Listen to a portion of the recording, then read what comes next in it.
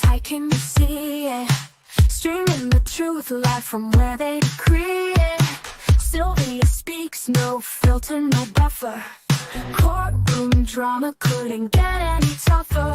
When the gavel's first bang, to the witness stands tears. Sylvia's lens captures all your hopes and fears. Uploading justice one trial at a time. Tune in every moment, edges sublime. Welcome to the Sylvia Show, oh yeah. She's got the inside scoop, don't you care? With every verdict, the suspense does grow. So hit subscribe, let's start the show. Welcome to the Sylvia Show, oh yeah. She's got the inside scoop, don't you care? With every verdict, the suspense does grow. So hit subscribe, let's start the show. Faces tell stories, the courtroom can't hide. Sylvia's insights cut through the divide. From jury talks to the lawyer's secret. In Sylvia's world, you know you'll need it. Behind the scenes where whispers are loud, her lens reveals the truth in the crowd. Courtroom secrets laid bare to see. Stay curious with Sylvia Spree. Every objection, every sharp retort, Sylvia's there to give you the report. Exclusive footage no one else can snag. From catchy headlines straight to the tag. Welcome to the Sylvia Show, oh yeah. She's got the inside scoop, don't you care? With every verdict, the suspense does grow. So hit subscribe, let's start the show. Welcome to the Sylvia Show, oh yeah. She's got the inside scoop, don't you care? With every verdict, the suspense does grow. So hit subscribe, let's start the show. Faces tell. Good morning, everybody. Good morning. Good morning. Welcome to the infamous Sylvia's channel. And this portion of the channel is where we explore through America's court system. Well, today we're traveling over to Michigan, and we're going to review an appeals court process. Now, and what is an appeals court? Appeal court is when someone has received a judgment or a conviction by a lower court and they do not agree with the decision of the lower court. So what they do, they go to a higher court to get that particular decision overturned, whether it's a civil case or a criminal case. They have attorneys that goes before a higher court to argue their position, and they're going to have a certain amount of time to do their argument, and then I'll talk about all the process. We're late for this one here. We got to get started. So as a disclaimer, as Section 107 of the Copyright Act of 1976, allowance is made use for fair use for the purpose of criticism, comments, news reporting, teaching, scholarship, and research. Right now, we're teaching about the justice system. We're learning about the process of what goes on in this justice system. So sit back, relax, we're late, and we're going to hear the argument from this particular attorney regarding his case.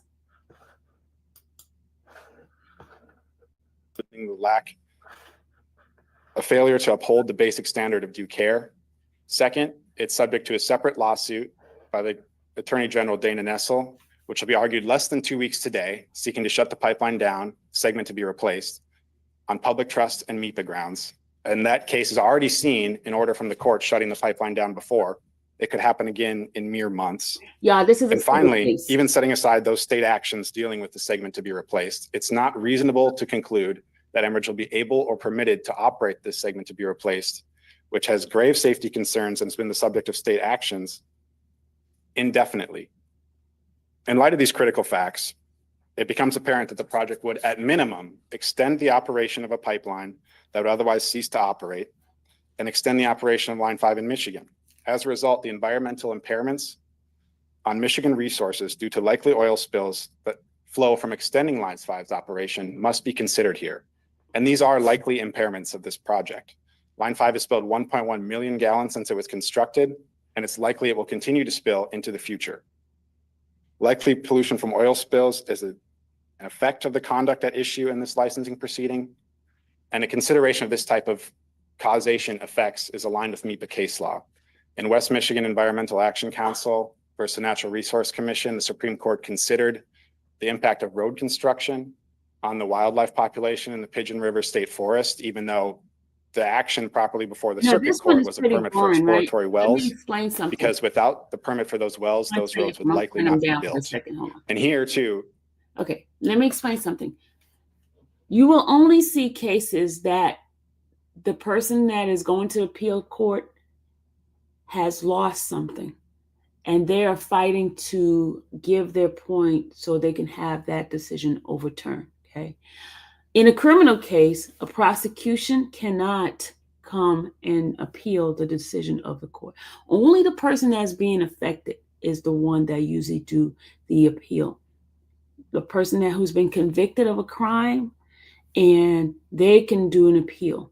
But if a person has won a non-guilty verdict, the prosecution side cannot come and say, oh, we disagree with the decision of the juror or from the decision of the judge. So anytime you see an appeals court, is always someone who has been affected by that particular decision is appealing, meaning a person. Prosecution does not get affected by a not guilty verdict, okay? Because there's not anything that they're losing other than they just lost a case. But the person that's being affected is who has the ability to appeal a decision, okay? So anytime, even if a civil case, a person that has lost or have to pay out the money, they will go before the court and appeal that decision, okay, or disagree with what the outcome of that case was, okay? Just want to give you guys that little pointer. It's incongruent and arbitrary under MIPA. For those reasons, Your Honor, the tribal interveners respectfully request that this court overturn the decision of the Public Service Commission and remand it with instructions to allow intervening parties to submit evidence about the public need for the products shipped through the replacement segment and evidence on the likely pollution from oil spills in Michigan that flows from this project's approval and will perpetuate the operation of Line 5 in Michigan. Thank you. Any questions? No. Okay, thank you very much. Next is Mr. Gonzalo. Both sides gets to have an argument, side that won and a side that lost, side that lost and side that won. And these are higher judges that's making these decisions. Good morning. I'm Mark Gonzago on behalf of the two of the interveners in this case, Environmental Law and Policy Center and the Michigan Climate Action Network. I must tell you at the beginning, I am still recovering from surgery, which has in fact affected my speech. If there's anything I say during the course of my limited remarks, I'm assigned 8 minutes here, so it's not very long. Only assigned 8 minutes. Anything you don't understand, I won't be offended if you ask me to repeat. So far, so good. I'm glad to hear you're recovering. Thank you. Thank you. My two clients' major interest and expertise is in the area of climate change. And therefore, their interest in this case came down to greenhouse gases. And that's where I'm going to confine my remarks here to the time I have here. As you just heard, there was a motion in limine that Enbridge filed, and that motion in limine did in fact seek to exclude from any of the contested case proceeding evidence with respect to climate change and greenhouse gases. Since this one is kind of boring, anybody's interested in listening to this case, we can go move over to where CMT is. Hold on. Is the April 21, we can move over to CMT's case. Do you guys want to hear this climate change argument here? Do you want to go where CMT is? She's watching something. She says something is wild over there. To my clients. The first one, was whether they could look at the purpose and the products flowing EMTs through all the over the pipeline. place. And whether they had the authority to do so. They found that under CMT, Act send me the link. 16, the statute that provides the commission with its power over pipelines, they did in fact have that. And the commission further concluded that they had the authority and the obligation under NEPA to also examine those the products. Oh, I And don't the want to quote know. This is that's, court. I don't want to see politics. important for Sorry. me to stress Okay, we in don't that want to see the respect can be politics. found We're on in page court today. 64 of the court's Wow. opinion, of the commission's opinion. It defies both well-accepted McBurney is, principles of okay, we're going to do statutory McBurney. Let's go interpretation, to as McBurney. well as common McBurney, sense, because we're to traveling apply around NEPA court. to a pipeline, but not to the products being transported through it. Anybody have any questions about the appeals process? We can find another case that's a little bit more interesting, you know, with appeals. This one here, it is interesting, but let's go watch a trial. Or do you not want to watch a trial? Like I said, McBurney, then you didn't give me McBurney, you gave me McAfee.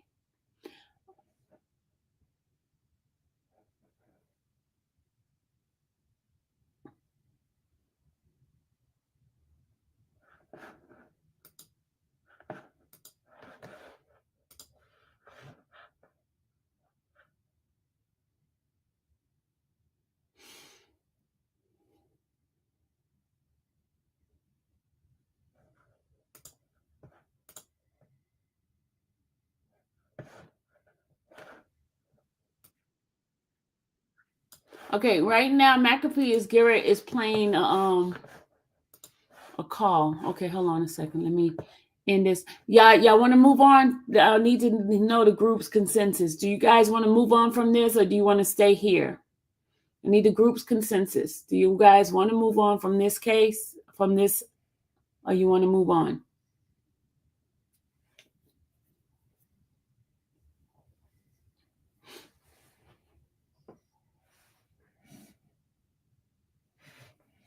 Yes, what? Yes, move on. Yes, you want to stay here.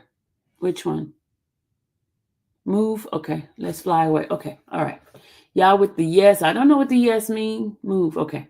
All right, we're going to move. We're going to the next. This is McAfee. This is State of Georgia versus Lamonte D. Lewis. I'm sorry. It's State of Georgia versus Lamonte D. Lewis. Yes. Directing your attention to April 19th of 2019. Did you look at any additional call-outs in application? I would need to see the CAD report, so. It was a States Exhibit 11. Sorry. I remember the refreshing the recollection on what you read. Yes. Excuse me. Can you tell Sorry. the juror the date of that incident? September 21st, 2018. Is that CAD, was it consistent with how you describe CAD's enrollment be kept and generated in the previous incident? Yes. And does it appear to be altered or changed in any way? No. And what is the address associated with that CAD report? 1475 Sand Bay Drive, Southwest. Publishing estates. Your Honor, at this point, still move into evidence states at 11. Objection. Amended. Thank you. All right, this case, it's a I apologize, Your Honor. that M should be case, a states murder case. 17, not states 11.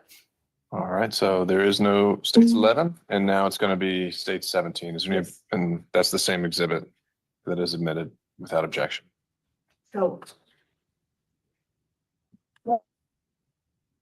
Okay, this The is address on McAfee. state 17 He is the one that 4660 Diane Drive, and the date on that CAD report. April 19th, 2019. And to clarify, that CAD report was ordinarily kept in the course of business and has not been altered or changed in any way? That's correct. Understand, we're moving to evidence state All right, I'm 17. gonna let you guys take a I look. think he's and already we'll said discuss it no in a few objection to minutes, that, so okay? that is admitted already. Publishing now, state 17.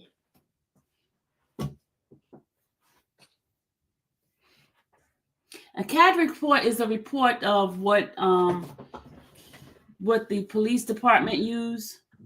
Just briefly, can you read into the record the time that this call was made on April 19, 2019? 14:35:03, which is 2:35 p.m. And what is the nature of that call? It's a signal 29, which is a fight or domestic dispute. And what is the phone number associated with that call? 843-246-9431. What information was gathered from the caller in the notes section there? So the female caller gave an address and then hung up. They didn't answer on call back, and they stated to have PD check the resident. What was the name of the female who made that call?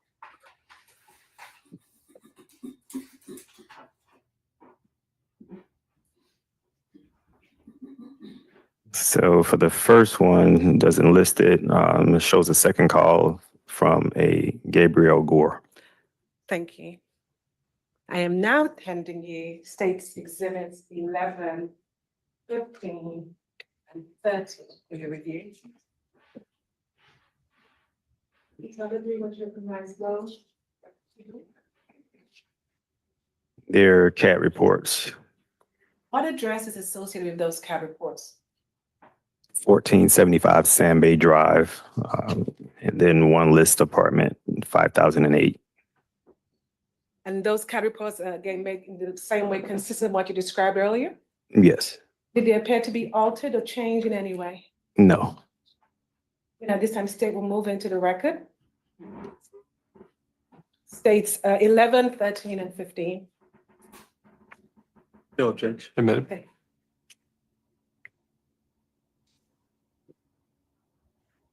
The location that you just described, is that location here in Fulton County? Yes. Now, once officers dispatched to a scene, what does it mean to clear a call? So the unit leaves the location. And what happens before a call is cleared? Can you clarify what you mean? What kind of events happen from the time of call, officers dispatch on the scene? Is there anything that happens in between that? So the responding unit will, give information to the dispatcher, and we'll notate that in the text of the calls.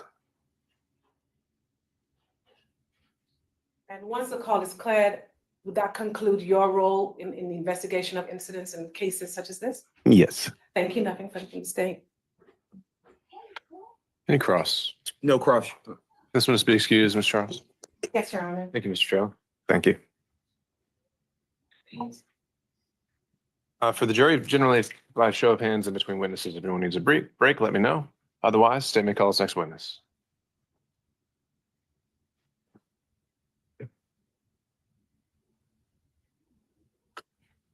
No. Your Honor, state will call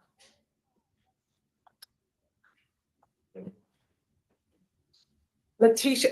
Oh, Your Honor, no brief approach on the next witness.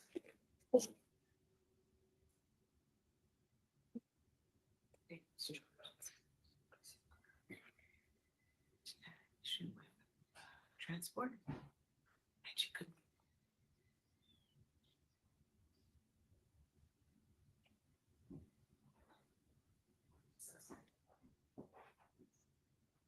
Okay, so now what they're doing right now, they're having a bench conference, and during bench conference, the system they mute it because they don't want you to hear what they're talking about at the bench conference, y'all. Now this bench conference is off. Your Honor, the state will call Cassandra Gates.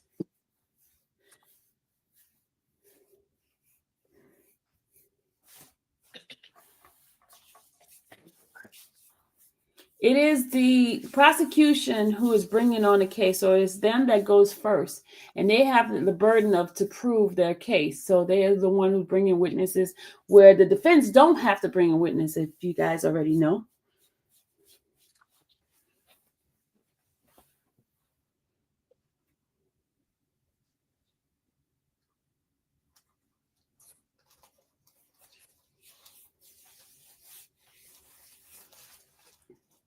Get out of there, boy. You're just being bad.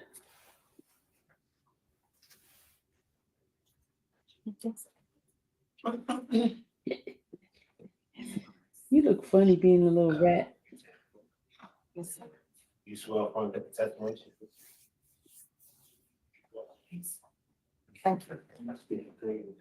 Yes, sir. Yes, sir. My name is Cassandra Gates, Cassandra, Gates, Gates.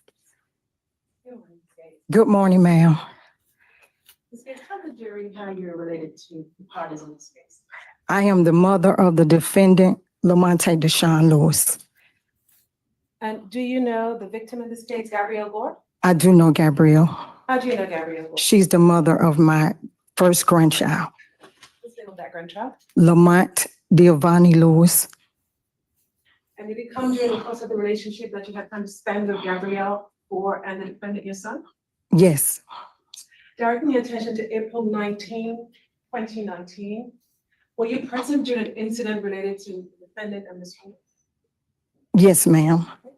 And prior to you testifying today, did you have an opportunity to review a video that captured that interaction? Yes, ma'am, I did. And when you reviewed the video, did it appear to be changed or altered in any way? Not to my recollection. No, ma'am. I'm showing you what's been marked as states 22. Yes, ma'am. Do you recognize that to be? I recognize this to be the video that I saw and I initialed. Your Honor, at this point, state will tender into the record, states as a complaint. Pursuant to our previous objection.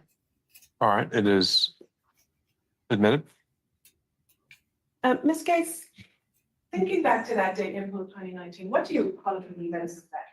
The events of that day, from my recollection, I think we had taken Gabrielle and maybe one or two of the children somewhere. At that time, she did not have a car. So a lot of times she relied on us to, help her, and especially him, because he could, financially, what I mean. So that day, an argument started with him and Gabrielle in the car on the way to Gabrielle's house. And the argument started because there was my grandbaby Lamont had a tablet and he had messed up the charger and he couldn't get it. You know how the kids like to play with their tablets. And so Gabrielle gave Lamont her tablet. And when he clicked on, you know how they kids just click on things to play, a video came up. And on that video showed a gentleman in Gabrielle's bed ejaculating. So that started an argument with them. And I was driving, I believe. And so when we got to Gabrielle's house, they got out of the car without me and they continued to argue. And it just got too much. So I interjected and I probably called her some names and maybe him too, to be honest. Because the children were there and I was upset that they were arguing in front of the children. Argument escalate to anything more? I don't recall. I just remember us going into I'm trying to force her to get in the house. And I just know he was more angry than she was. And it just got to be too much, because she was antagonizing him and like provoking him to anger. So I don't recall if anything else happened. I believe he did have a weapon. Ooh, child. Call the weapon? No, ma'am. Publishing now states 22. Oh, we're gonna watch the video.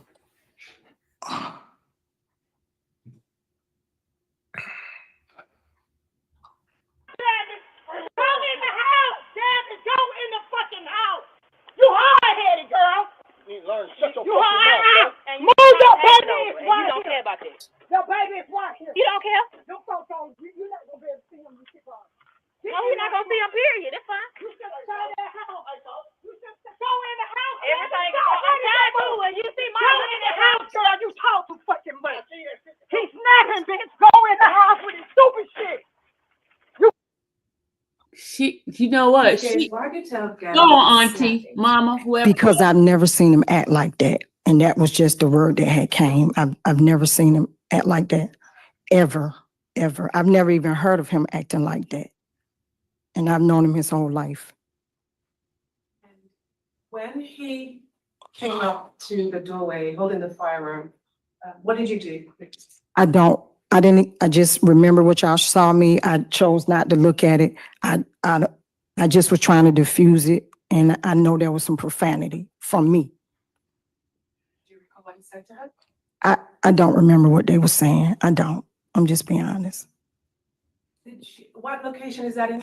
This location is at Gabrielle's mom's house where she was residing at that time, I believe. I think that's his auntie. Beyond this incident, did you ever observe any other altercations personally? Yes. And in those observations, they happen at your house or somewhere else? One at my house on Mother's Day. And so I put her out and she was banned from my house because I didn't like the behavior. I didn't like the words. And so when she came to see him and drop the baby off, she would have to park. I didn't even want her in my driveway. So that was an incident that occurred at my house. And then another incident occurred at his house while I was there. And they were arguing and she told him she was gonna. Now tell me what she said. Yeah. They were just arguing. Although you were here testifying from, at the state subpoena, you still care for your son. Absolutely. And Gabrielle as well. Well, that's his mom. That's his mom. You're right. Okay. You sure that's his mom? I don't know. I've lost. Hey, Miss Betty. Good morning, Ms. Gates. Good morning, ma'am. Gates, do you recall about when Gabby came into your life and when she came into your son's life? I met Gabrielle probably about 2015. And do you want me to? Okay.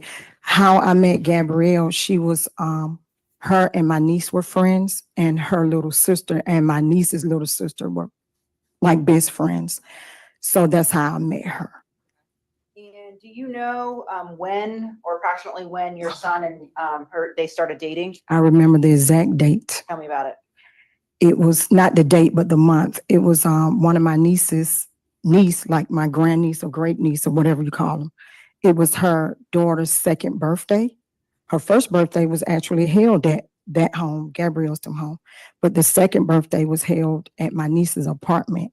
And Lamonte, Deshaun Lewis, that defended my son, he had just come back home from a contract that he had throughout the southeastern United States, installing carpet and things like that.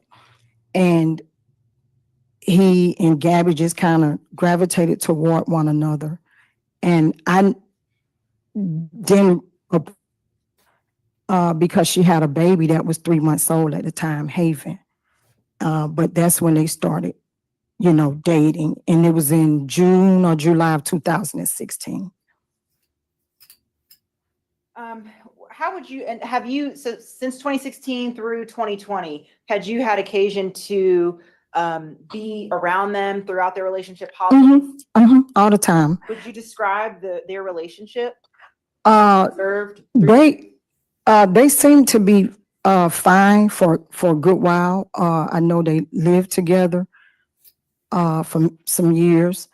He got, he was a truck driver, so he makes really good money. So he had purchased, he wound up building a home for them. They only lived there about 5 months before the incident. But prior to that, he had got a 1-bedroom.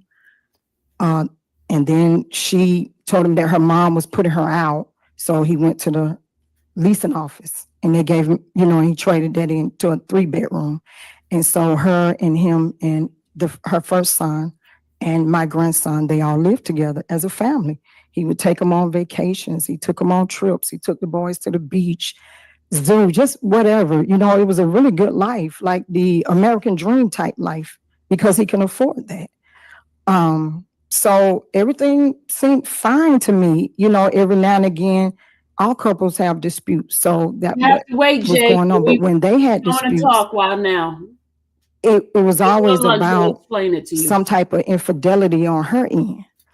And just like the incident with the video that he and I and my grandbaby wind up seeing, you know, that it would just be little things like that he felt that she was doing things that a mother shouldn't do in front of the kids. So now you've described some of the good moments, the vacation and those Mhm. things, And but- vacations and holidays. Right, Yes. but tell the jury about, some of the other things and I don't want you to get into specifics, but sort of, how would you characterize the other side of their relationship? Is it fair to say it was rocky? Yes, sometimes? that's a good word, Up Rocky. and down? Mm-hmm. One day they're together, one day they're not together. It may not be one day, like they may be together for months and nothing, and then here's something, then they back together, and And so that happened for a period of time, right? It wasn't just one day. no. Now, in the video that we saw two children there. Who are the two children we saw? The children are Haven, which is her first son, and the one that was holding the sippy cup is my grandbaby, Lamonte, That's Monte's son. his biological son. Yes. Haven is. A his son. previous relationship she was in. And then we saw Gabby at the door. Right? Yes, ma'am, that's correct. And what would you all call her? Gabby or? We do call her Gabby. We saw your son with gun, right? In that video? I didn't look at it, but You were there. Did he have a gun? I believe so. Okay. Did your son carry guns before? Uh, Have you? this was April of 2019, right? Yeah, yes. He's a licensed carrier. He is. So it wasn't just unique on one day that he gets out of the car with a gun. No. He would carry a gun. Yeah, Was that's allowed to correct. Do that. Yes, ma'am.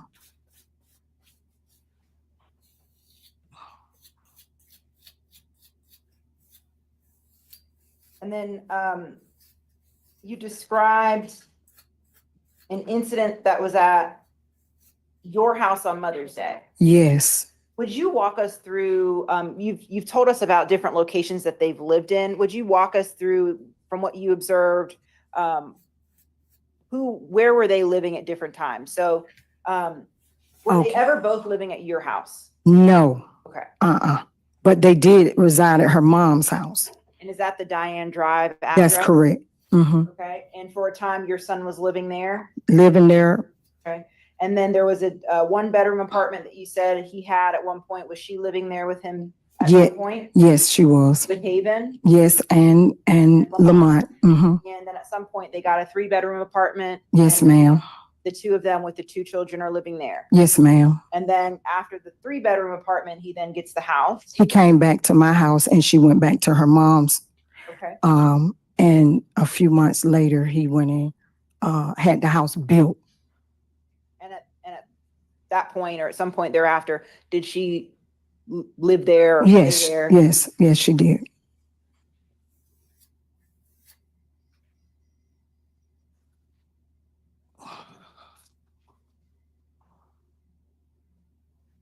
This is the defense speaking. This Yes, is not ma'am. prosecutor's defense. Prosecution was first. Thank you. That's all I have.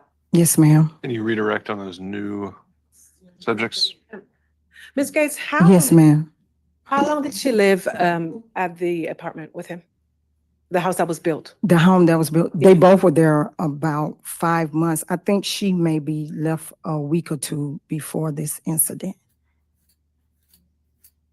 If we're sharing again State's Exhibit 22 at the 15-second approximately mark, can you look behind you and describe what it is that your son is holding in his hand? I do see A a gun. weapon in his, that's his left hand. And what type of weapon is he holding? I don't know, ma'am. It looks like a handgun to me.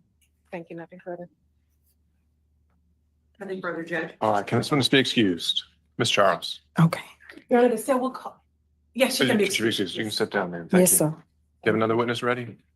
All right, state may call its next witness. Your Honor, so we'll call Lamonte Lewis.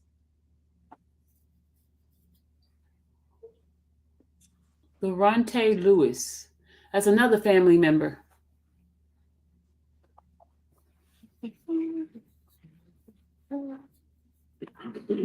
Judge, is it possible for a quick? Absolutely. All right, let's take 5. Y'all know how to hit the light when you all are ready to go. All right, here.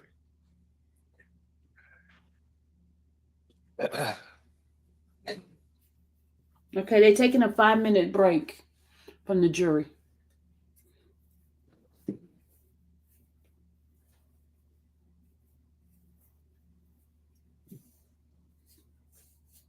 And to the juror, just raise his hand. Can you remind us your number? 38. Juror 38.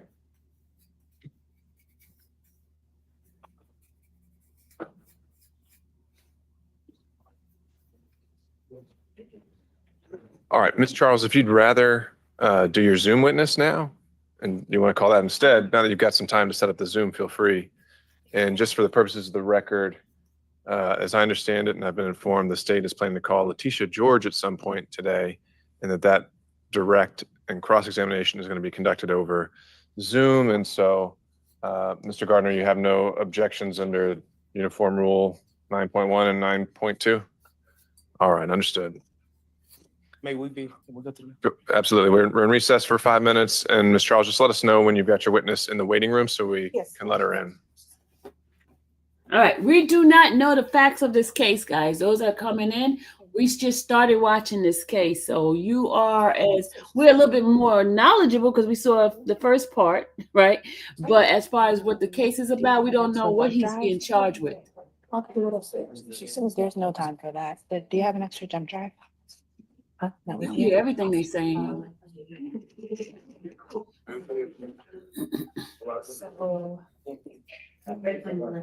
you're gonna have to call Lamonte later. Is that okay? Because the CD is not working. Can I see the CD? None of these? No, this fucking we can fix it later. This Hold on, I'm gonna go on. I'm going to Odyssey to see what he's being charged with. So sorry, that's not good spot. I'm gonna put the headphone on. No, Like, I'm sure you put it out of business record. Oh. I could have said this. I already sent it. Oh, my bad. I was good.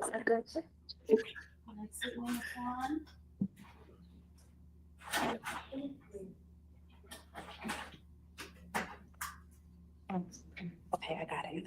You didn't do well.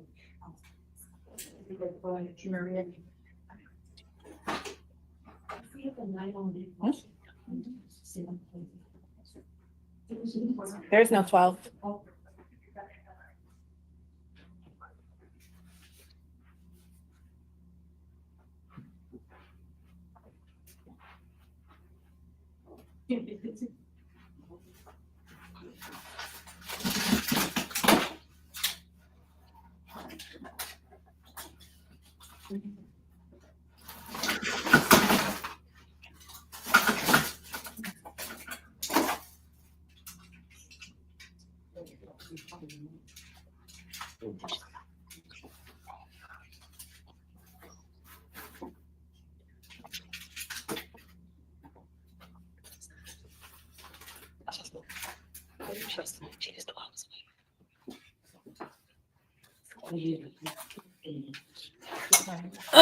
Letitia George. Whoa, gotta get on this.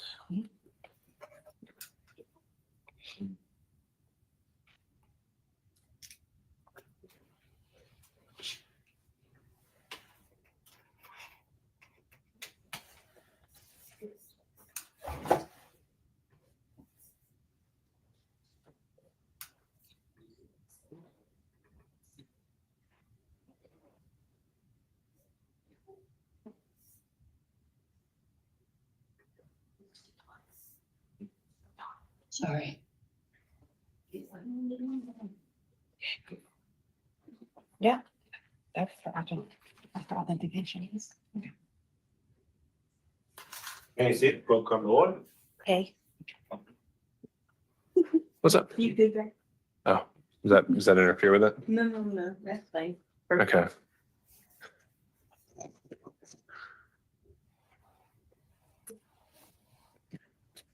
Do you think you're switching the order around, Miss Charles, or Oh, what? she's in the waiting room. She's in the waiting room. All right, and the name? Letitia George, Miss George, and that's L. George. L. George. And if we go ahead and admit her, and I guess we're going to pull her up on the screen here. L. George. All right. And we'll go ahead and pull her up on the screen and do a little sound check before we bring back the jury. And before we go back on the record.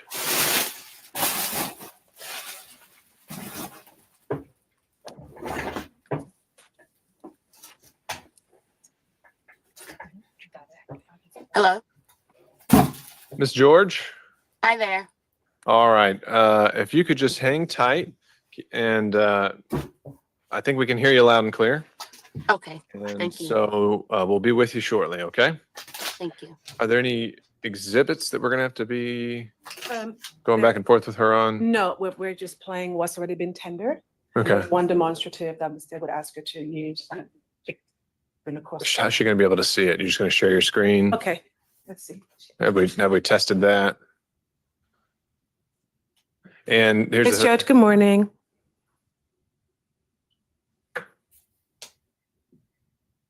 this is the other issue. If you're having her authenticate it by screen sharing, the jury's going to see it before it's properly admitted, right? So is there something that we can just agree is authenticated? This is a demonstrative of a map. We're not turning it into evidence, Your Honor. Okay. Okay. Any objections to, okay. No objection. I think demonstratives are still supposed to be authenticated before we show them to a jury. They're not admitted as evidence. They're admitted as a demonstrative, just the song and dance. But there's no objection, so we can just do it that way. I don't think you need to worry about authentication if there's no objection from the witnesses. All right. So anything else you need to test out with her? She said she could hear clearly. That's correct. Okay.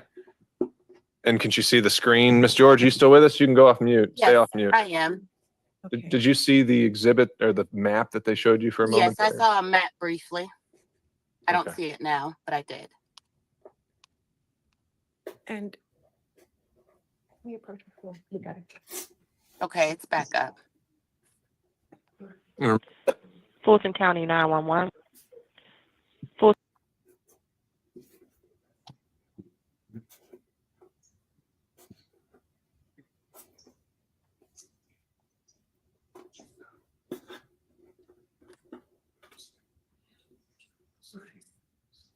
Hey Stephanie, I'm sorry, I was busy trying to get this headphone together. We're watching a case with Mr. Lewis. State of Georgia versus Mr. Lewis, Lamonte Lewis. What he's being charged for it, I'm trying to get the information now. We came in the middle of the of a testimony. We don't know, but we saw some altercation, conversation with him and his girlfriend, baby mama, or whatever you want to call it. I don't know. Okay, so that's still an issue. But in terms of concealing at the scene, I wonder if that's still something the parties can actually.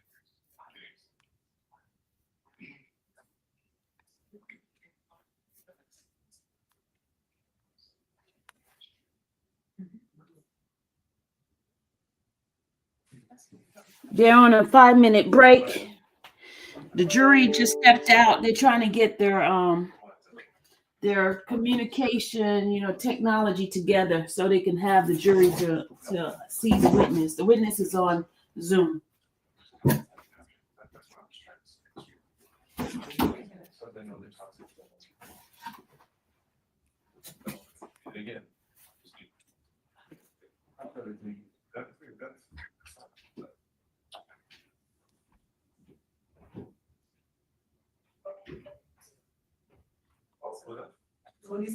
That's not on it. Okay.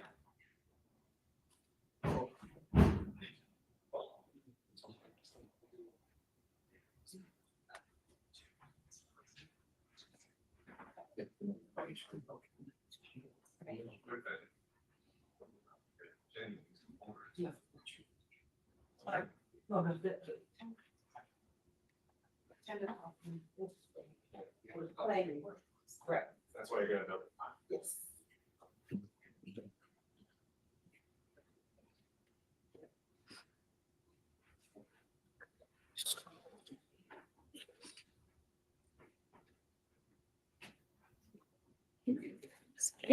No.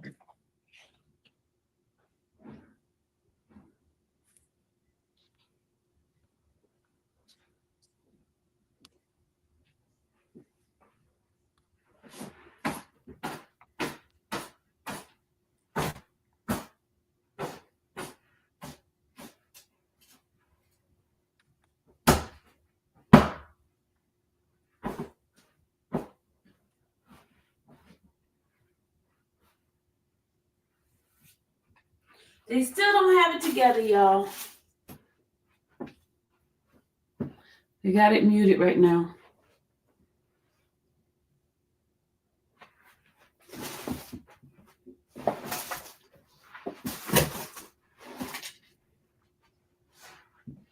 Guys, I wanted us to take a trip to a parole hearing, but you guys are stuck here. We're gonna travel around the world. Let's go back on the. Well, we're back. Back on the record, and we had the waiver of 9.2, I think, already. So I think we're ready for the jury now. So we can bring in the jury.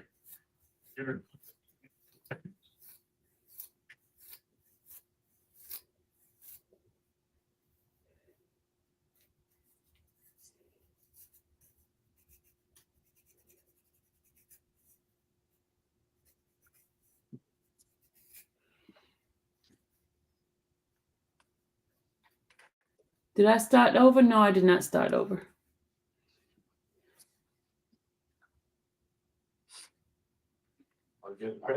Thank you, Deputy Scott. Members of the jury, as I think was explained to you in opening, there's a lot of logistical things that go into a trial. And while you were gone, as I understand it, the state intends to call a different witness than the one they originally announced. And so, state, if you could re-announce your next witness. And the state will call Letitia George, and she'll be joining us via Zoom. Raise your right hand. Do you swear or affirm that the testimony you should give to court is the truth and nothing but the truth so help you God? Yes. Please state your name. Letitia George. Good morning, Ms. George. Hi, good morning. Tell the jury currently where you live, what city? Pine Mountain. Okay. And how long have you lived in Pine Mountain? Almost a year next month. And where did you live previous to that location? In the city of Atlanta. And then prior to that in College Park, tied to this case. Okay. And what was the address that you lived back in 2020 that's tied to this case? 5090s. I'm sorry, I've got to give you an old address. 4597 Creekside Cove, Atlanta, Georgia, 30349. And relative to the incident location, where was your house? So I lived in the Creekside Cove subdivision, which is adjacent to the street of the incident. Okay. And what's the next where you to the incident, to your house? I'm sorry, can you repeat that? Where it's Creekside Drive near Pullen Road? Yes, you can access the subdivision from Pullen. Okay. I'm showing you what has been agreed upon as an aerial map of the location.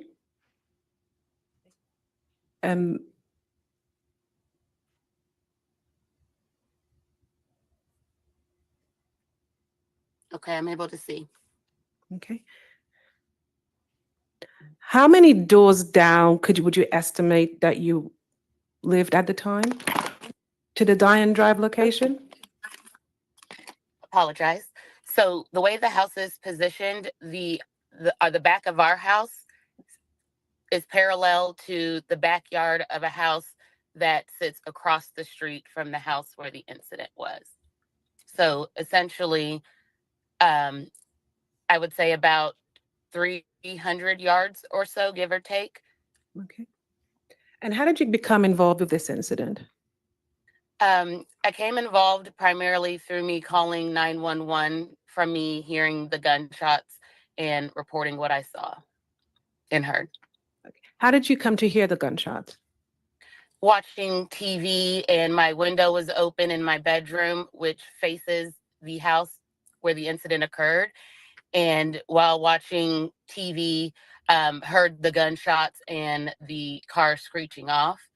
And from there, called 911 and additionally drove over to the scene just to further advise the officers of what I saw and heard.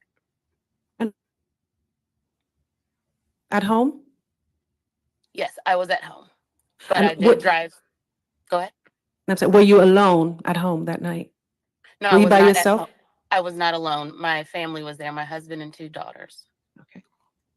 And once you called 911, what did you do next?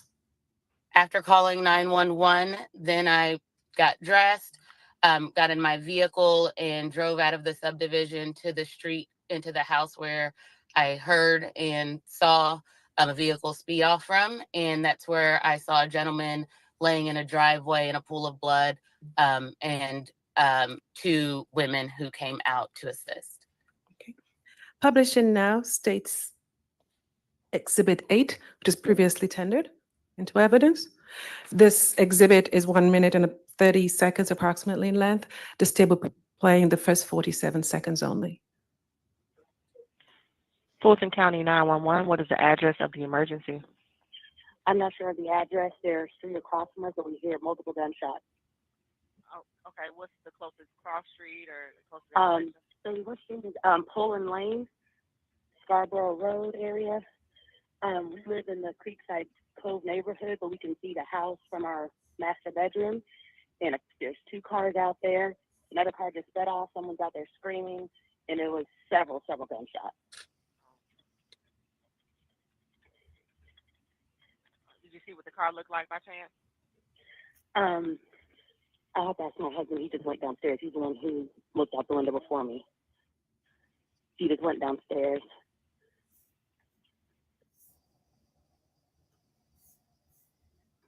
Ms. George, could you put a number on the multiple shots that you heard? Yes, I would say more than 4 to 5, but I would say less than 10. Okay. And once you arrived in the driveway, you said the 2 females in the driveway. What happened next? I It's rolled a my window murder down case, because they y'all. It's were a murder case. screaming, obviously hysterical at what happened and transpired. And so I rolled my window down to inform them that I already contacted the police. Okay. Did you observe anything else while on scene? I left after that and went back home, but I was called back to the scene. Okay. And who called you back to the scene? An officer. I do not recall the name. Thank you. Nothing further from the state. Okay, I'm going to tell y'all the charges that he has. No question for you, Your Honor. All right, can Miss George be excused? Ms. Charles? Yes, Your Honor. He All has, right, thank you, Miss George. You can log off now. Thank you for joining us. Thank you. he has a murder, a criminal attempt. State may call its next witness. Murder, felony murder. Call Lamonte Lewis. Hold on. Felony murder. He has aggravated assault with a deadly weapon. He has criminal damage to property, possession of a firearm, a knife. Someone calling for him? Aggravated assault. He has Okay. 8 charges, y'all. 8 charges.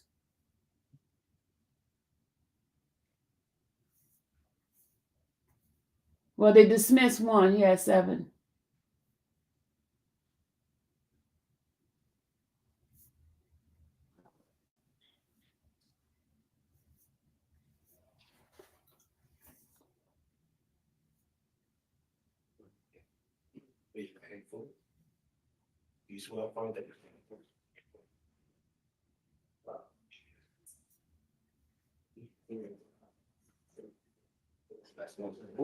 State and spell it. Lamonte Lewis, Lauruntae, Lewis, Lewis. Mr. Lewis, good morning. Good morning. Tell the jurors how you related to the parties in this case. Lamonte is my brother. And prior to the incident that brings us here today, did you live with Lamonte Lewis? Off and on. And what addresses did you stay with him? 3955 Jeffrey Drive and 3526 Ebb Circle. And how long were you at the Ebb Circle location? I was over there pretty much all of November and December of 2019. Some of January 2020. And some of March 2020. And while you lived there, who else lived there with you? My brother, the kids, and Gabrielle Gore. How long did Gabrielle Gore stay at that location?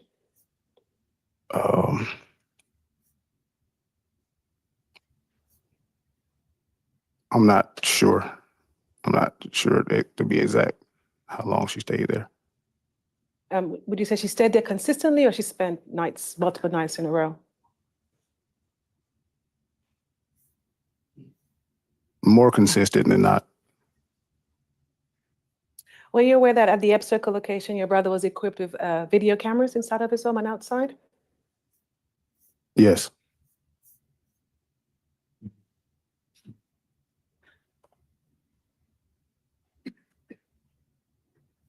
I am showing you states 52, 52A, and 52B, which are pursuant to this certification from the Vivid provider for the security system. Prior to testifying, did you have an opportunity to look at some videos that were captured at the Ebb Circle location? Yes. When you looked at those videos, did they fairly and accurately depict the incidents captured on that video on the night of March 28th of 2020? Yes. Did the videos appear to be altered or changed in any way? No. You know, this I'm still moving to the record, states 52, 52A, and 52B. Any objection? No objection. Admitted.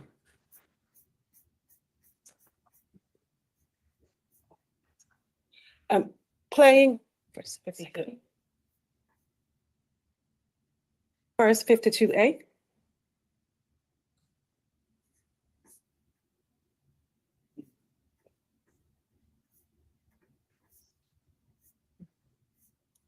Mr. Lewis, tell me what you recognize the scene that's depicted on the screen behind you.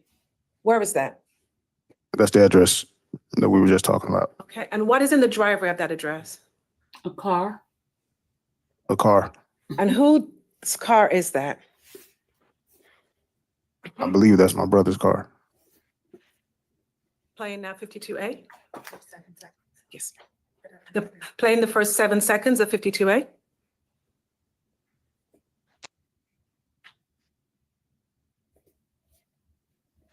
Can we stop right here for a minute? Mr. Lewis, stopping at minutes at the 6-second mark first. Who is that in the video? That would be my brother, And what is your brother's name? Lamonte. Thank you. And going on to 7 seconds.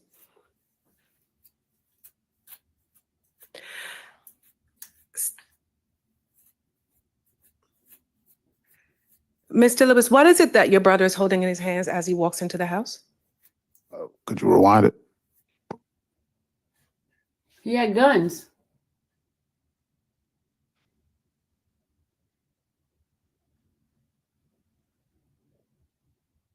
He had guns.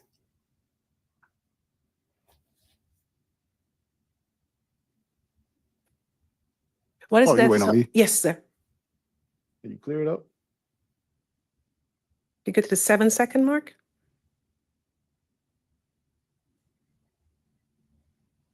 Guns. Got 2 guns.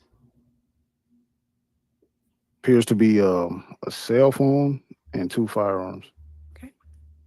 Playing now states 52B. I was saying, I saw 2 guns. He ain't playing. He got 2 guns, y'all. Not one, but two.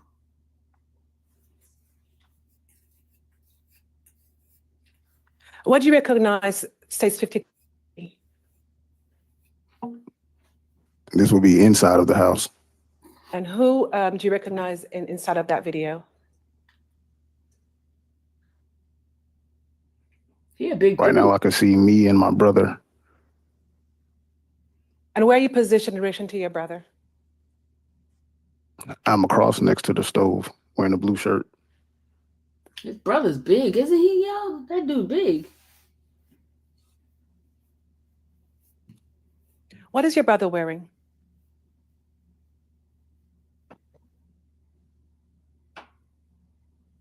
A white t-shirt and some shorts. And what does he have in his hand? Phone. A phone.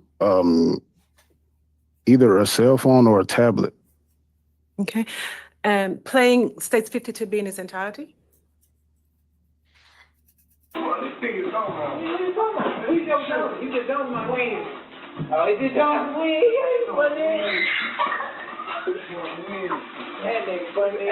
much people in that house, isn't it?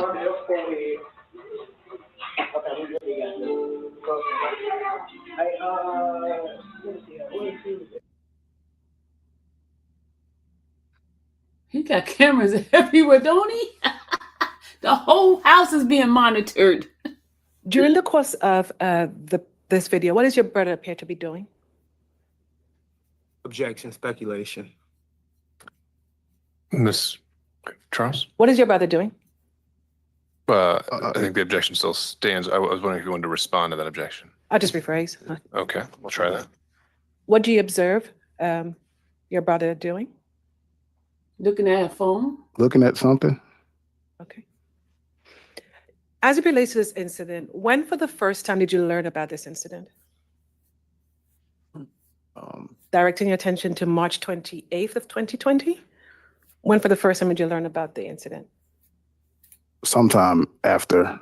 I don't remember the exact time, but it was later that night. Okay, yeah. And once you learned about the incident, what did you do next? But those just coming in. I went to his home. Okay. And is that the home on F Circle? Yes. And once you arrived at the home, what did you observe? When I got there, his front door was wide open. Is that usual or unusual? Unusual. What did you do next? Went inside the home. Who did you find inside? No one. When for the first time did you discuss this case with law enforcement?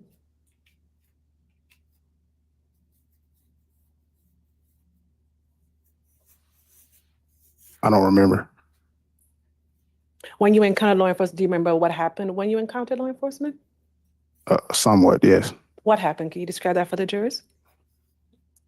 It may have been, I don't remember the exact, but it was after the incident. I went over to his home to retrieve some of my clothing and some of my items that I had at his home while I was staying there.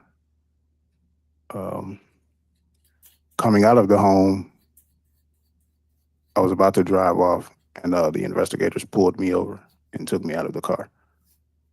What did they do next? They took some of my weapons that I had on me at the time. They went through my bags and found my clothes. And they took me to the station and they just held me.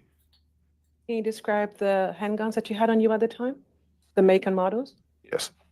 At the time, I had a 9mm Jimenez and a MPA 57 DMG. They had a lot of guns, didn't they? Once that interaction with law enforcement concluded, did you have any further interaction with law enforcement?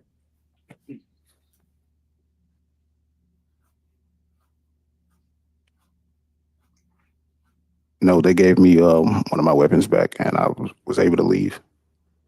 Because, you know, Thank you. they saw the gun. Good morning, Mr. Lewis. How are you? Well, Mr. Good morning. Gardner! Good yourself? That's Fine, Gardner, well, thank y'all! you. So you stated on direct that at some point, maybe in November, December 2019, sometime in January and March of 2020, you lived at the 3926 Ebb Drive address, correct? Correct. And at that time, at least from November and That's Mr. December, Gardner. Gabby and the He kids was Nichols' resided with attorney Mr. too. Lewis and yourself at the Ebb address, correct? With Harvey. Correct. Okay, and during that time that y'all lived together, did you ever have a There you chance go. to witness their relationship between Mr. Lewis and Gabby?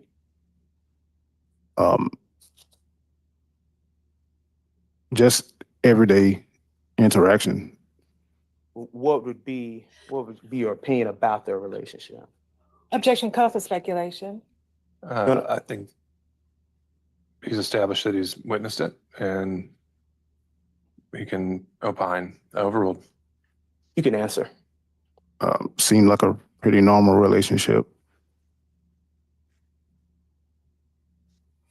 This is great. We get to see Gardner. Did you ever witness any I'm gonna arguing text or him and tell fighting? him, excellent job, y'all, No. when he finishes. Lativia, thank you. 11:11. Make y'all wish. And at the time, were either one of you, were you working? Were you employed at the time? Yes. Mr. Lewis, your brother employed at the time? Yes. And was Gabby employed at the time? No. I don't believe so. That's why I think she was in messing- school or something. That's why she was messing with that man. He had his ding ding out masturbating. Oh Lord. I have the court's indulgence.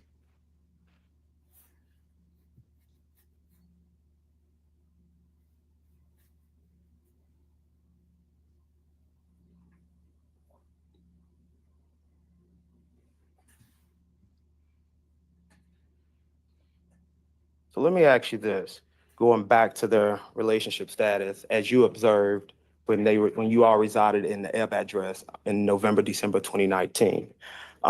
You said their relationship was normal. By normal, let me ask you a better question. Was there up and downs in the relationship? Not any that I could see.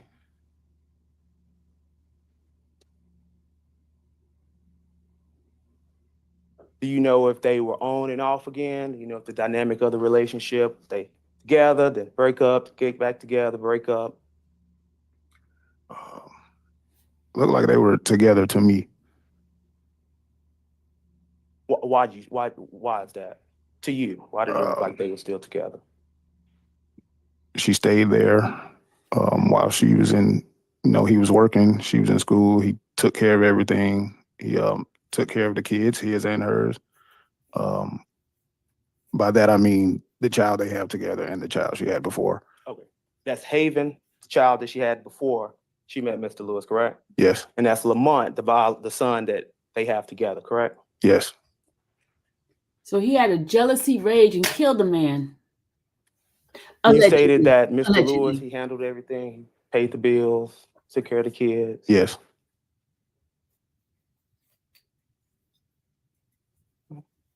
I have no further questions. Thank you. Any redirect? None, Your Honor, thank Can you. this witness be excused? Yes, Your Honor. All right, you can sit down, sir. Thank you. State may call its next witness. And still we'll call Jasmine Gore. Jasmine Gore.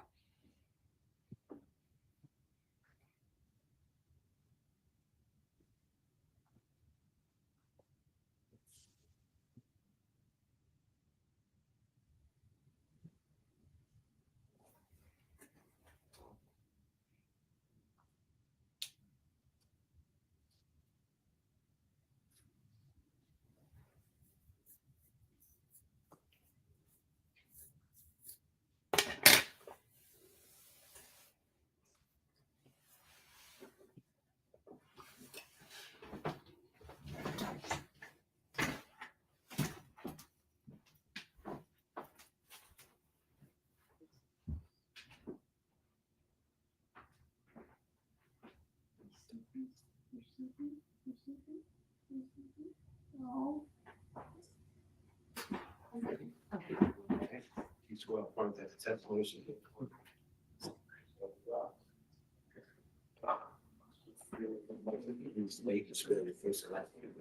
My name is Winifred Gore, Winiford Gore. Miss Winnie, do you have another name? Winnie? What's your first name? Yeah. What's your middle name? Jasmine. Thank you. What's your preferred name? What are you Winnie. called? Okay. Ms. Gore, how are you related to the parties in this case?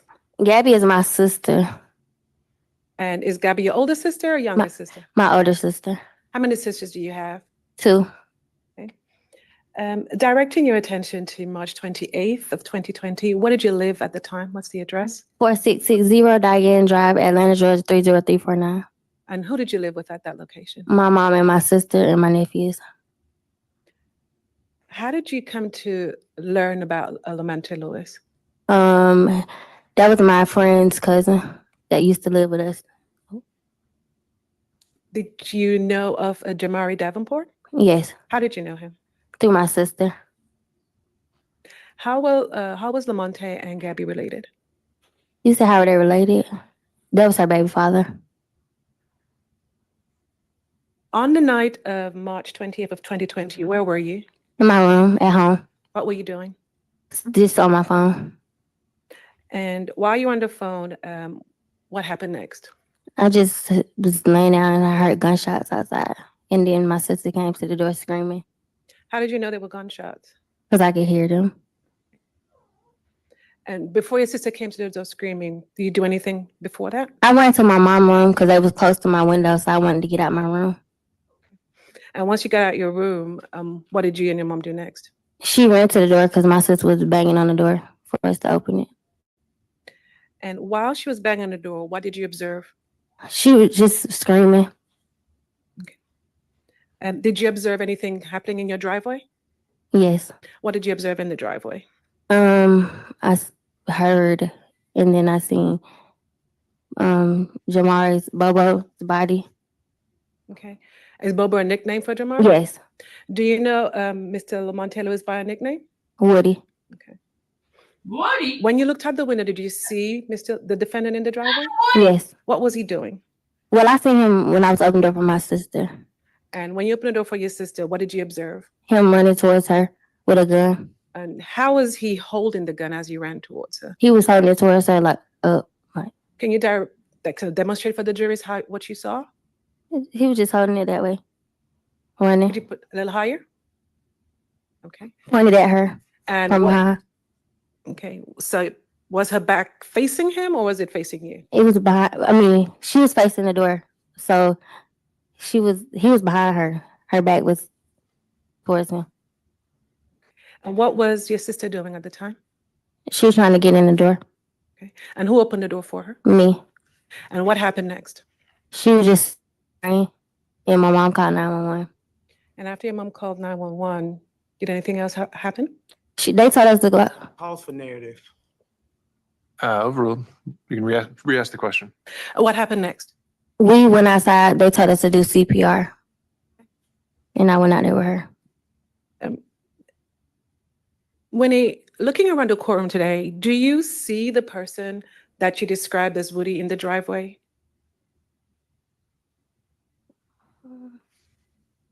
I can't see. You can stand up if you need a proper look. Oh, yeah, right there. Could you point to where he's sitting or standing and describe an article of clothing that he's wearing? He's right there with a purple button up shirt and a tie. Is he to the left or the right? He's to my left. Okay, thank you. The record reflect that the witness has identified the defendant in this case, Lamonte Lewis. The record will so reflect. Gabby, once you got out of the house and got to the driveway, what happened next? We were just trying to do CPR. Okay. And he was screaming. Everybody was screaming. And did that conclude your role in in this case? Yes, I went in the house with my sister to comfort her. Okay. All right. Nothing further from the state.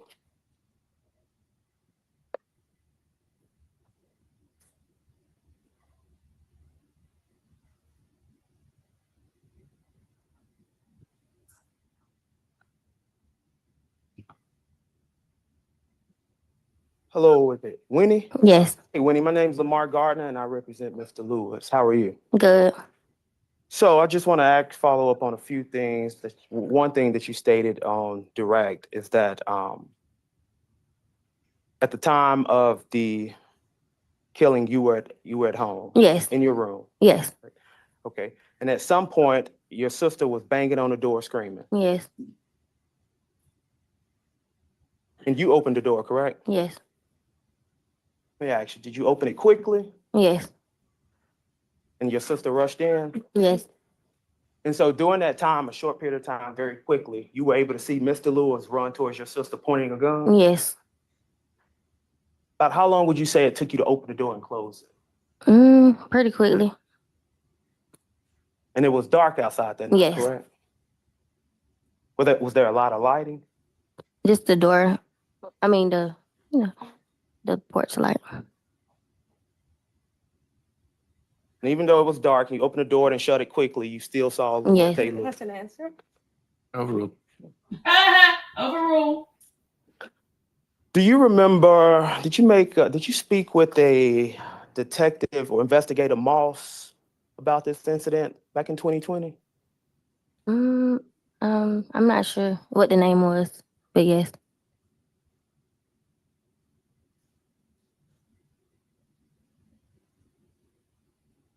You stated on direct that, I'm sorry, you didn't state on direct. At what point during that night did you see Mr. Lewis? Or prior to the shooting?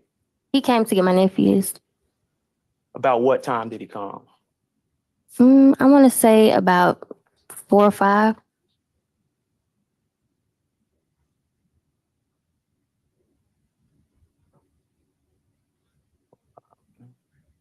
What did he drop? Were you there when he dropped them off? What time did he drop them off? He came back around like an hour. So probably 6, 7. And did you see Mr. Lewis when he, Yes, he brought them in the house. did y'all have an exchange? Did y'all speak? Mm-mm. Did Mr. Lewis appear angry? Yes.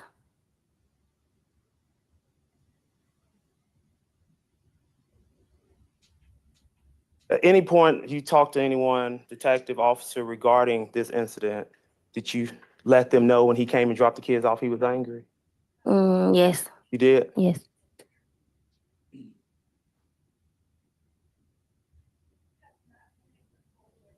You said you were familiar.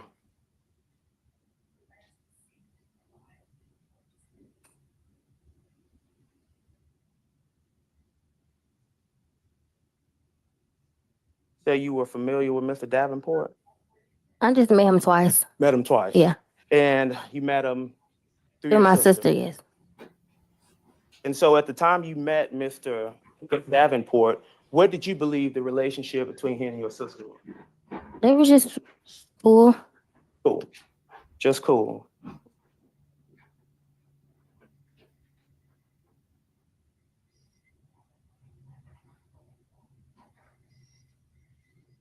Do you know how long they've known each other? No.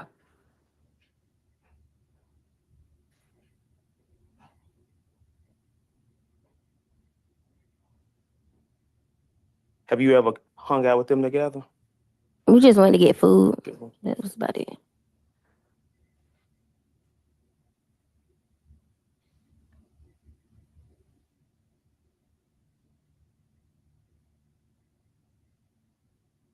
So you said they were just friends. That means they were not boyfriend and girlfriend. No, they weren't in a relationship.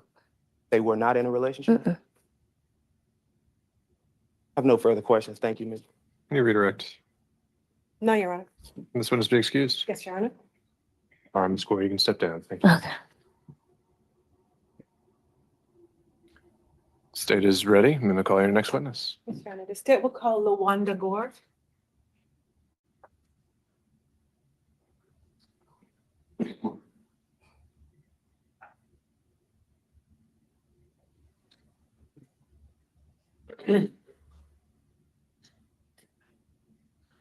Yeah.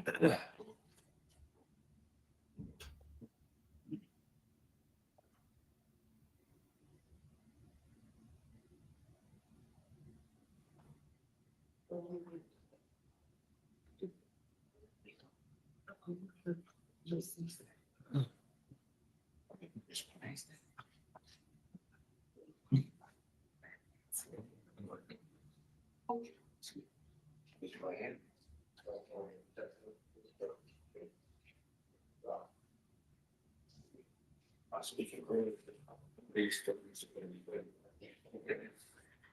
name is Lawanda Gore.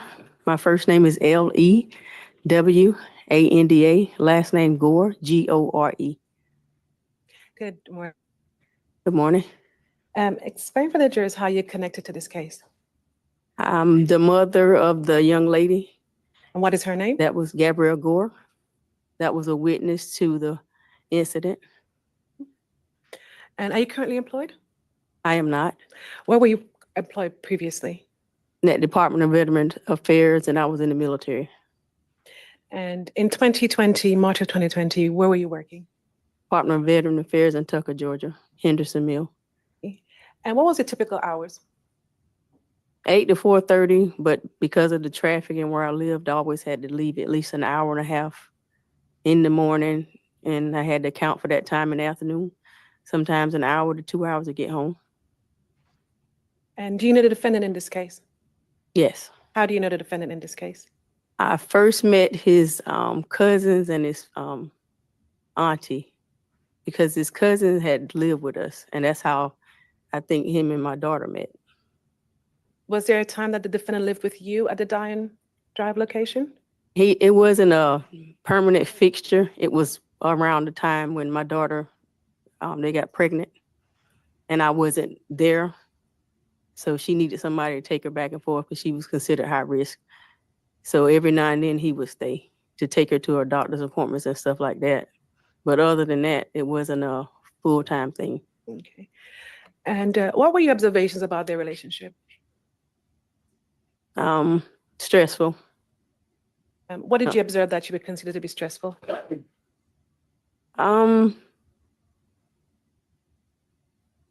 I guess the dynamics, because I could see that he was jealous, and then my daughter would be aggravated a lot about things he would say or something he would do. And did you ever intervene in any of those tensions between them? One of the incidents, I was at work, and he had visited the home, and they had apparently gotten an argument, and he wouldn't leave the house, so they called me at work. So while I was at work, I called 911, and when the officers came, my daughter, the phone, and they said, "What do you want us to do?" I said, "Can you just escort him out my house and he can't come back?" And that's what they did, because if not, they was going to lock him up. Did he ever come back? Eventually, later on, but it took a while before I allowed him back in my home, because that was a threat to my family and my household. Because we didn't have a male living with us. We were a house full of females. And at the time at your location, did you have security cameras mounted on your house? Yes, I had ADT, I had a Ring doorbell, and I had, I want to say the fender cameras that was around the house, but those cameras didn't work. I don't know if a squirrel had chewed through the wires. Those cameras didn't work, so those weren't working. The Ring doorbell worked, and the ADT camera worked. And were the people who live in the house aware that the videos worked or didn't work? No, they just thought all the cameras was messed up. But they didn't pay attention to that. I paid attention to stuff like that. And did there come a time when your daughter and the defendant stopped being in an active relationship? Yes. And when did that happen? It happened a couple of times. It was off and on, but because of the child, it was off and on. And then she got to the point where a couple of incidents happened, and she said she was done with him, and she couldn't do it anymore. And I could tell that she was done, and she tried to stop talking to him. And you say she tried, but what happened? He came up with an agreement, which is understandable because they had a child, to co-parent. But I think in a way he used it to engage her, so he would always plan something for the child and for them to co-parent to go together. So he was always planning stuff so they could go somewhere together, but she would always take somebody with her. Like one of the teenagers that was in the house would go with them.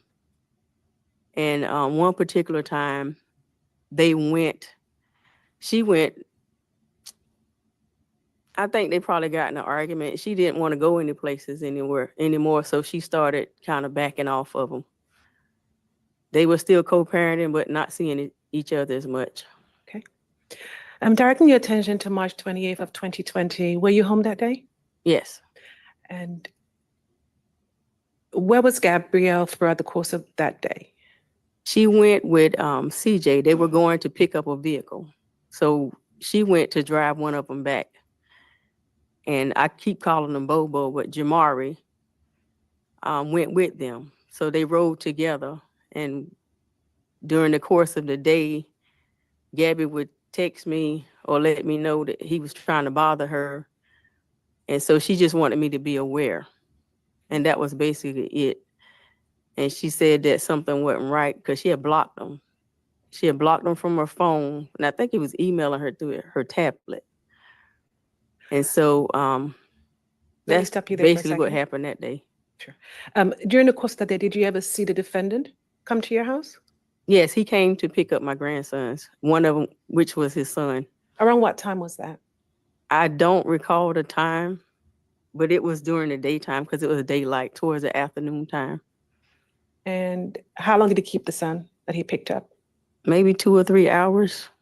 When he brought them back, was it still daylight or was it night? It was night. It was in the afternoon. It was dark when he brought them back. When he came to pick them up, did you have any interactions with him? He was trying to find out where my daughter was.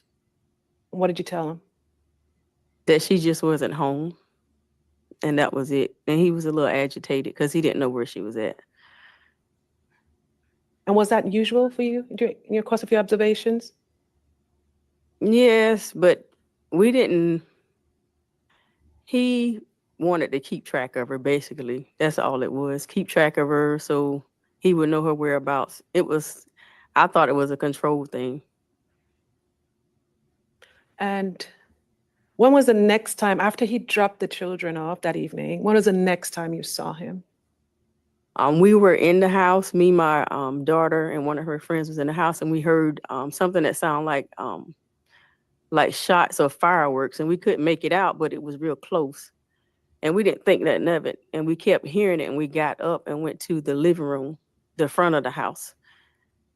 And by the time we got to the front of the house, it had stopped. But we saw my oldest daughter, Gabrielle, running towards the house. So we had to hurry up and let her in. If we open this, I have a big window there, so you can open the blind and see right there at the front of the house.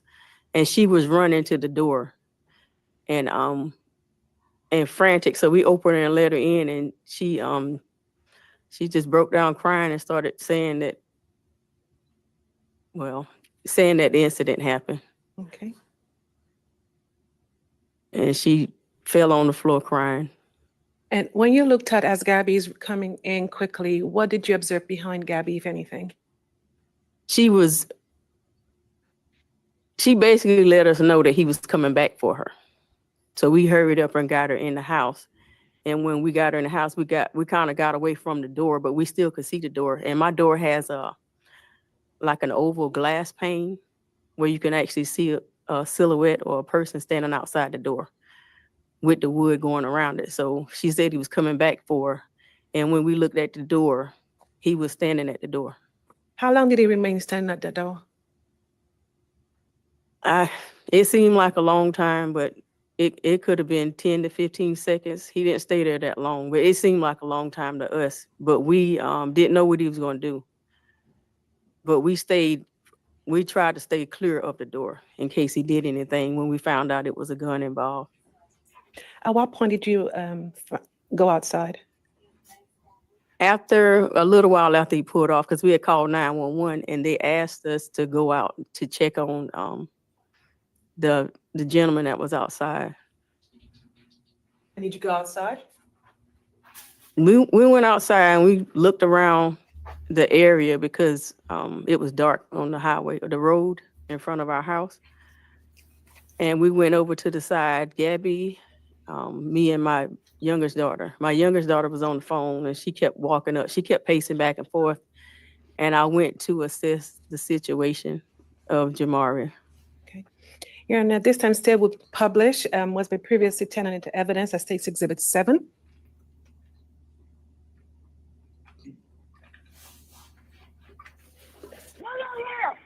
Fulton County 911, what's the address of your emergency? We need a police officer at 4660 Diane Drive. There's been a shooting. Okay, repeat the There's address. been a murder out here, and I got it on my camera. Repeat the address, please. 4660 Diane Drive. Okay, what's the phone number you're calling from? 4660 Diane Drive, Atlanta, Georgia 30349. Okay, what's your phone number? What's your phone number, ma'am? It's 843-246-5981. What's your name? Ma'am, what's your name? Say that again. What's your name? LaWanda Gore. Okay, Ms. Gore, is anybody hit? He just shot him. Okay, somebody shot? Huh? Somebody's been shot? I can't hear you. You said somebody has been shot, ma'am? Somebody has been shot. Okay, I'm starting the paramedics out there. I'll ask you a few questions first, all right? And we know who did it. He already knew who did it. Huh? Who's been shot? What's Bobo's name? What's Bobo's name? What? Ma'am, I need you to tell me who's been shot. Say that again. I need you to tell me who's been shot. We're starting the police and paramedics out there. I need more information. It's just 5. I heard 5 shots. Okay, did you see a person get shot? Get back in the room.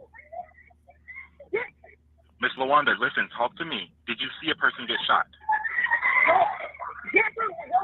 Oh my God, lady, talk to the 911. Miss Gore, I need you to talk to me. Don't go out that door. Miss Gore. He's trying to get the information. Okay, LaWanda, can you hear me? Don't go out the door. Oh my I'm going to lady, talk to 911. Okay, LaWanda, listen, I need you to talk to me, okay? Can you tell me? Oh my God. I'm going. I can't tell the cops if you up here. I'm right there. Talk to 911, lady. Somebody get on her. Okay, LaWanda. No, he's doing his job, Angel. 911 is doing his job. That's what you're supposed to do. Get all the information out for them. No. I never worked for 911. My girlfriend worked for 911. They have to do that kind of stuff. My daughter go out the store. Okay, Miss LaWanda, listen, I don't want your daughter to go outside. I don't want anyone to go outside, but I need you to tell me who has been shot, where's the patient, and where's the person that shot them?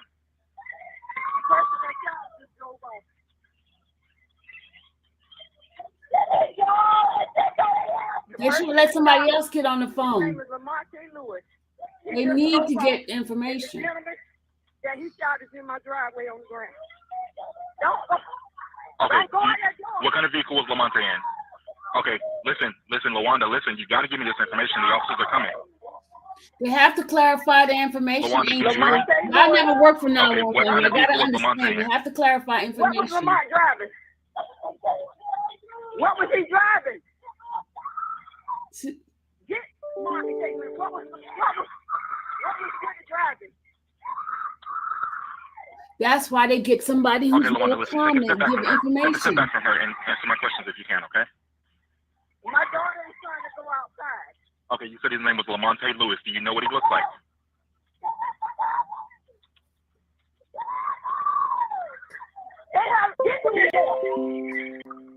LaWanda, listen.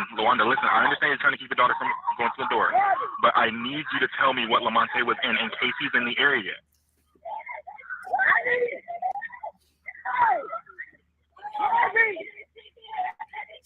They should have got somebody that would be able to give the 911 person the answers. The cop needs to know. Who? Lamont Lewis. What's his name? Okay, what kind of car was he in? Jamar Davenport. What else you need to know? Okay, what kind of car was he in and what direction did he go in?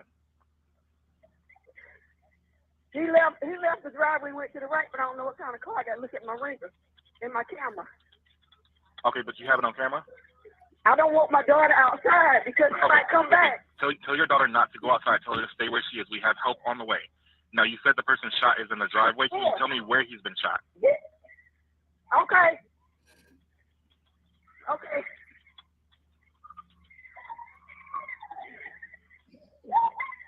Dang. Come on, come on. Okay, listen, Lawanda, listen. Can you tell me how many people have been shot? Huh? How many people have been shot? Just one person. Okay, one person. Okay, is he in a vehicle or is he on the ground? Exactly, Angel. Now you get what I'm talking about. Okay, listen, help is on the way. Is there anyone near him who can confirm if he's breathing? My daughter is down there with him now. He won't move. Okay, can your daughter tell me if he's awake and breathing? Is he breathing, Gabby? Is he breathing? Gabby sound like she's He's screaming. not breathing. Okay, he's not breathing. Can you tell me where he's been shot? He got shot in the front side because the blood is coming down from the front of his body. Okay, what laying part of his on body face. was shot? It had to be the upper part because he's bleeding for the upper part. Okay, is it his chest, his head, what part of his body? It's the upper part as far as I can see. The blood is coming from the top part of his body. See, the mom is calming down now, so she's good. She's doing good now. Mom, go back in the house. Go back in the house. Gabby, the police is on his way. No, Okay, listen, Lawanda. I'm sending the parents to help you now. I want you to stay in line. I'll tell you exactly what to do next, all right? Now, okay. Before I give you the instructions, I just want to confirm. Lamonte, the man who shot him, is no longer there, correct? No, he left. It's on our camera. He said he's not breathing. Is he in the ambulance? Well, I know you already. Yes, ma'am. The ambulance is already on the way. He had to shoot through the window because he's still. CMT, you acting up too. Come on now. And I think he was trying to get my daughter too. You have to have a question, Jay. You have to have questions because the question helps during cases. Okay, you said he's a child father. Oh my God, man is not there. He has to ask questions. Okay, are you right by him now? Yes, go I know Okay, you're right by him now. stupid. Okay, listen carefully. I want you to lay him flat on his back. I on know the you're ground and stupid. It remove seems anything under the stupid, head. y'all, but this is what they have to do. Okay, Lawanda, listen. I understand we have help on the way, but since he's not breathing, we're going to go ahead and start CPR on him if we can. So I want you to go ahead and lay him flat on his back. He's on the way. He's trying to help him. Okay, ma'am. Can your daughter hear me? He shot him in the chest. He shot in the upper left chest. Okay, upper left chest. Upper left chest. Is he breathing? He shot on the upper left chest. Okay, is he breathing? No, he's not breathing. He's not breathing? I don't see his chest rising. Oh, they already, JT, Okay, they already have the ambulance on the way. He said they was on the way already. Say that again? Are you able to get him flat on his back? Y'all already know, Fulton County. I'm gonna tell y'all. His back is on the ground. He's turning his head down. I want you to His remove. whole mouth is blooded. Okay, I want you to remove anything under his head. There's nothing up under his head. Go back in the house. Go back in the house. And take my in the house. Yeah. Move over. Move over. You don't have to leave him. Turn yourself off. They just got back to the house. Okay, listen carefully. I'm going to tell you how to do chest compressions. Make sure he's flat on his back on the ground. His back is on the ground. He's turned down. Okay, now I want the left side of his chest. Okay, I want you to place the heel of your hand on the breastbone in the center of his chest, right between his nipples. Move. I need to get to him. Okay, tell your daughter that we're trying to help him, okay? I need to get to him, Debbie. Fulton County, something happened, people gonna really die already with them because they take forever to come. And put your other hand on top of that hand. We were talking about it the other day, CMT. Okay. Okay, we're gonna go ahead and start chest compressions. I want you to Fulton County sucks. Don't live in Fulton County if you want to live. Now I want you to let the chest come all the way up between pumps, and we're gonna do this 600 times or until help can take over. I want you to count out loud so I can count with you, okay? Can you say it? I can't hear it. I can't hear. Okay, listen, I want you to count out loud, and I'm gonna count with you. I need you to do compressions at the rate I'm counting, okay? Okay. All right, you ready? 1, 2, 3, 4. I can't hear. 1, 2, three. Now she can't four. hear because the other One, people screaming in the three, background. four. Okay, Lawanda, listen. How You many gotta pumps you want me to give? I was in the military. Okay, we're gonna do Well, 600. she was in the I'm gonna military. do my Why you best. don't I'm know gonna count for CPR a yet, second. lady? Count with me out loud if you can. So 1, I can't even hear the man 2, on the phone. 4. 1. She said she was in the military. They teach 4. them 1, CPR. 2, 3, 2, 4. 3, 4. 1, 1, 2, 2, 3, 3, 4. 4. 1, 2, 3, 4. 1, 2, 3, 4.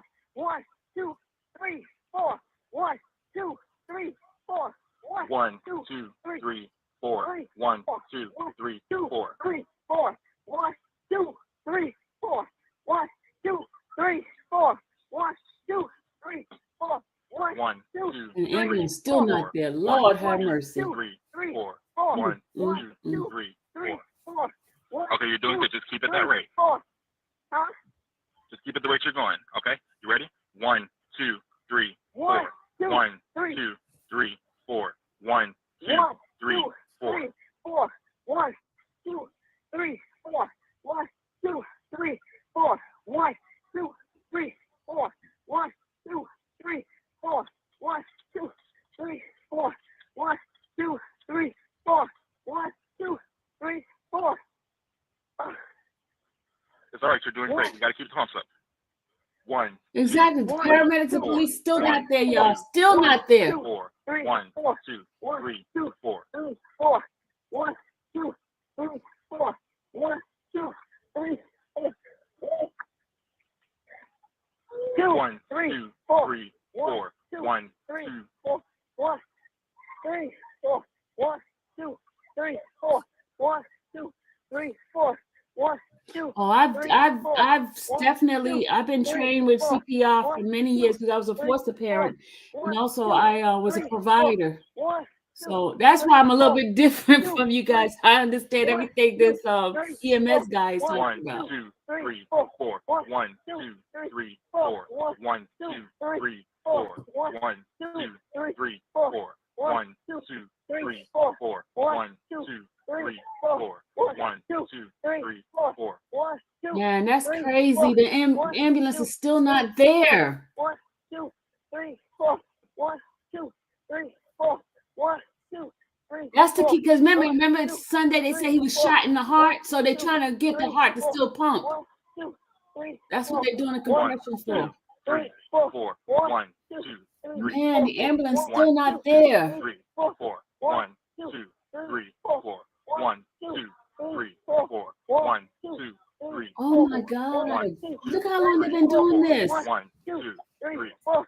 1, 2, 3, 4. 1, 2, 3, 4. 1, 2, 3, 4. 1, 2, 3, 4. 1, 2, 3, 4. She's getting tired, y'all. 1, 2, 3. No ambulance yet. Almost 13 minutes. No ambulance. 2, 3, 4. 1, 2. Almost 13 minutes, y'all. 1, 2, 3, 4. 1. You said he Still was no shot in the ambulance, y'all. 1, 2, 3, 4. 1, 2, 3, 4. 1, 2, 3, 4. 4. 2, 3, 4. 1, 2, 3, 4. 1, 2, 3, 4. Okay, I know you're tired, but you're doing a great job right now. We're doing as much as we can to help them until the paramedics get there, okay? 1, 2, 3. Lawanda, are you still there?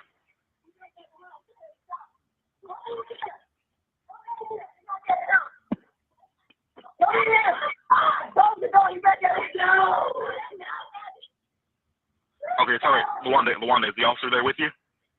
Yeah, he's here now. Okay, go ahead and talk to the officer. Yeah, We got help coming almost right behind them. 14 minutes. All right, you did a great job. He's trying to shoot my daughter. Is she talking to the He's officer trying now? to kill both of them. He's trying to kill both of them. He's trying to kill both of them. Go. They're talking to her right now.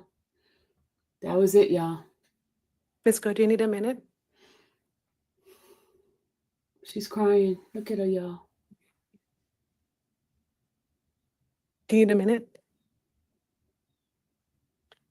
Let's take I think at this point, members of the jury, we're reached Lunchtime. a point to break for lunch. Lunchtime. So let's reconvene at 1 o'clock. We've made a lot of progress. While you're gone, again, feel free to leave the building, but please do not discuss the case amongst yourselves or with anyone else or do any research about this case. We'll see you at 1 o'clock. All right.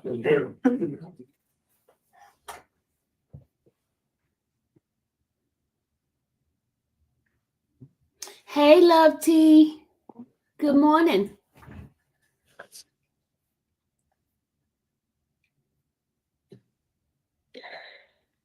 What day of this trial? This is day one. This is day one of this trial. We got it from the beginning. The only thing we missed was the opening argument, in which we're going to go back and try to listen to the opening argument while they're on lunch. All right. And you can step down. And if we could see you back here at 1 o'clock. 1 o'clock is when they come back from lunch. And we're going to go back to the beginning and watch. All right, counsel, anything we need to take up before recessing for lunch from the state? Never mistake, Your Honor. All right. And from the defense? No, Judge. Okay. Let's come back together and maybe discuss it around 12:50-ish the afternoon. All right. We'll be in recess until 12:50. Okay, y'all. What we're going to do, we're going to go to the beginning. Let me go to the beginning so we can get a chance to see what happened in the beginning of the case. Hold on a second. All right. So we're going to go to the beginning. All right. This is day one, and they get ready to do the beginning. All right, here we go. Guys, you can hold your questions, and we're going to go to the beginning. We just started watching this along with you guys. This is a case of the state of Georgia versus Lamonte D. Lewis. Lewis. And this is a murder case, and we're going to go ahead and hear the opening argument from both sides, okay? This happened back in March 28th, 2020. All right. You're next. Just how this defendant shot and killed Jamari Davenport in front of him. Jamari Davenport was a friend of Gabrielle Gore. This defendant and Gabrielle Gore share a child in common. And for a couple of years, there was a relationship. It began well, as most relationships do, but over the course of time, tension began to arise. There were multiple instances where they would break up and they would try to make it work. Break up, try to make it work. But by the end of 2019, December into early January, they were on the off. Gabrielle had communicated clearly she was done. She was going to get off the roller coaster and she was going to move on. And so they reached sort of an impasse.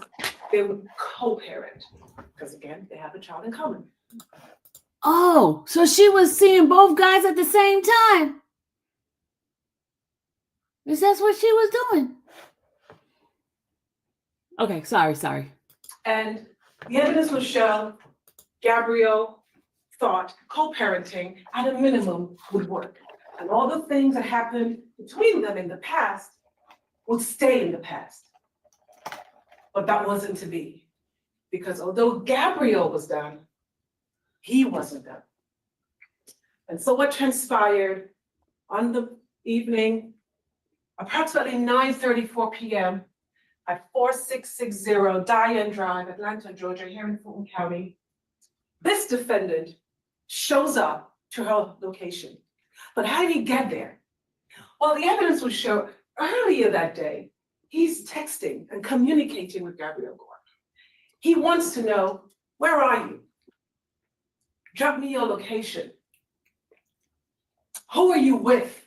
Why aren't you answering your phone? Well, the evidence will show that Gabrielle Gore, her friend, CJ as she calls him, formal name is Kaylin Askew, and the deceased, Jamari Davenport, had gone up to Thompson, Georgia that day. They left about 1 p.m. because CJ was going to get a car. CJ didn't have a car of his own, and he was going to get one from family members up in Thompson, Georgia. And so they got a rental, his truck. And they rented it from Enterprise. And they went to Thompson, Georgia as a threesome. While in Thompson, Georgia, Gabby's phone is going off. At one point, Gabby puts her phone on do not disturb. She may be interacting with friends. However, on the way back down, he's still, where are you? And so Gabby says, we're on the way back. And Gabby is dropped off in this driveway at 4660 Diane Drive. Jamari Davenport is in the driver's seat. Gabby's in the passenger seat. And CJ is in the Pontiac behind the Chevy because they're dropping Gabby off. The evidence will show that CJ and Jamari lived together. And so they were going to make their way home. And we believe the evidence will show that not even 5 minutes after the two vehicles pulled up into that driveway, this defendant pulls up right behind them and blocks in the car, the burgundy Pontiac. And then he walks. Gets out of his car, hands in his pocket, and he walks. The evidence will show, as I mentioned earlier, the cell phone records. Gabrielle's cell phone will show that about 4:52 p.m. UTC time, and we'll explain the difference between UTC and EST and how that converts. He's texting her. Your sister and mama said they don't know where you're at. Uh-oh. From 4:52 p.m. UTC -4 to approximately 9:22 p.m. UTC -4, he is asking for the location. No, the one she's living with, the one that's on trial is the one that was looking for her. The baby daddy's in the car with her. The first child's father is in the car. That's the ex she's with. The current one is the one looking for her, the one she lives with. Remember the one that was in the house and he's looking at the phone where the little boy was looking at the video. The mom let the little boy use her tablet, and then the tablet was some guy masturbating, and that set him off. Okay, so he doesn't trust her anymore. Okay, the one he's with. Okay, so the baby father killed the other. No, she got two baby daddies. All right, so the guy. Okay, let me go back. Sorry. At 9:22, he says, I've been calling you, bro. She did not move on, Follows JT. up. JT. Shit, not even JT got it mixed up.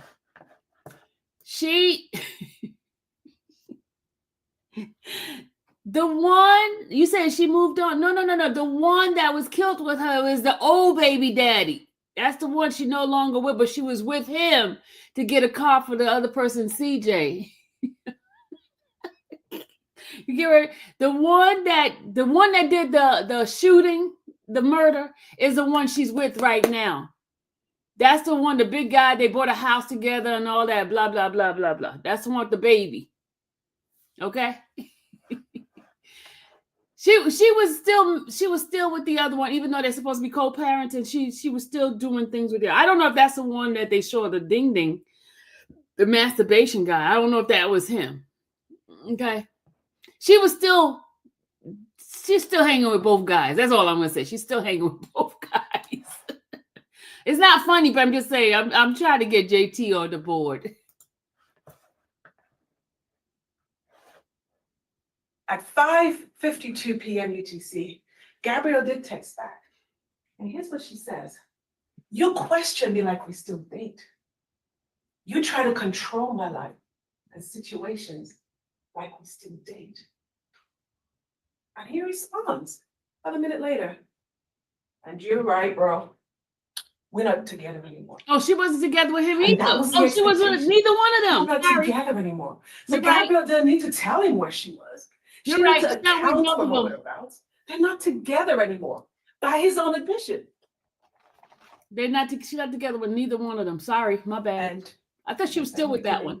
They say they were living together. Gabrielle comes home. Less than 5 minutes later, Jamari Davenport is dead in her driveway. And after, he put 16 entry wounds into the body of 16. Jamari Davenport. Dang. 16. points the gun to Gabby and says, "You're next." And while he's doing that, not only he says you're next, he runs to his car, opens the door, and retrieves a second handgun. Whoa, another gun? And then chases her to the door of 4660 Diane Drive. Dang. And how do we know the defendant was lying in? Oh, she moved out 2 weeks before the shooting? Gabby's Okay. control? We believe the evidence will show the cell phone records. The cell phone records converted to UTC shows right around 9/11, multiple consecutive calls back to back to back. Remember I said Gabby's phone is on do not disturb. She doesn't want to talk to him, but he's insistent. He's not going to let this go. And the cell phone records places him about 2 miles from Gabby's house at 5165 Welcome Park Road here in Atlanta, Georgia, 349. 2 miles down the road. He's still calling. And then, after the incident, his cell phone pings on the cell phone towers again. And this time, it's pinging at the tower closest to his house. I hope he's not saying he's not guilty, y'all. 526 F Circle, here in Fulton County, Georgia, 303. And depending on which road you take, depending on which route you travel, that's about 18 minutes of Gabrielle goes home. The evidence will show, ladies and gentlemen, that night when Jamari Davenport lay cold and bleeding in that driveway, there was only one aggressor. The evidence will show there was only one gun that was discharged.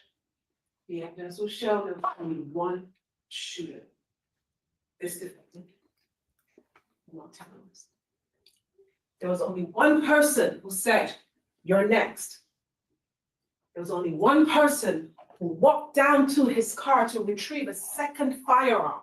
There was only one person who walked up casually to the Chevy where the windows were rolled up. And as Gabby exits quickly, he raises his handgun 9mm and shoots twice, bang, bang, breaking the glass. Ooh. He reaches in and he empties the clip. Mm. And what he didn't know, however, is that Gabrielle's mother had a camera in the driveway. Mm. He didn't know that. Because you see, back in the early stages of their relationship, he lived with them at that house. And the evidence will show that everyone thought the cameras were no longer functioning. The evidence will show, however, that he was that. I don't think he cared about the camera. And the moment of Jamarian's untimely death was captured on video. And you see the defendant standing to the right. Jamarian is in the driver's seat. I agree. I'm a passion Gabby right has there. exited. CJ, their friend, and his roommate is in the Pontiac just before. And that white car blocking them all in. And he unleashes Jamari. Didn't see it coming. Couldn't do anything to stop it. It happened so quickly. Barely had time to react before he was dead. And for what? As the evidence comes out, we ask you to carefully consider the charges that the state has presented. We summarized the charges yesterday, and I would like just to remind you, you'd be asked to consider 8 counts in this case. Told you I First have count 8 will be count. for murder, malice murder. And malice is not something that is ill will or hatred. When we will, as the trial unfolds, we'll explain a little bit more what malice is. It is that abandoned and malignant heart. And with that malice aforethought, he caused the death of Jamari Davenport by shooting him with a handgun. And then the state also charged him with criminal attempt to commit murder because when you look at all of the steps he took that night, you look at his intentions before, during, and after, we believe the evidence will show that Gabby was absolutely next. But you know what it is too, y'all? Let me tell you. She was probably telling him that she was no longer with that guy, because when he saw that video, remember when the little child had the video and they had the argument? The little boy was looking at the video of the man masturbating. Y'all, I don't know, some of y'all missed that part where the man was masturbating on the video. The little boy was looking at it and they saw it. The mama saw it and everything.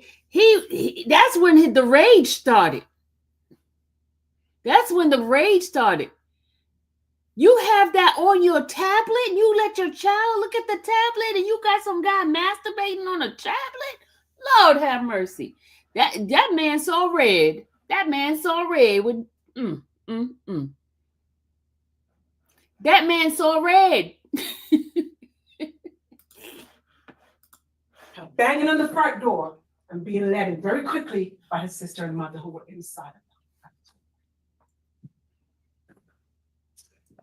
And count 3 felony murder, that by committing the crime of aggravated assault with a deadly weapon, which is having the handgun on or within arm's reach of himself, the defendant, he caused the death of another. Therefore, there is felony murder count. The difference between the two is one count. That was the other guy's child. One crime is not. And the state's position is that the defendant did all of this. Right? All of his actions that yes, one child with her, and then the other guy has a child with her. Counts for felony murder, breaking the glass of the truck deliberately to cause the death of Jamari Davenport. And then we talked about aggravated assault, which is the predicate act for the felony counts in counts 3, damaging the vehicle in the first degree, criminal damage in the first degree. And then he did all of this while in possession of a firearm.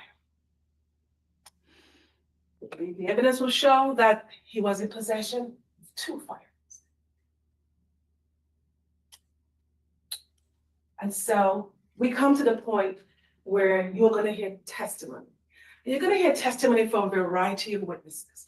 There will be the lay witness testimony who are going to come and tell you what they saw, what they heard, what they observed. Thank you, And we'll Angel. start with the mother of Mr. Derrick. And she will tell you a little bit about her son, a little bit about who he was in life. And then as far as the lay witnesses go, you will hear from the people who were in the residence that yeah, he took care of both kids. He bought her a house and everything. I'm sorry, Gabrielle's mother, Miss Gore. Well, my thing was as Gabrielle. I don't know, y'all. I don't know. I don't know. He will tell you how the day unfolded and what he observed as he was parked in his car behind the truck.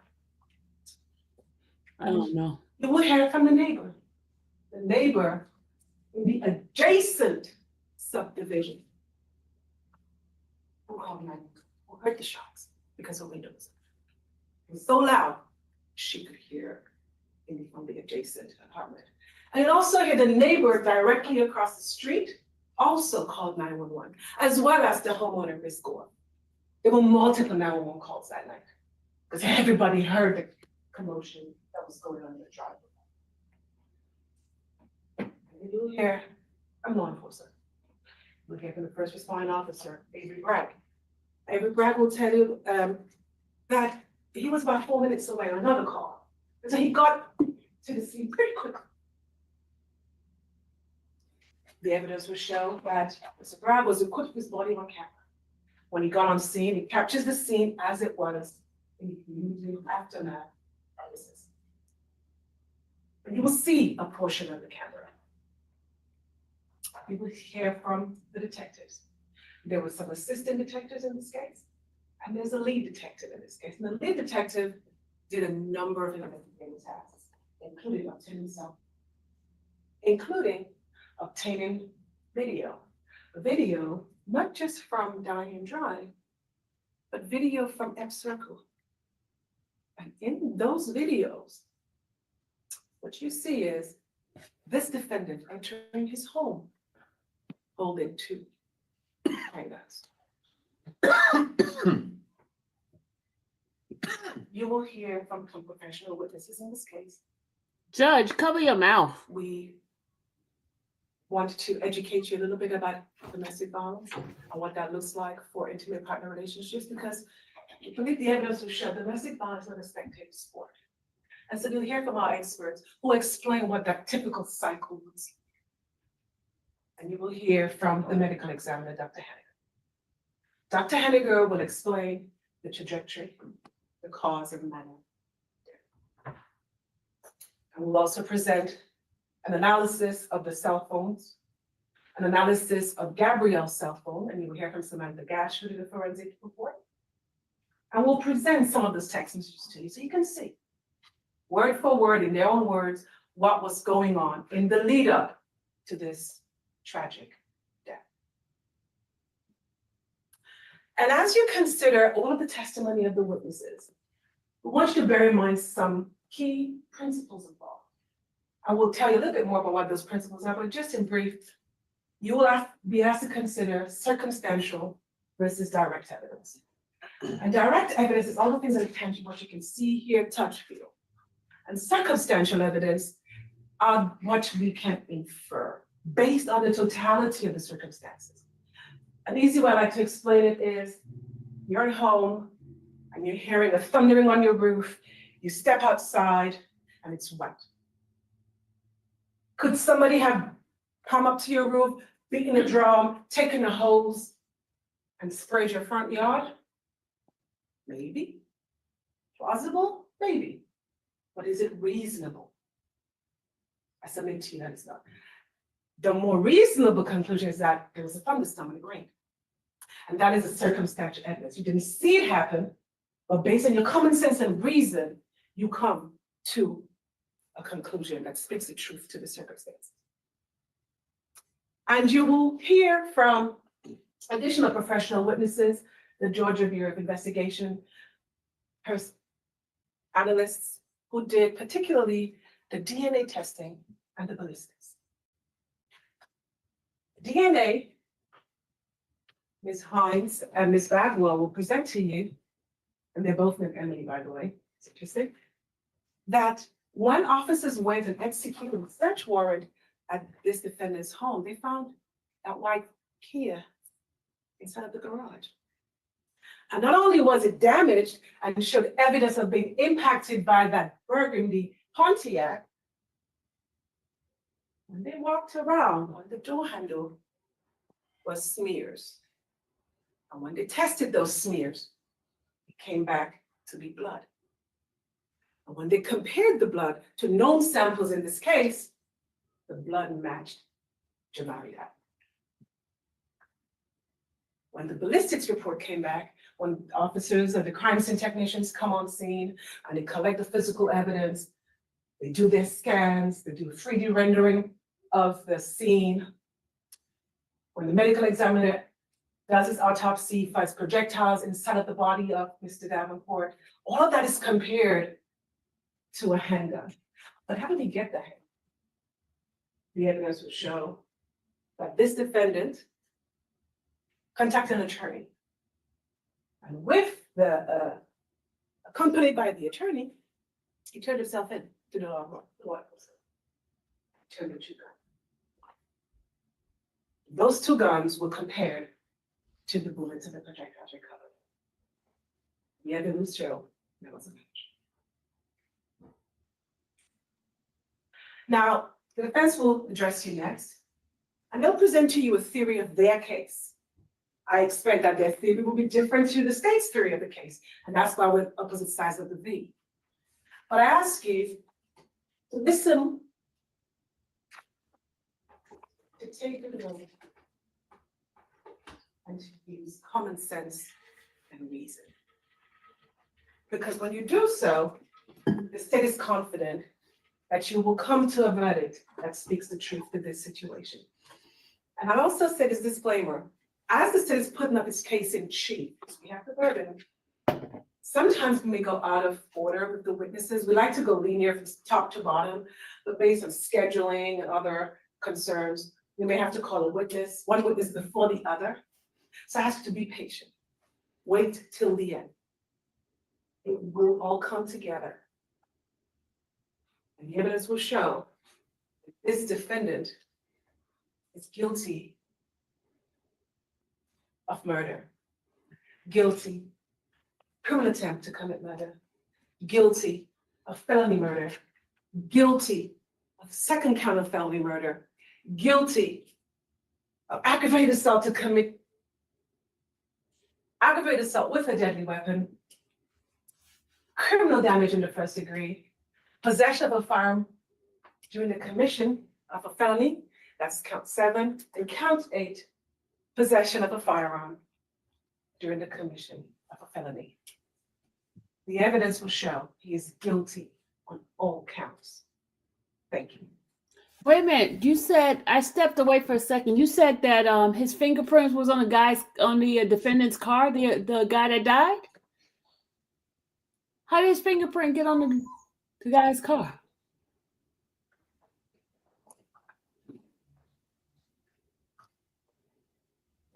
Member of the jury. You are about to participate in one of the most fundamental, if not the most fundamental, tradition in our country. See, when our founding fathers created and drafted our Constitution, you are what they are. A jury of our fears. You are the one who determines justice, not the prosecutor, not me or Mr. Gardner, the lawyer, not the judge. You. And that's why we selected all yesterday. I know some of you are excited to serve, some of you less thrilled to serve. We thank you. This is a very, very, very important case. Now let's get into it. You just heard the state's opening, and you're hearing mine. And the judge will instruct you at the end of this that what we say to you is not evidence. So I generally don't take very long in my openings because I want to get to the evidence and let you decide. This is sort of a summary of what I think the evidence is going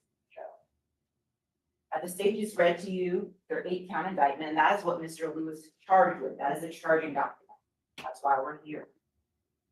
What's very unique about this case is this is not a whodunit.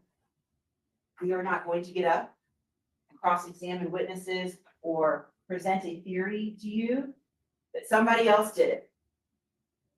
That's not why we're here. Mr. Lamonte Lewis, something awful. You're going to hear about it. You hear all about it. But what we're asking you is to look at the evidence. What we're asking you is to look at not just one piece of very graphic and disturbing evidence. Let me tell you, you're going to see a lot of video. There is probably the most video I've ever seen in a case. You're going to see a lot of it. You're going to see what happened to Mr. Davenport on video. Why is she talking while they And Mr. Lewis will talk to you about what happened in that He moment. says she's being rude talking. But it's important that you not see one moment in time and that you understand the entire picture here. And that's what this trial, through the course of this trial, that's what you're going to see. You're going to see and learn that Mr. Lewis and Gavin had been in a relationship for 4 years. And you're going to see that that relationship was very, very heated. Okay? It was fiery, it was on, it was off. You'll hear that both of them at some point had gotten charged and arrested for hurting each other, being verbally abusive, behavior that's not acceptable. And you're going to hear about it. And that may not be the norm for you or me, or some of us, but in their relationship, it was normal, and that was what they were doing. Good or bad. And you're going to hear about it. And you're going to hear how on both sides, this wasn't black and white, and many of you know, life is not black and white. It happens in the gray area. And they were on one day and off one day and going to therapy one day together. They had children together. You're going to learn that shortly after they started dating, Mr. Lewis was working a really wonderful job, was providing for her son. Miss Gabby had a son, and he stepped in very quickly to be a father figure to her son. And she then became pregnant. He continued to provide for them as a family, and that was something they all wanted to do. He purchased a home for them. You'll hear about decorating the home together, and then you'll hear the same token that they're getting into it. Police are being called. It was one of those relationship. And that just is what it is. And you'll hear about that. And you'll learn that in the days before March 28th of 2020, we can all remember March of 2020, how we were that month. I mean, it was crazy, right? COVID had just started, the world was shutting down, tensions were high, not only in our world, but in their world. And you'll hear that they were texting dozens and dozens and dozens of messages a day about getting a house in the country, going back to therapy together, to work on their relationship, being intimate with each other, co-parenting their children together. All of that was happening in the days leading up and the day that this happened. And you'll see messages, you'll see a bunch of messages that day. And you'll learn that Gabby was less than honest about what was going on with Jamari.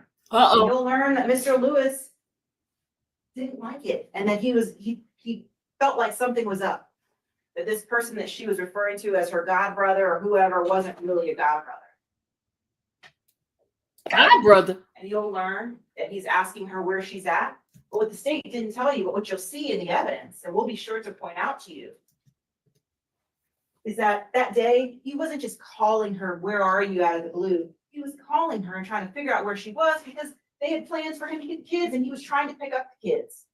So he's reaching mom, he's trying to figure out when he can get them, when to drop them off. Because again, the relationship was bumpy up and down, and Gabby's living at home with her mom. And so, he can't just drive over there and get the kids without Gabby saying, it's okay, come over, my mom's home, pick up the children. And so there's life that's happening. And there's situations that are happening. And so he's reaching out, trying to figure out where she is. She's not answering the phone. Then she does answer the phone. And she says, you can come at this time, don't come at this time. And so it's chaotic. It was chaos. And that was their relationship. Good, bad, or otherwise, that's the reality and that's the truth. You're going to be charged and you're going to learn about something called voluntary manslaughter. Our argument to you within that indictment is overcharged. He's charged with a bunch of murder, felony murder. Let me be clear, there's one person here who's passed away, who was killed. So it's just all state charging one theory, but there is one person here who was killed. Overcharge. I agree with her. Overcharge. But what you're going to learn at the end of the day, this is not a murder. Homicide, and you'll learn from the medical examiner that is death at the hands of another. Somebody else causes someone else's death, that's homicide. Murder is one way to get there. Voluntary manslaughter is another way. In sudden heat of passion. And that is what happened in this case. It was a heated passion. Tensions have been high. Yep. He's trying to figure out what's going on. He's trying to figure out, and he ends up dropping the children off, by the way, which is why he was in the neighborhood. He's not just lying. Yes, CJ was the god brother. No. Drops the children off. And then shortly thereafter sees them pull up and sees that she's in the car with this man. He loses it. He gets out of the car and he does the unthinkable. He lost it. He lost it. That is a crime. Yeah. Called voluntary manslaughter. And that's what happened. And he's going to tell you that. So this is unique because this isn't a case where we're saying not guilty. This is a case where we're asking you to find him guilty of voluntary manslaughter. And the state has to disprove that to you. The state of Georgia has to disprove that to you. We have no burden. And we can sit here and play chess at the table all day. We're not going to do that. But we could be sitting here. We don't have to prove anything to you because our founding fathers have said so. The state of Georgia has the burden to prove every single count in that indictment beyond. See, they're not saying he didn't do it. They're saying that the theory that the state is saying is not what supposedly happened. You know what, y'all? This here is wild. Wild. And we don't believe they can do it. And there's a charge here called attempted murder. And the state's theory, what I expect the evidence will show, and what the state just told you, is that they believe that after Mr. Davenport was shot in the driveway, that Mr. Lewis then goes to his car, retrieves a gun, and tries to then kill and shoot Gabby. I urge you, when that evidence comes out, to be reasonable. We don't ask you to leave all your life experiences at the door. We encourage that. Does that make sense? The evidence just won't show. Because the reality is, when Mr. Lewis is walking out of his car up that driveway, Gabby's already out of the car. He and her are square on. If he wanted to shoot and kill her, that was the moment he would have done it. Yeah, he would have killed She her. runs into the house. He is lasered in on that guy. Good, bad, or otherwise. Again, it is a crime called voluntary manslaughter. He does not shoot Gabby. He does not try to shoot Gabby. So the count of attempted murder, I believe the state's gonna be able to prove it. So again, when you hear some evidence, you're gonna hear a bunch of witness testimony. The judge is then gonna instruct you on the law, and this is a case in particular that we want you to pay very close attention to those jury instructions. And I'll tell you, it's the most boring part of the trial, because you're gonna sit here when all the evidence is closed, and after we sit down from our closing arguments, and the judge is gonna read you just a bunch of law, and you're gonna have to take notes and listen to it. Boring, but it's the most important part, especially in this case, because the law in this case is critical. They have charged him with murder, and there's no evidence. So pay attention to the voluntary manslaughter charge, pay attention to the charge you're gonna get. There is a charge that's on adultery. The child was And not that is out a- there at the that is a time. The children was justification. inside the If you're house. Suddenly provoked, you're in a relationship with somebody, you don't have to be married, infidelity, and you catch that person in the moment, or learn about that information very recently, close in time, that can be a scenario that would then fall under voluntary manslaughter. So pay attention to those charges. At the end of the day, we're gonna ask you to find him not guilty of murder, of felony murder. Oh, A lesser included you don't charge. know if it would do it in front of the child. Sunday, what are you talking about?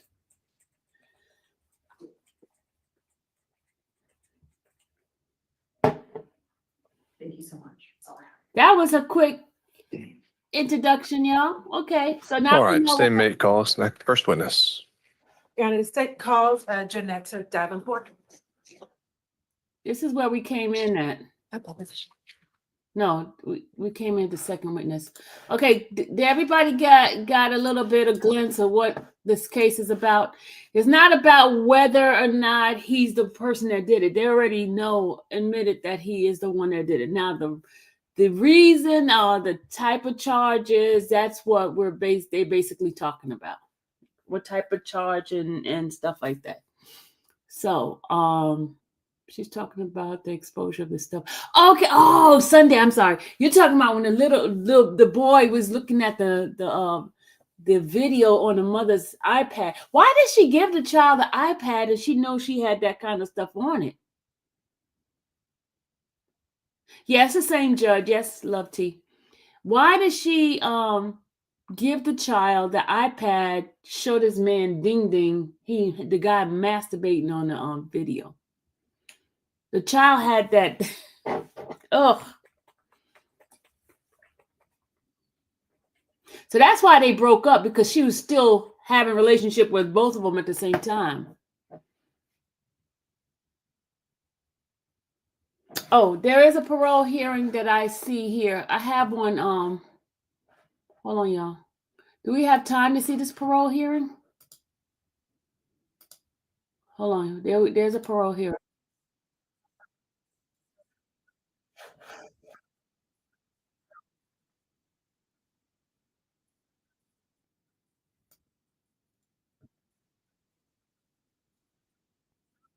And wrapped herself in supportive environments. I think the church, these other programs that she's involved in, the one mentoring, we all know that when you mentor, you also get back from doing that. So I do think that her life is very different now than it was between 2004 and 2017. And she's made that new life possible by her own initiatives. So I would be in favor of granting her request for a pardon today. Thank you. And I will not be supporting the application for a pardon. While I can appreciate all that Miss Gray has done and continues to do, I just think that given the time It's always hard period in on the which her people. criminal conviction span, I need to see more. Like, I need to see more time moving forward. I mean, it was over 15 years that she was doing all of this, and she's just been out of trouble for less than half of that. So I appreciate all that she's doing, and I hope that she continues to do it, because we really do need those mentors and those kind of people who have that learned experience to give back to those in the community.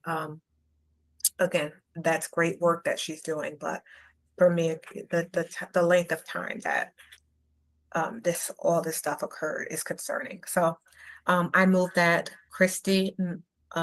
Melanie Gray be granted a full and absolute pardon. Thank you. Mr. Rodriguez? Aye. Miss Palmieri? Aye. My vote is nay. The pardon is granted by majority decision. Congratulations, Miss Gray. Yay! Thank you. Thank you. Even though she said Thank you. no. Next, we have Jenny Hicks. If you can please unmute. Hello? Yes, Hi. good afternoon. Hi, Can you sorry. please, hi, can you please state your name for the record? Jenny C. Riley. It used to be Jenny C. Hicks when I did the application. I got legally divorced since. Okay, thank you. At this time, you may explain to the board why you believe you're suitable for an absolute pardon. Well, for the past 15 years, I have been living with the consequences of my actions every day for the terrible mistakes I have constructed in my life. I know there's no going back and changing things that I have done, but I'm asking for a second chance to regain control over my life for not just myself, but for my family.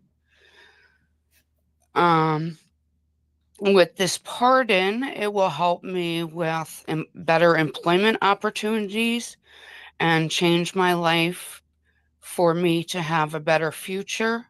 I want to become a patient care tech and work with veterans.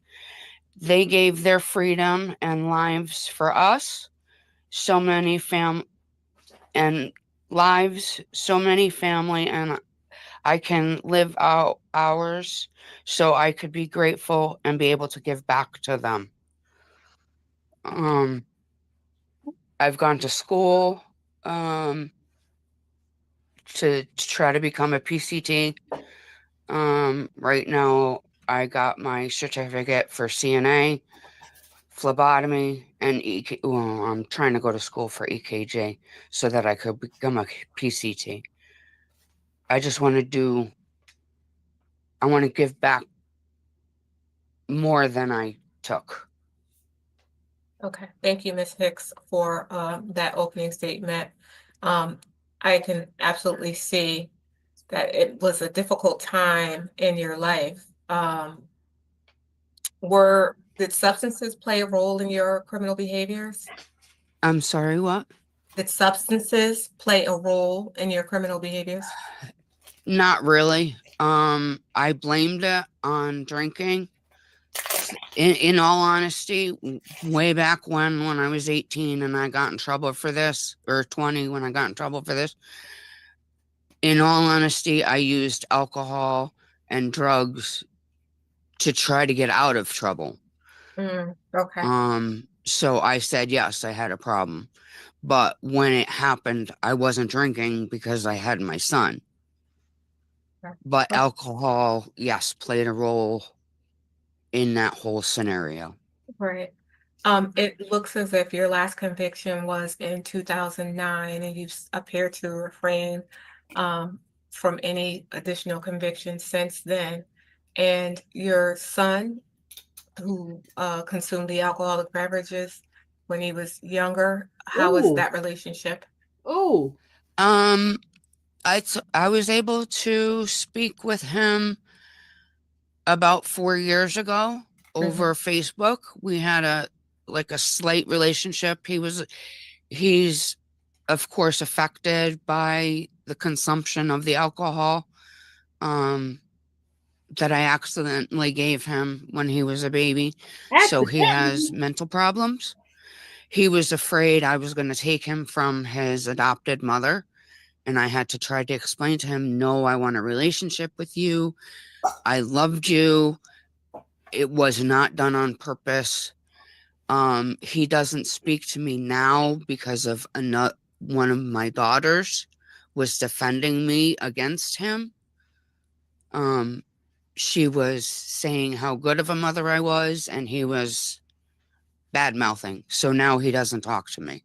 So it sounds like that relationship is a little tumultuous, to say the least. I still talk to his adopted mother. She'll give me pictures of my grandchild. Okay. All right. Ms. Palmieri, do you have any other questions? I have no other questions. Madam Chair. Thank you. Mr. Rodriguez? No, Madam Chair, I have no questions. Thank you. This was two incidences, it looks like. And I would support an absolute pardon in this case. Are there any objections? No objection. I move that is it Jenny? Jenny Christine Hicks be granted a full and absolute pardon. I think she's a Riley now, I think, Madam Chair. Yeah, on my ID it says Riley, R-E-I-L-L-Y. Right, but that's the name on the application, so that's that we're pardoning. So Jenny Christine Hicks. I'll add Riley. Sorry, I don't know. Okay, because I did have to send in my divorce papers to Officer Furtado. Can you hold on a second? I'm just not sure how we're supposed to handle, because her application here is under Hicks. Yeah. Parole Supervisor Brooks. I am on it. Give me 1 second. Thank you.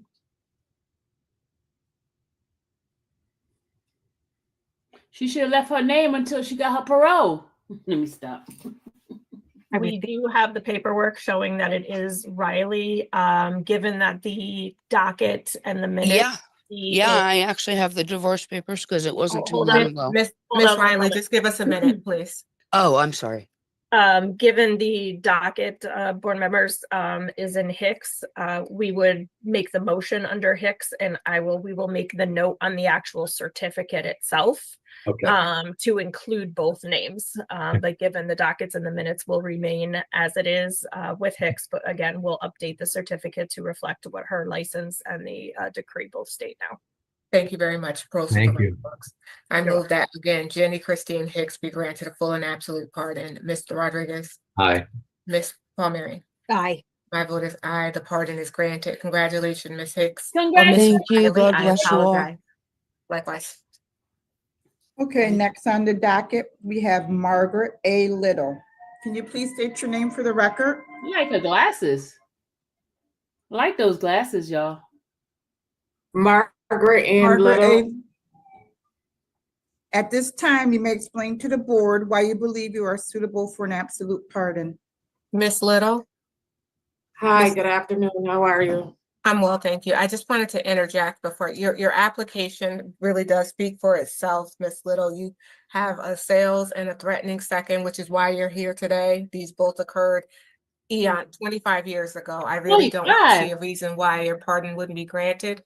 I definitely don't have any questions. So, colleagues, any questions, any objections? No questions and no objections. That was Thank a you. quick one. No question, no objection. I move that Margaret A. Little be granted a full and absolute pardon. Mr. Rodriguez? Aye. Ms. Palmieri? Aye. And my vote is aye. Your pardon is granted. Thank you. Thank you. Thank you. Thank you. Have a wonderful day. Awesome. Good job. Bye-bye. Okay, next on the docket, we have Michael Lurie Jr. Can you please state your name for the record? Michael Lurie Jr. At this time, you may explain to the board why you believe you are suitable for an absolute pardon. Good morning, members of the board. My name is Michael Lurie Jr. I'm here today to ask for your forgiveness and understanding as I work to leave my past behind and continue building a better future for my family and myself. I made terrible choices over 16 years ago that I am not proud of, but those choices don't define the man I am today. I'm a father of 6, and my kids are a reason for everything I do.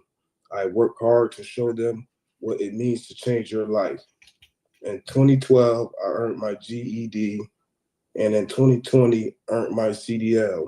Since then, I built my own trucking company. Okay. I'm proud of how far I've come, but I know I can do even more with the opportunities a partner would give me, like getting hazmat endorsements and growing my business. I'm not here. Oh, sorry. I'm not here to make any excuses for my past. I take full responsibility for my actions and the impact they had. But I've proven through years of hard work and dedication that I'm different man now. I hope you see that I've turned my life around and give me this chance to move forward without the weight of my past holding me back. Thank you for your time and for considering my request. Thank you very much, Mr. Lurie. Your application really does speak for itself, sir. Your last conviction was in 2009. You've been working and doing well in the community. I really don't see any reason why we wouldn't support your absolute pardon. Are there any objections or any questions? No objections. I move that Michael Lurie Jr. be granted a full and absolute pardon. Ms. Palmieri? Aye.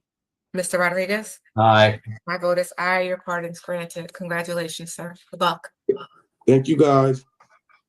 Okay, thank you. Next we have Snowby McDaniel. Good afternoon. Good afternoon. Can you please state your name for the record? Nobia McDaniel. Thank you. At this time, you may explain to the board why you believe you're suitable for an absolute pardon. Ms. McDaniel, can I interject again? I apologize. It's fine. It's just that these applications, I mean, your crimes happened years ago.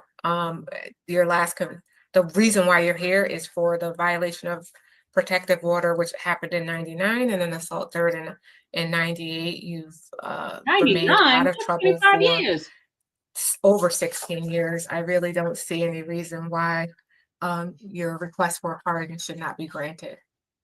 Thank you. Thank you. Thank you. Any questions, colleagues? No questions, Madam Chair. Thank you. No questions. She's going to be doing well. Yeah, I move that Sanabia McDaniel be granted a full and absolute pardon. Mr. Rodriguez? Aye. So much. Thank Mary? you. Thank you. Aye. My vote is aye. Your pardon is granted. Congratulations, ma'am. Thank you. Thank Thank you so you. much. You all have a wonderful day. You too. Thank Bye-bye. you. Next, we have Emilio Mercado. Good afternoon, sir. Good afternoon. Can you please state your name for the record? Emilio Mercado. Thank you, sir. At this time, you may explain to the board why you believe you're suitable for an absolute pardon. Absolutely. Good afternoon, everyone. Thank you for allowing me the opportunity to speak today. I want to thank Parole Officer Adam Sprague, who interviewed me, and Probation Officer Dawood Davis, who continues to stay in contact with me throughout the years. I want to start by taking full responsibility for my past mistakes. I deeply regret the impact my actions had on my children, who were just 6'5" and 6 months old when I left them. My family and the victims that I've hurt in along with their families, and as well as the community, since I had a huge impact in them as well. Those choices created pain and hardship for the people I love most, and that regret is still something I carry with me every day. During my incarceration, I made a commitment to change and to turn my life around. I remember it as if it was today when I spoke to my mom after 4 years of incarceration. She said, "Mijo, son, I sent you a few dollars. It's the best I could do. Please make the best of it." I used that money to buy 2 books, Rich Dad Poor Dad, Robert Kiyosaki, and Think and Grow Rich by Napoleon Hill, which I still have them with me. Those books gave me a new perspective on life, showing me what was possible if I focus on growth, responsibility, and opportunity. From that moment forward, I immersed myself in personal development. For the next 6 years, I read every single day. I completed mandated programs. I volunteered for many other programs available to me, and committed to becoming a better version of myself. To be honest, jail changed my life. The commitment changed everything for me. Today, I'm blessed with a stable career in real estate that allows me to support my family and help others achieve their dreams. One of the greatest accomplishments is providing a home for my 78-year-old dad who currently lives with me, a dream that I'm blessed to have accomplished. I also am incredibly proud by that my stepdaughter and her wife recently got married and Her wife changed her last name to Mercado, a reflection of the love and respect we share as a family. And perhaps most significantly, my journey of growth allowed me to meet an incredible woman who's next to me right now, my fiance, who has brought even more love and purpose into my life. Man, he A pardon would remove the remaining barriers that hold me back from fulfilling my full potential. It would allow me to pursue a general contractor's license to build new homes. And spoke to one of my lenders last year who offered me an opportunity to work as a loan officer, and I had to decline it because of my felonies. Opportunities that have held back from because of my record. While I'm thankful every day for my real estate license and the doors it has opened, I know I can do so much more for my family and my community if I'm granted this second chance. I want to thank you all for your time and consideration. I hope my words today and the actions I've taken over the years show that I'm ready to move forward and make the most of this opportunity. Thank you. There's going to be Thank you, Mr. Mercado, for that opening statement. You know, there was obviously something going on in your life that prompted all of this criminal activity. I'm glad to see that you recognize that substances played a tremendous role in some of your decision making. And it's apparent, honestly, that you really have taken the time to work on yourself and turn your life around. You've refrained from being in any kind of trouble for a number of years. Your most serious conviction occurred over 20 years ago. So I just want to know if you've ever seen this victim in passing, or if you have any idea how he is doing. Well, when I was incarcerated, I think a year or two after, he passed away by a gunshot wound from someone else. So yeah, but like friends and family members around him, I've spoken to them. I'm constantly on social media, like motivating people. That's what I focus. That's what helps me. That's what helps me heal and stay, at peace with myself. So, yeah, I passed away. Sorry about that. No, it's fine. I mean, I'm happy to hear that you're giving back. It's so important that people share their lived experiences in hopes that they will deter another person from following down their, following in their footsteps. How much time did you spend incarcerated? I saw for the assault one, you were there for 5 years. It was a 5-year sentence. Oh, ma'am, I was sentenced to 12 years and was released in 10 years for good behavior. So that was the 12 years though was for the unlawful restraint and the sale. Yeah, unlawful restraint, the sale, assault one, the violation of probation. Okay, so they were all combined together. Okay. Okay. All right. Ms. Palmieri, do you have questions? I don't have questions. I do want to make a comment. In reviewing Mr. Mercado's file, I think it's important, to know in his journey of rehabilitation and, to better himself, he's had a lot of obstacles and he has not resorted to that old lifestyle. Right. He seems to have done what was necessary, whether it was driving for Uber or going back to school to not allow himself to fall back into old habits that maybe are easy and feel more comfortable. So I do think that he is a good candidate for a parole for pardon today. Different hat today, different hat. Thank you. Yeah. Your thoughts, Mr. Rodriguez? I just wanted to acknowledge Mr. Mercado's excellent personal narrative that he wrote. I mean, I think he covered a lot of different areas, and then it really, for me, showed the depth of his insight into what was going on with him. And he's done the work separate from the narrative. He's done the work to kind of be able to pull his life together. I will also be supporting his pardon today. Even though I would say that the offense he committed 20 years ago was very serious. He was just lucky he didn't kill someone. at that particular point. But yeah, I will be supporting his pardon today, Madam Chair. Thank you.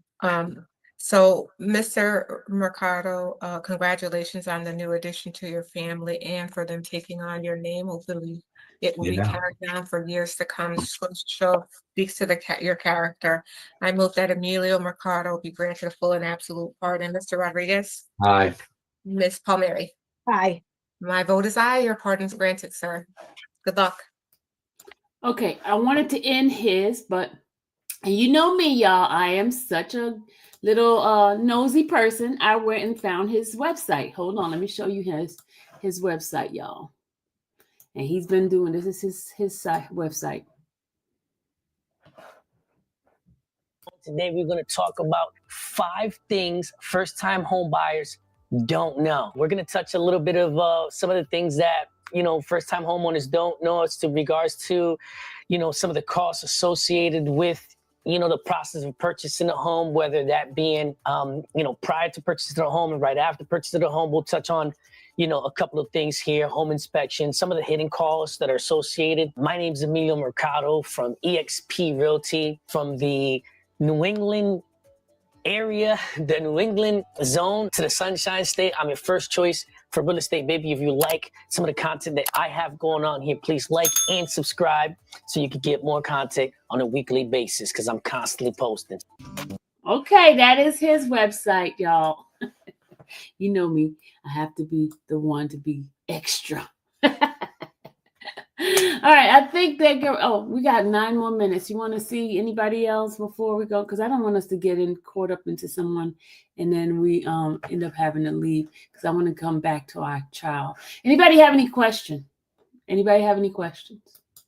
Do you guys like what we're doing, going around the world with different trials and stuff like that? Do you guys like this?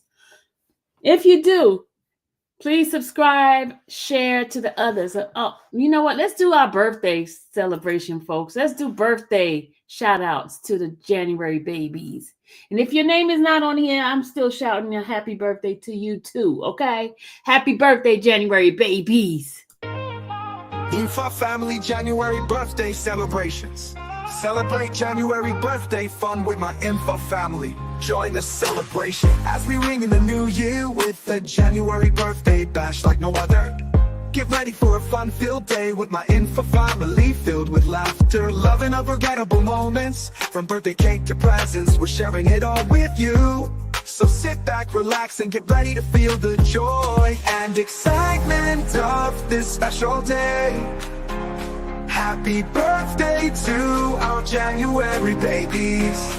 Ash, January 3rd, Robert Kelly, January 8th, Miss Fat, January 11th, Tracy, January 15th, Angel, January 19th, Stein, January 21st. Happy birthday to you.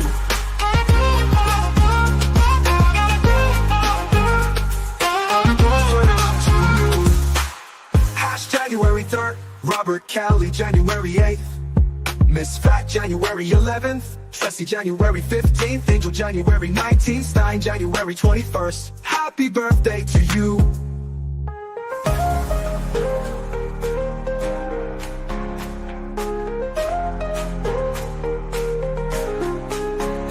Ash, January 3rd, Robert Kelly, January 8th, Miss Fat, January 11th, Tracy, January 15th, Angel, January 19th, Stein, January 21st. Happy birthday to you.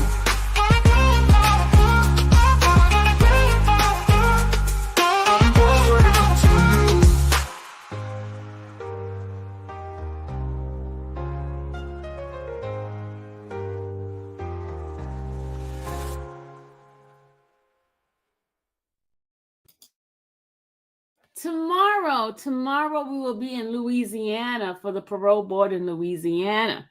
That is tomorrow. But today we will be going back to Connecticut after the trial. We will be going back to Connecticut, but the trial is going to be until about 5 o'clock. So I don't know if we're going to get a chance to go to Connecticut yet. So prayerfully, this trial, I don't think it's going to take too long because he is admitting guilt. It's just the form of guilt. It's not going to be a long, drawn-out trial like YSL. I guarantee you that. Mostly it's going to be what? 1 day trial or it might be 2 days the most, because he's not saying he didn't do it. He's saying the charges will weigh off. It should have manslaughter instead of murder. Okay, that's what it's all about right now. So before anybody have any questions, so remember, tomorrow we will be in Louisiana. Tomorrow we will be in Louisiana. And don't forget to support us when we go do our affirmation and prayer in the morning. There's a big change in this channel, the infamous channel. Big change. We don't do drama. We don't do craziness, right? We're doing the positivity. We're doing learning. We're learning about a lot of things, the justice system everywhere. So now we can educate ourselves when we find family members that are affected by charges and things like that. One, I do want to give you guys, some people was talking about, why is it Mr. Steele is representing that attorney? That attorney is terrible, and why would he do that? I'm not support Mr. Steele because I'm for Arbery. I'm not for that other stuff. But let me tell you, I got a little commercial of an attorney telling you why she do what she do. And let's go ahead on, Terry. She talks about how everybody deserves the best criminal defense. Tell you how many times people say to me, how could you defend that person? They say, how could you be a defense attorney who is defending people accused of these types of crimes? Well, let me tell you something. You hate me until you need me. And trust me, it's when you least expect it that something like this comes about and you find yourself in a very, very awful position of being accused of a crime like this. You're not going to hate me anymore. You're going to need me because your life will be on the line. You hear that, y'all? You hear that? So Mr. Steele is basically a defense attorney. And that individual needs him because her life depends on it. And that's what defense attorneys do. Try to save the life of every individual fairly, and then making sure that every individual gets a fair trial. Every individual. Okay?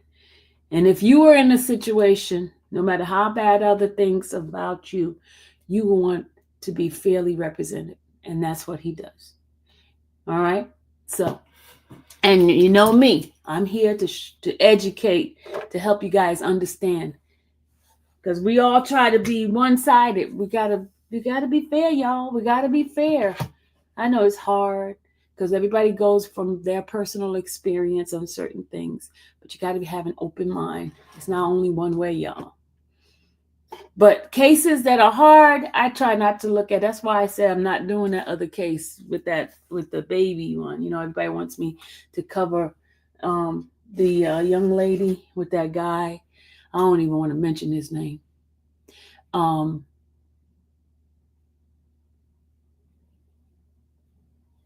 Is that case going to be streamed? JT, I believe they are streaming it in that area. You know, speaking of that area, let me call this lady because they have not sent me my Rule 22. She said they were going to send it to me, and she has not. And it's coming up real soon. She has not returned my call. If not, I'm going to be right here in here, and we're just going to travel online and do it because I'm not going to drive all the way 4 hours and not have a Rule 22. I'm not doing that, y'all. Not going to do it. I'm going to sit right here, sit my butt right here and do it from here. Right, y'all? I am not traveling all 4 hours just to be, not doing it. Maybe I'll go ahead at the end and go there and see Mr. Steele and Mr. Adam just to do the closing remarks. But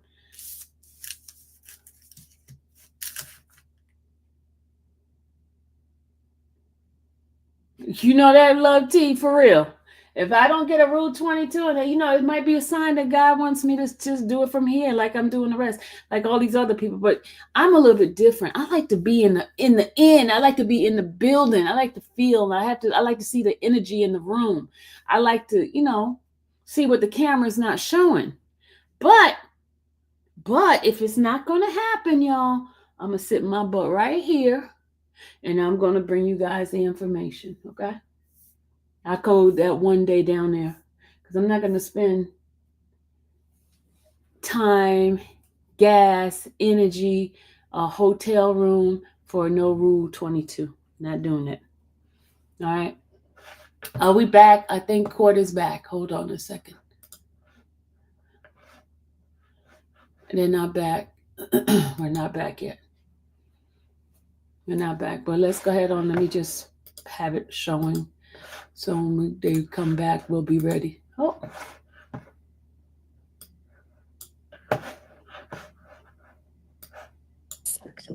I put it on your desktop. This is your desktop. Let me just check. Those two ladies love running their mouth when somebody's up there. They should I mute. know you use this as volume. There's no volume. It's just They're supposed to be muting their thing, but they're not on even BLC muting. on the regular play. Okay, I don't have BLC. So are you on the Zoom? They're supposed to be muting. They're not even muting. 9. Hang on. Yep, Miss Betty, I will. I will save a lot of money and time. But I'm just a different type of person. I like to be.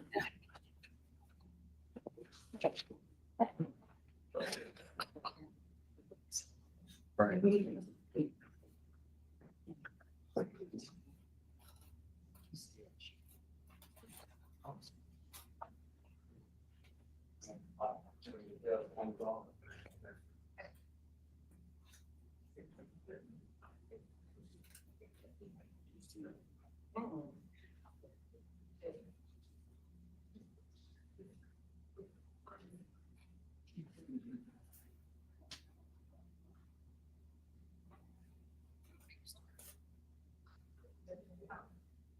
Up on your please.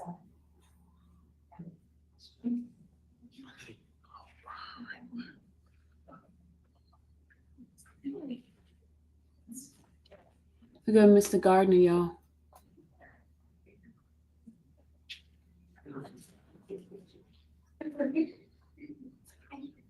Yeah.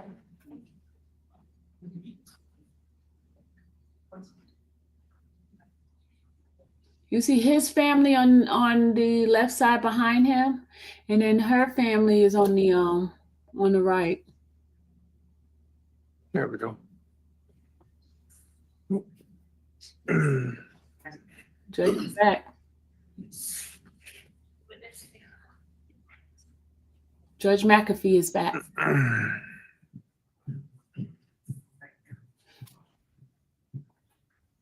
Her mom is going back on the stand. Her mom's Ready? on the stand. We got everybody? Do we need a cigar? He stepped down. Yeah. Come on right back. Is it okay? Went to grab some. Bring him in. This is my one.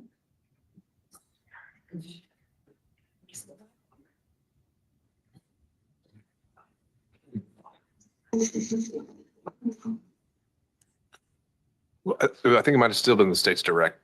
I don't know if they passed the witness. No, he's finished.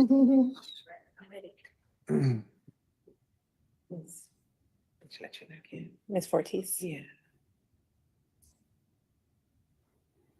Look at him turning the camera over. Okay, there we go.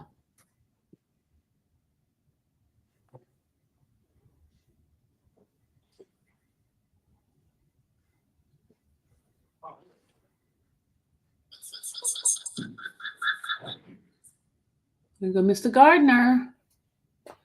Mr. Gardner is not the lead attorney. It's the lady is the lead attorney.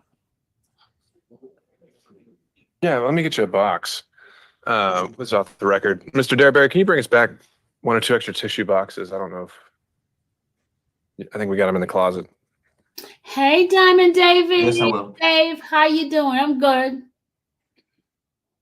Welcome. We're just going around the world, Miss Dave, Diamond. We're going around the world, but right now we're going on a case with in Fulton County. We're back in Fulton County, y'all. We're back in Fulton County. We can't even leave Fulton County too long.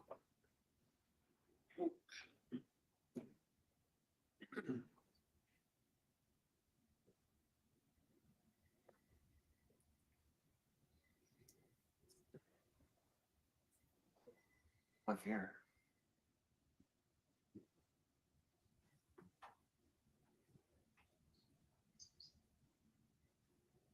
Yes. Thank you, Deputy Scott. Ms. Gore, I'll remind you that you're under oath. State may resume its direct examination. Thank you, Your Honor. Ms. Gore, when we left off, we had just listened to your 911 call. After the 911 call was placed, you went outside, is that correct? Yes. What did you observe when you went outside? The door was open to the truck, and the young man was on the ground. Can you describe his position on the ground? Like he had fell out the truck. Was he on his back or on his stomach? On his stomach. And you were instructed by the 911 dispatchers. Did you turn him over after you received the instruction? Push him over. Okay. And who else was out there with you? My daughter, Gabrielle. Earlier, you testified that your house, where you have 2 sets of video cameras, is that correct? Yes. Were the videos that were captured by your security system, were they motion activated or did they record continuously? It was motion activated. The ADT was motion, both of them were motion activated. And how did you get to the video so quickly? When the police officers got there, they came in and asked me, did I have any videos, any cameras? Because they saw the cameras. And so I pulled up the ADT footage, and they watched that and saw that footage. And then we went to the ring footage. When we got to the ring footage, you could see where it was recording, and then it blacked out. It was, you see the blacked out, deleted, and then it picked back up like nothing happened. Deleted. So that's what happened with the ring footage. So we they saw that, and I didn't know what had happened with that. And typically, how do you store your videos from your ADT system? They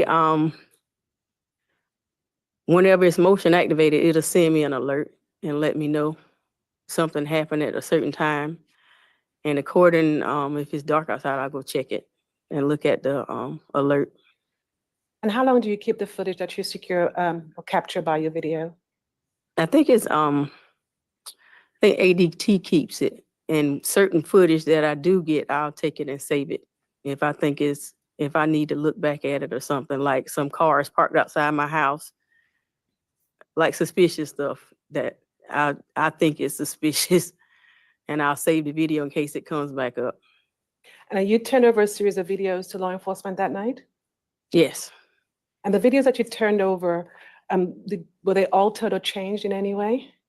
No, they weren't. I am handing you what's been marked as states 20, 21, 23, 24, and 25.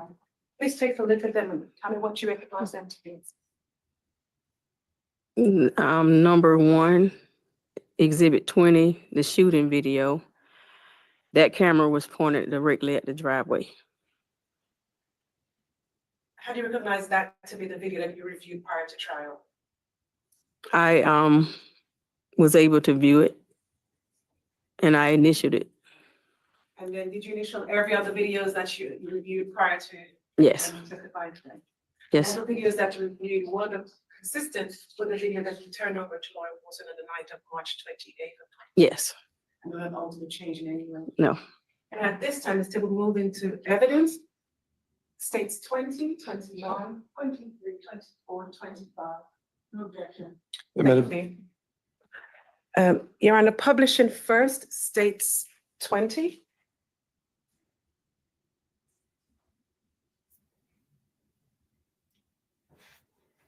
Your Honor, if I may, it seems the screen sharing was disabled. You're still on the Zoom call? Yes, I have. And your account name? All right, we can have A. Charles re-added as a host. They should be able to now. Thank you.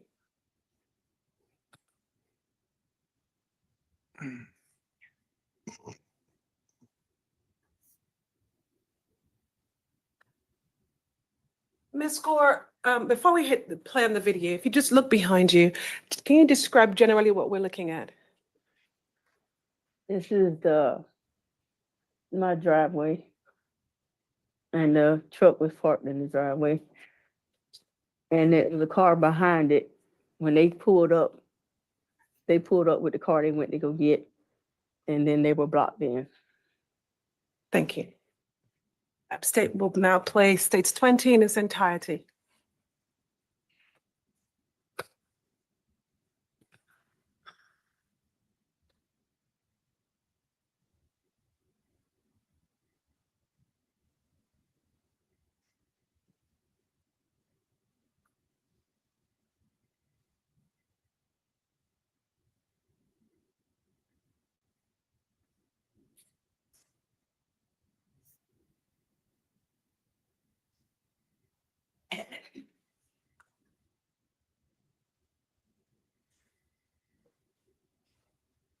And was that the only video of the actual shooting that you captured on your ADT system?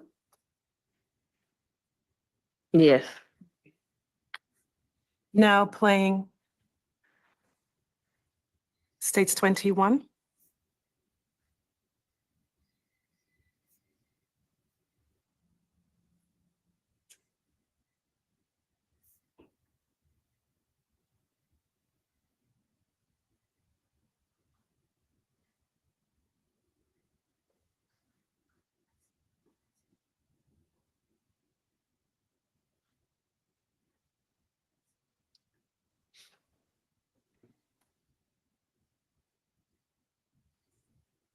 Ms. Gore, looking behind you, in front of you in that monitor, what is happening in this scene? We waited until we thought it was safe. And based on a 911 call, he said to make sure it was safe before we went outside to check on the young man. And my daughter got out there first, Gabrielle. Who, if anyone, do you recognize in that video? My daughter, Gabrielle.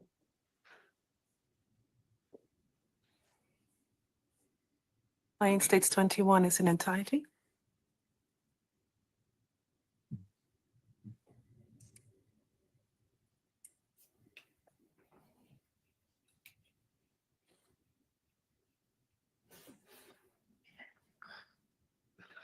So who is doing the yelling? Oh, it must be that little girl right there that was doing the yelling right there. That was who was yelling. Remember she was doing all the yelling? Ms. Gore, when Gabrielle first goes outside and you follow her, who else joins you? My youngest daughter, Winifred. Okay. Thank you, Dave. And now we're moving to States 23.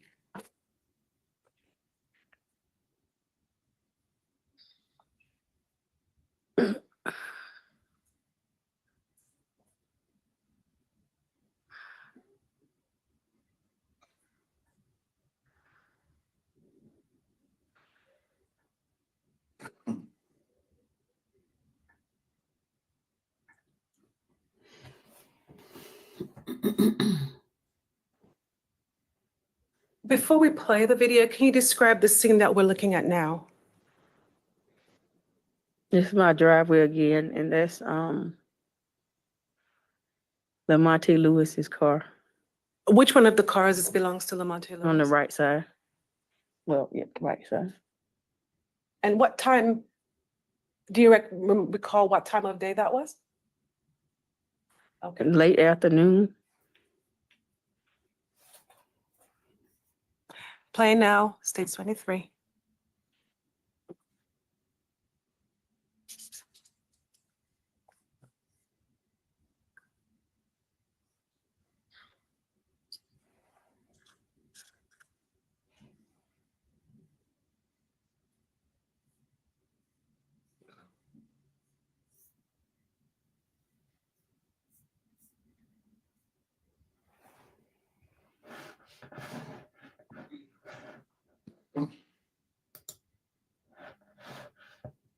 Let's go, what day was this? 28th of March. What year?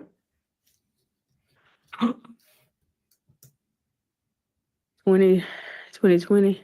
Okay. And What did we observe in that video? He was picking the boys up. Moving up to stage 24.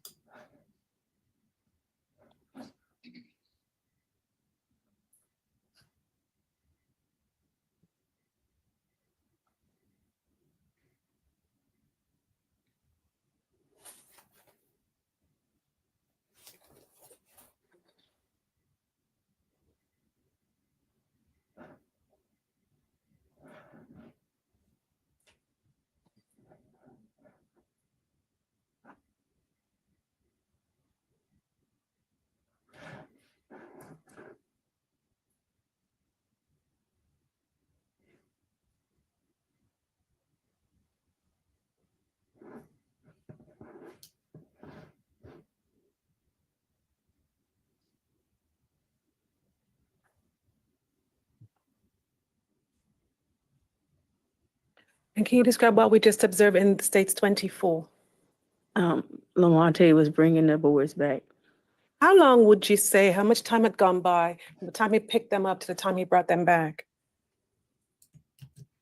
Maybe 3 to 4 hours.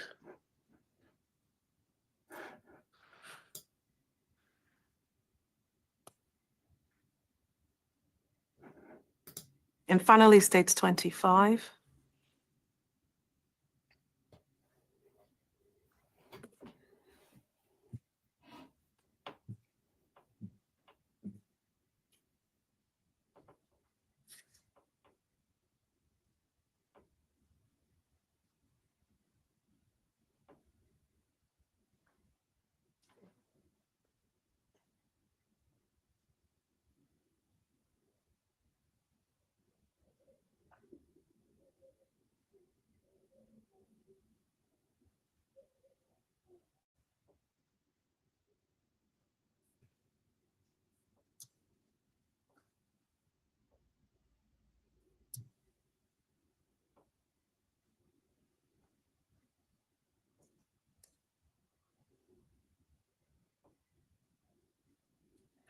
Based on the video that we observed, when the defendant enters his vehicle, does he immediately back away? No. And once you turned off the videos over to law enforcement, what was your additional involvement in the investigation of this case?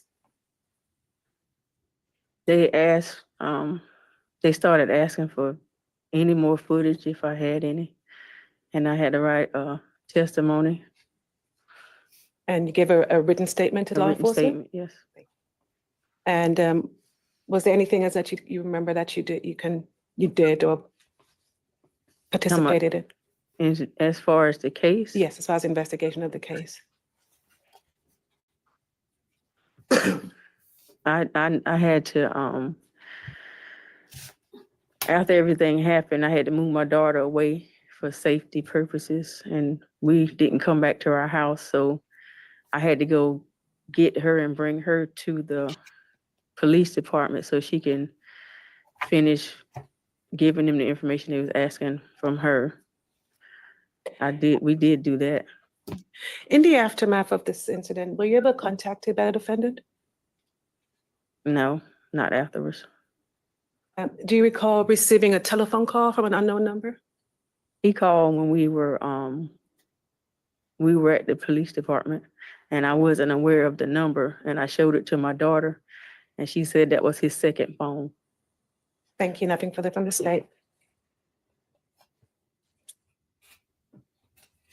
Any cross-examination?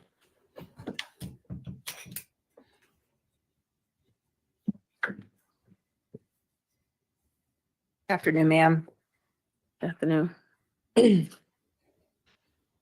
That's a big guy, y'all. Before the break, you and before we watched your 911 or listened to your 911 call, you were asked some questions just about your daughter and Mr. Lewis's relationship. Do you remember that line of questioning? About how they met? Right. Yes. Yep.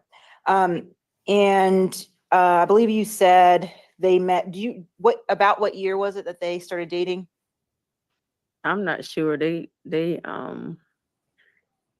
I know his cousins, one of his cousins had lived with us, and then we ended up with the other cousin.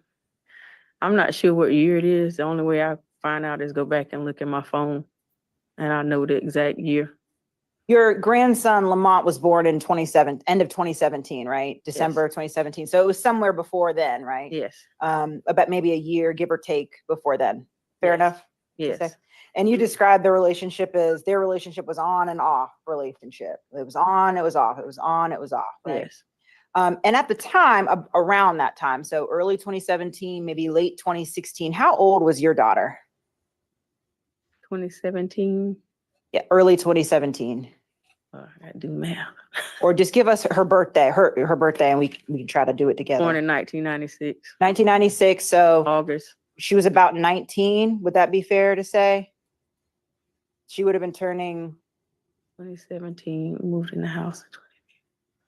in 2016. She would have turned 20. Yeah. Okay. All right. 21. And do you recall about how old Mr. Lewis was around then? They're around the same age because I think their birthday is in the same month. So they were both fairly young at this time when they Yes, started both of dating. them were young. And then you said at some point, you said, I could tell she was done. I think that was a quote that you said. About when was that in your mind?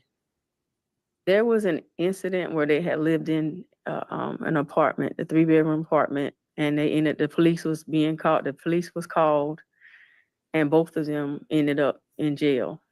And Right. she said she was done then because she said he had lied to her to get her locked up. And she said that that was it because they had got into an altercation.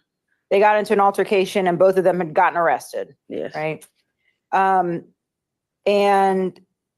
But you said that after that, you believe she was done with him. Yes, as far as relationship wise, but they still had a son together. Right. You get to pull the microphone up. Lean a little closer to the I can sit a microphone. little closer.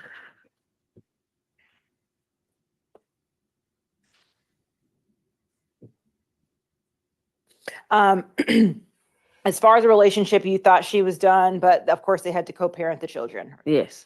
Now I mean, it's fair to say she was young. She was 20, 21. Relationships like these, the on again, off again, it's not uncommon for people to say they're done one day and then the next day they're back together or they're talking, right? That's not uncommon. No, it's not uncommon. And that happened for a few years that you were aware of between the two of them. Yes. And in 2020, early 2020, before this would have happened, or this happened in March of 2020, they were still seeing each other. They were still talking on the phone. They were still texting. Yeah. And they were still intimate. No, I can't speak on that. And I guess my point here is that you're a mom, right? And you love your daughter, of course. And daughters don't tell their moms everything. Is that fair to say? Yes. And she knew, or let me not have you speculate, but did you make it clear how you felt about Mr. Lewis to her at some point? Yes. Right. So she may not have told you or shared with you everything about what they had going on. Right. No, well, yeah.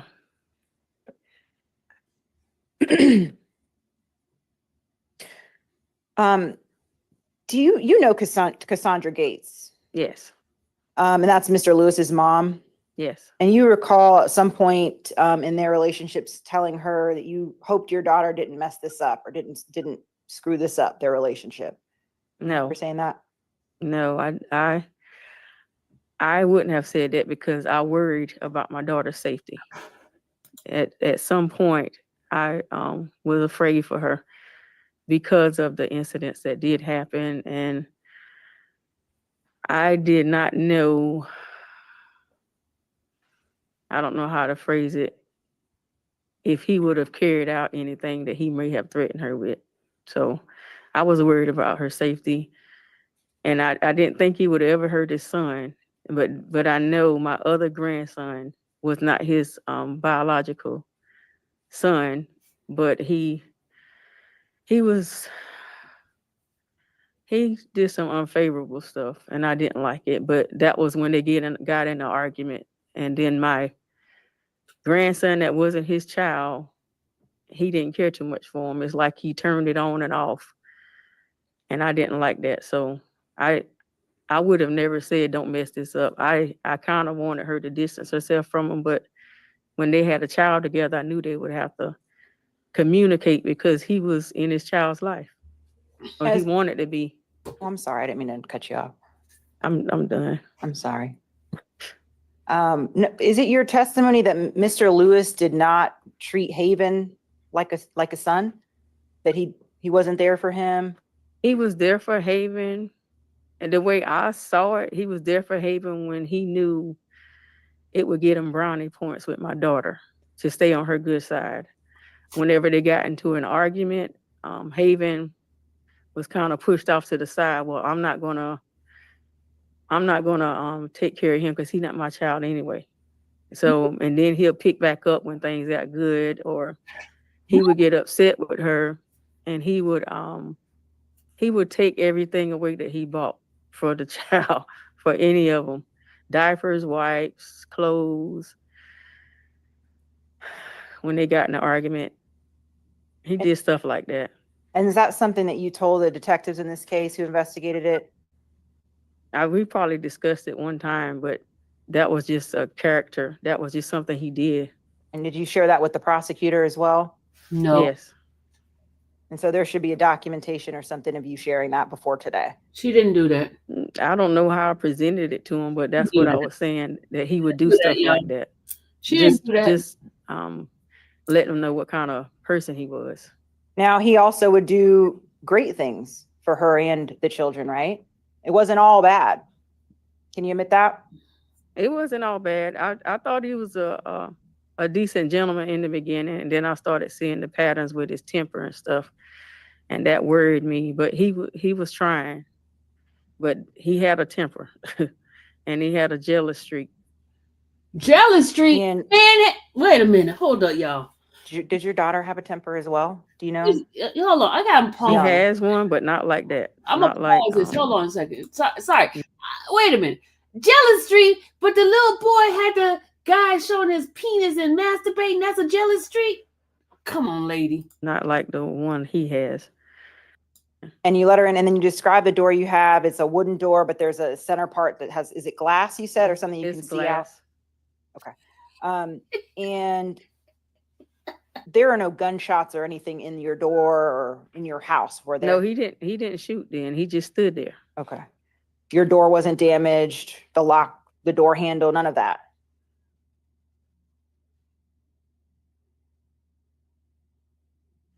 She ain't saying nothing. Why she not saying And then you testified that at some point after this, you moved. Was it you or your daughter or both of you moved from the house for a little while just because you were scared for her safety, right? Yes, we were in different areas. Okay.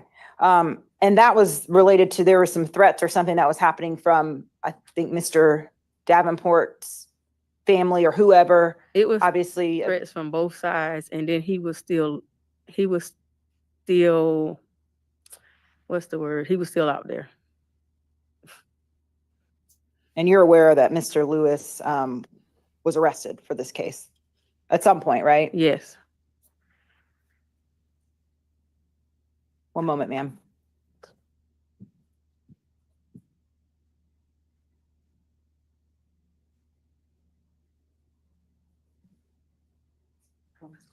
You said, Mr. Lewis, he wasn't beating or kicking on the doors, right? Or the windows of your house? No. Okay. He was just standing there. Standing there. Thank you. That's all I have. Can you redirect on those points? You just standing there? I'm from the state, Your Honor. This witness be excused? Yes, Your Honor. Thank you, ma'am. You can step down. State may call its next witness. State calls Officer Bragg. Rachel, jealousy streak when you see the man ding dong, ding ding, and a yeah, I'm sorry. Common sense will tell you that that's not cool. That's not cool. Has nothing to do with jealousy. You see a man masturbating on your supposedly significant other's phone. I mean, tablet. y'all. I'm sorry. That's not just a jealous streak. That's a. I'm sorry. Oh, how is that jealousy? Y'all would be okay with somebody, the ex of your significant other showing a thing of them masturbating? Name's Avery Bragg. It's Alpha Victor Echo Romeo Yankee Bravo Romeo Alpha Golf Golf. Good afternoon. Good afternoon. Back in March of 2020, where were you employed? City of South Fulton Police Department In what capacity? as a patrol officer. Now, what were some of your duties and responsibilities as a patrol officer? As a patrol officer, is handling 911 calls as they come in and effectively getting a thorough investigation started before we call out supervision and take reports as necessary. And in March of 2020, were you post-certified? Yes, ma'am. Did you complete your mandatory training for that post-certification? Yes, ma'am. I want to direct your attention to March 28th of 2020 at approximately 9 p.m. leading up to 10 p.m. Did you have an occasion to respond to 4660 Diane Drive? Yes, ma'am. And what county is that in? Fulton County. What type of location is this? It is a single family residence. And why did you respond? We got a 911 call for a person shot at the location. So were you one of the initial responding officers? Yes, ma'am. Now, did there come a point in time when you arrived on scene? Yes, ma'am. What did you observe when you arrived on scene?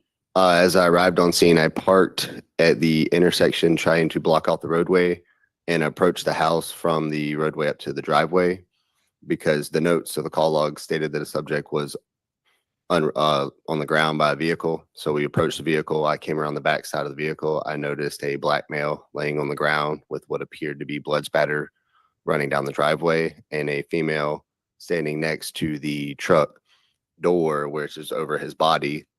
And she said that she had performed CPR.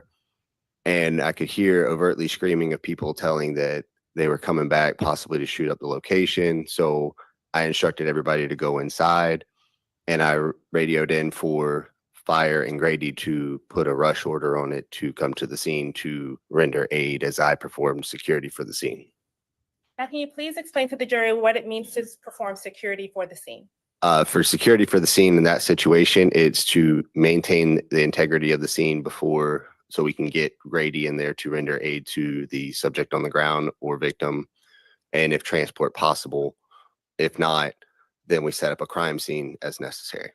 And did you come to learn the name of the person that was on the ground with blood running from their body? Yes, ma'am. What was their name? Jamari Davenport. Now, you said you radioed for EMS, correct? Yes, ma'am. Was CID radioed for?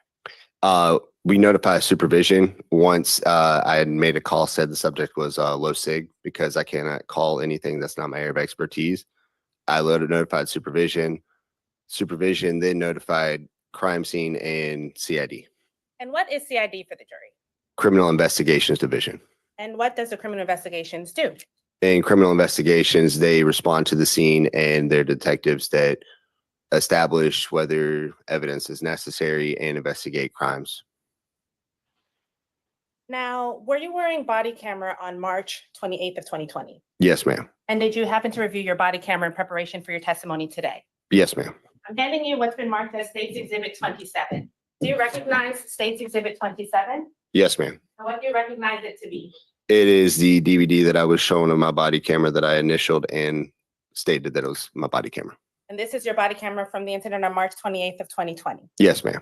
And is it a fair and accurate depiction of that body camera? Yes, ma'am. Has it been altered in any way? No, ma'am. Now, does that body camera have a watermark on it?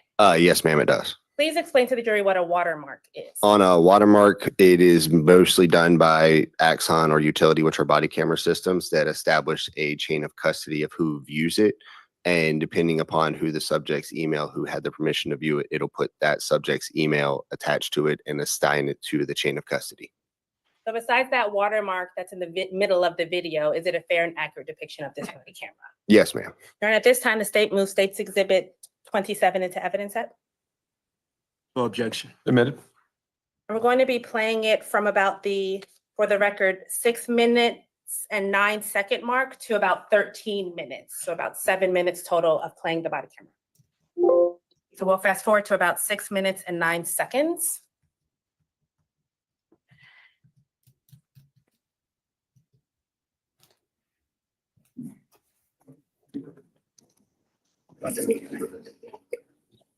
Get up. All right, let's go.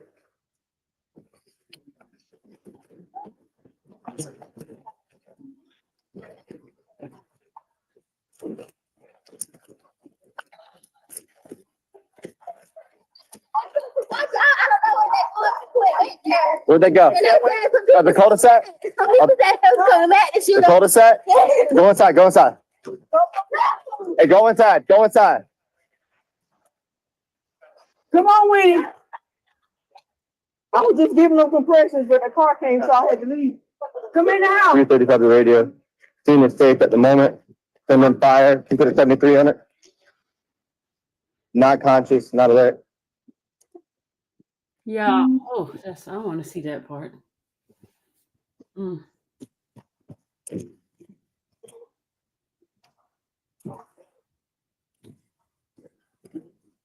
Yeah, they're not even doing anything. They're not even doing anything. He's just standing there with the light. He's not doing it. Oh, Lord Jesus. Ambulance is still not there, y'all. No ambulance is there. This is crazy. This is crazy. No ambulance is there. Remember, this is already 12. Hey, tell him what they said. No ambulance is there yet, y'all.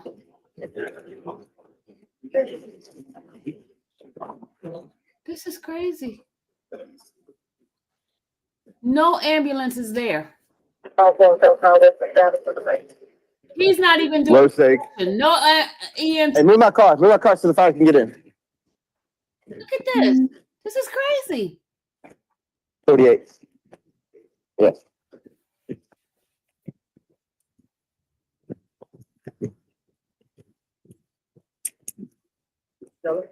No, I said low sake. Because I'm not supervisor. I ain't doing that.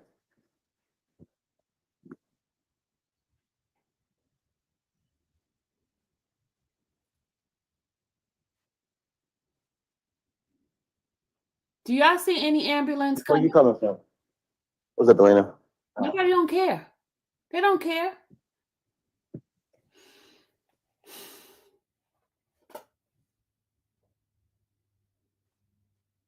You see how this is ridiculous. Fulton County is not the place to live. Fulton County is not the place to live. Look. Lord Jesus, I don't want to. Yeah, this is too graphic. Get the police. Thanks. Start low. Hold on. Start little because that's too graphic. Yeah,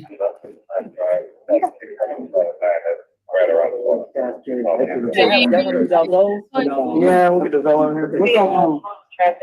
Right. Look at them. They're not even doing anything. There's nobody checking them. Hey, you got monsters under? That's ridiculous. Or kings? Yeah, I got it. Who's on that? Well, Lieutenant Washington was on his way. We did grab the. Yeah. Yeah, look at the head too.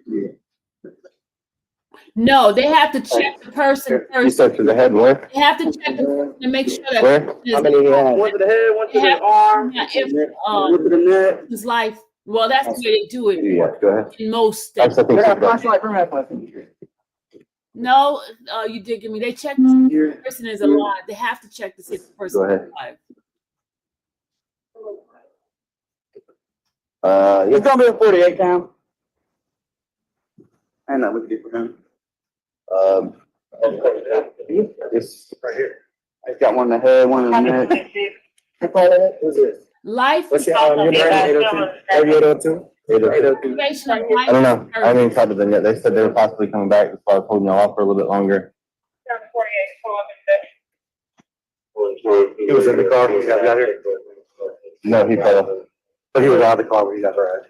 Yes, he fell out on the ground. And she said she was already getting compressions. I got to get her story from that. So, okay. So, probably fell on that day. Code 10, you can resume traffic. All right, I'm not going to argue with you and you digging me. Y'all know it all. Y'all know. Okay.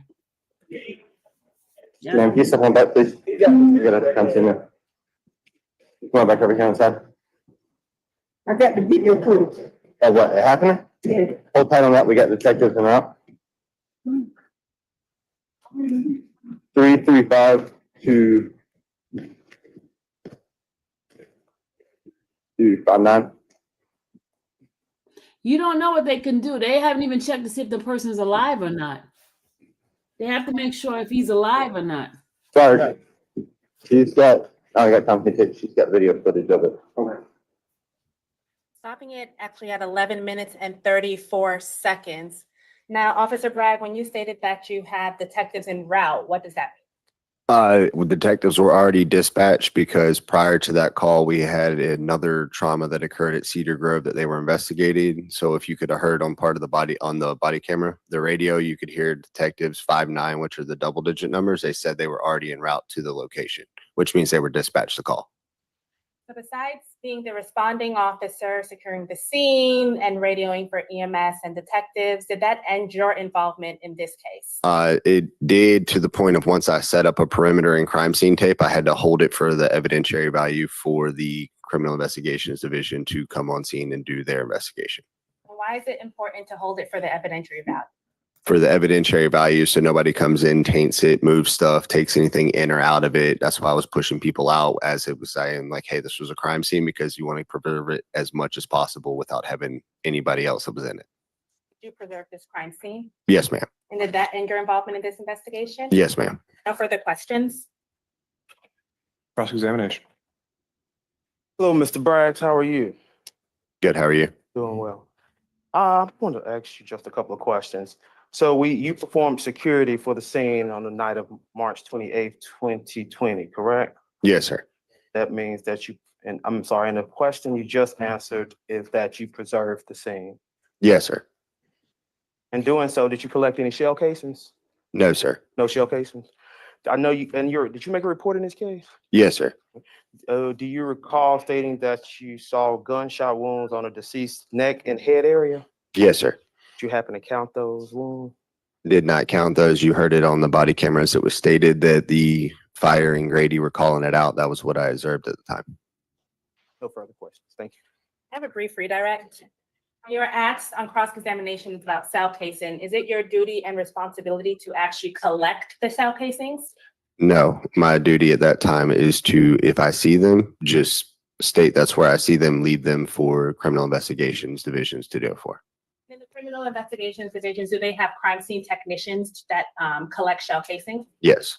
And you were asked questions on cross-examination about counting the wounds. As responding officer, are you a medical professional? No, ma'am. Is that your duty and responsibility to count the wounds on the deceased? No, ma'am.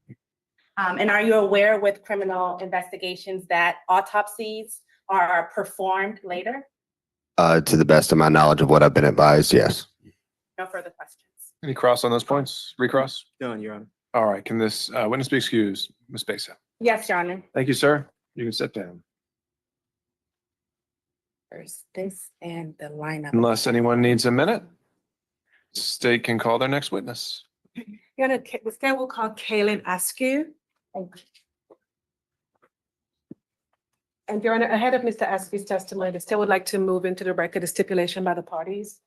As it states as follows, both parties stipulated the following facts: that on March 30th, 2020, Detective Joseph King conducted a photographic lineup with Kaylin Askew. Mr. Kaylin Askew positively identified the defendant, Lamonte Lewis, as position 4, which is the person he saw commit the crime on March 28th, 2020 at 4660 Diane Drive, Atlanta, Georgia, 30349. And that'll be State's Exhibit 29A. The affidavit to the photographic lineup, it states 29, and the photographic lineup states Exhibit 30. And so we're tendering 29 and 30? Yes, Your Honor. All right. And there's no objection to 29 or 30? Objection. And the stipulation as recited by the state is accurate and agreed to? Yeah. Yes, and signed by all parties. All right. I'll take that. I might need to mark that stipulation as an exhibit. You got it marked. Okay. 29A is admitted. All right. You can swear in the witness, please.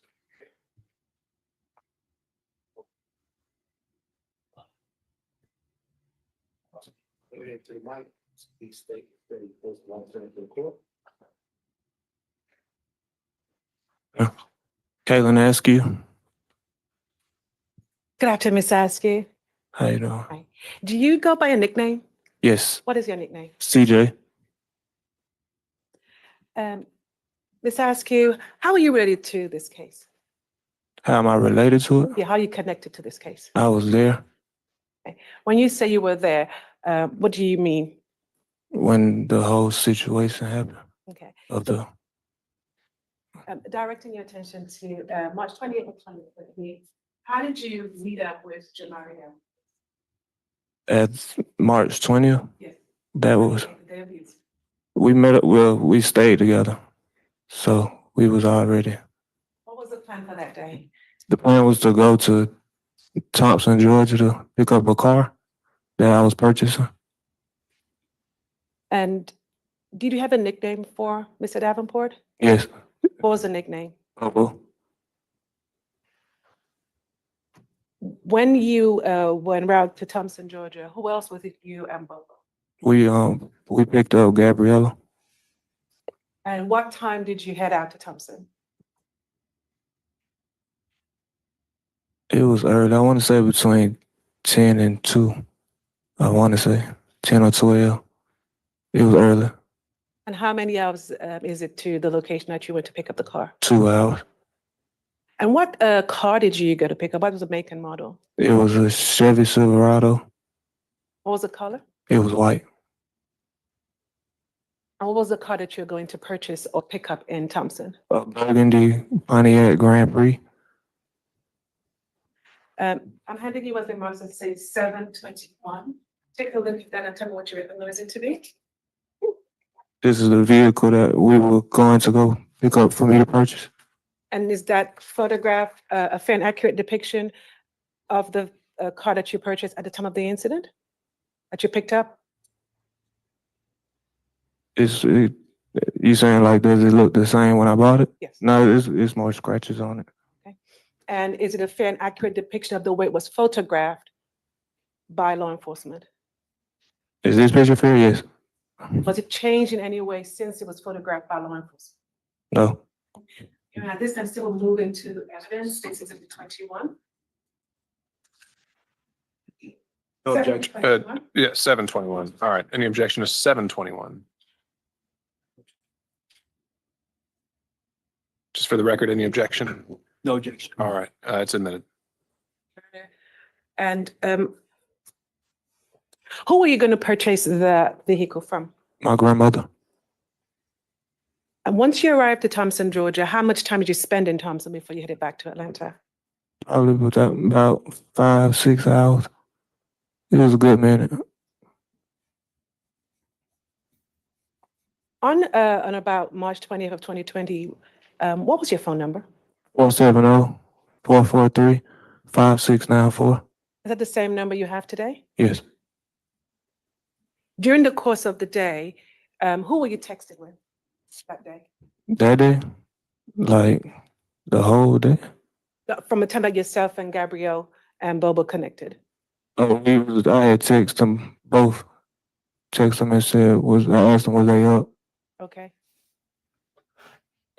And once you picked up the car, did you immediately head back to Georgia after hanging out for a bit? Headed back to Atlanta? No. Atlanta. We stayed up there for a minute. Was it dark by the time you started coming back to Atlanta? Yeah, the sun was going down. How long did it take you to come back down to the city? 2 hours, 2.5 hours. And what was the plan once you made it into the city? The plan was to drop Gabrielle off, and then me and Jamara was gonna go out. Do you know the defendant in this case, Lamonte Lewis? Do I know him? No. Have you seen him before? Once. And what was the circumstance if you've seen him before? It was at a gas station. And can you describe to me that encounter? Who were you with and what happened? Well, I was in the vehicle, and I was with, it was Jamari, Gabriella. It was a group of us, everybody. We was at a Chevron gas station. They had just left Cascade, and we met them up. We met all of our peers at the Chevron. When you said they left Cascade, can you describe the location a little bit more? Cascade skating ring. Okay. And once you got to this gas station after the skating rink, what happened as far as an interaction between the parties? There was no interaction. He came, he was looking around. Nobody interacted with him. Nobody knew him except for Gabrielle. What did you observe Gabby do when she saw him?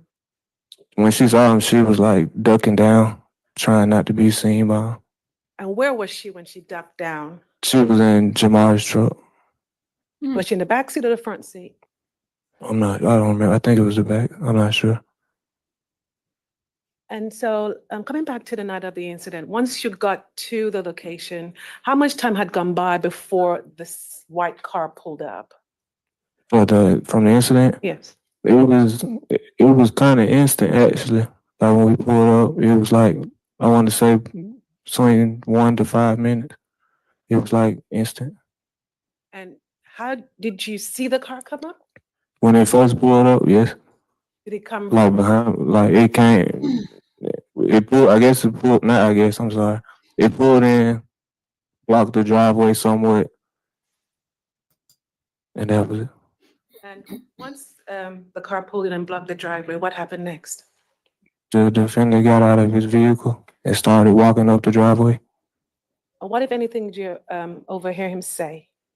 I didn't hear much. What, if anything, did you observe Gabrielle say to him? Gabrielle was trying to go inside. She wasn't trying to really talk to him. What, if anything, did you observe Mr. Davenport say to him? Mr. Davenport didn't say anything to him. Where was Mr. Davenport at all times once as the defendant is walking up towards the truck? He was in his truck. And what happened once he made it up to the truck? He turned towards the passenger side of the truck without a firearm. And he started firing his firearm into the vehicle. You did. Panicked and pulled out of the driveway and drove up the street. What, if anything, did you hit as you were leaving the driveway? I hit his vehicle, the defender's vehicle. And when you pull out the driveway, where did you go? I just went up towards around like the stop sign. And then what did you learn next? That's when I made a phone call to Jamar's brother to let him know what happened during that whole situation. And I came back. Yes, ma'am. Let me back up a little. Before you got to the driveway, were you aware of any tension or difficulty between the defendant and Gabrielle? I know he was calling her phone before we came back from Thompson. Okay. But that was all. It was a regular day. Nobody was upset or anything.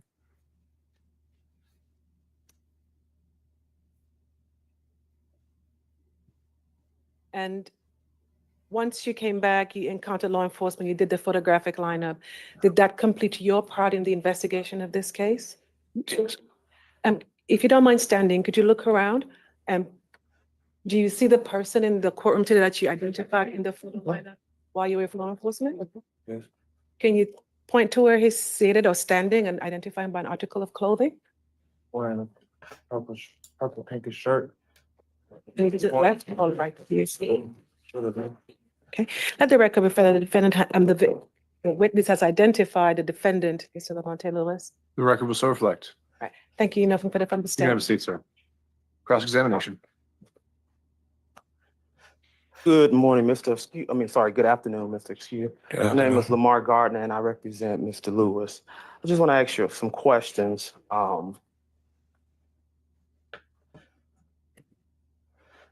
You and Mr. Davenport were cousins, correct? Yes. We called each other cousins. Did you met Gabrielle through Mr. Davenport? Yes. When you met them, did they present themselves as boyfriend and girlfriend? What do you mean? They presented themselves as they were talking. They were talking. Yeah.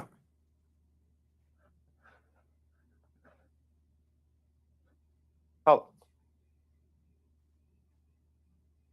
So let's go to March 22nd, 2020, the date of Chevron. Do you remember talking to a Detective King from the South Fulton Police Department about this case?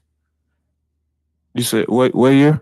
2020, the day of the Chevron incident occurred on March 22nd, 2020. Correct. Do you remember talking to a Detective King after the March 28th, 2020 incident about this case? Yes. So you said at Chevron, it was you, cousin, you, Mr. Davenport, and Gabby, and it was another person. Was it another cousin in the vehicle? Did y'all have another relative in the vehicle? I don't remember. Do you remember who all was in the vehicle the day that you arrived at the Chevron gas station? No. Wait, what do you mean first? I'm sorry. Who was in the vehicle? I remember it was me, Jamari. We drove up there. Gabriella just got into the vehicle when we got there. Do you remember telling Detective King that it was another cousin in the vehicle? I do remember saying something like that. And you said that Mr. Lewis appeared at the gas station in a white Chrysler 300? I don't think it was a right Chrysler. Was it a white car vehicle? It was. I remember he pulled up in a vehicle. I can't remember the color. And so that was your first time that you had ever seen Mr. Lewis? Yes. Do you remember telling Detective King that when Mr. Lewis exited his car that he spoke to you and Mr. Davenport? No, I didn't say he spoke to me. You don't recall telling Detective King that? I remember telling Mr. King that he went into the gas station and gently spoke to the people that were in the gas station, which was Jamari and a couple other people. Were you in the gas station? No, I was in the vehicle. So how did you hear that he had spoke? Jamari told me. Did you know that Mr. Lewis and Gabby were an item? No. Did you know that he was a child's father? Yes.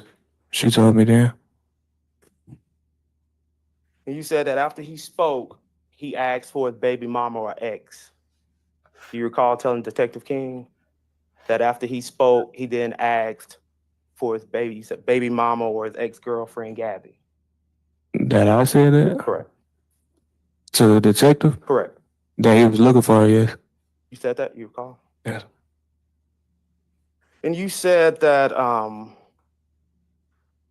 Mr. Lewis and Gabby were arguing inside the store? No, I didn't say that. You didn't tell Detective King that? No. Did you tell him that Mr. Davenport had advised you of what occurred in the gas station? Yes, I said that. And you said you wasn't in the gas station, correct? Correct. Were you in the Silverado truck? Were y'all in the Silverado truck on the 22nd? Yes. So that's the same truck? No, that was a different vehicle. Okay. So what vehicle were y'all in on at the Chevron gas station? It was a blue. I don't think it's called a Silverado. I think it's called an Avalanche. But it wasn't the same vehicle from the 28th? No. So when Mr. Lewis saw you at the gas station, he saw you in an Avalanche and not a Silverado, correct? I'm not sure. He saw Mr. Davenport. No, he saw him in the gas station. No, I'm asking the vehicle. When Mr. Lewis arrived at the vehicle that you were traveling in, you and Mr. Davenport, it was an Avalanche vehicle, correct? Correct. Do you remember telling Detective King that when Mr. Lewis pulled up, that you and Mr. Davenport were still sitting in the vehicle? Yes, at the time we were still in the vehicle.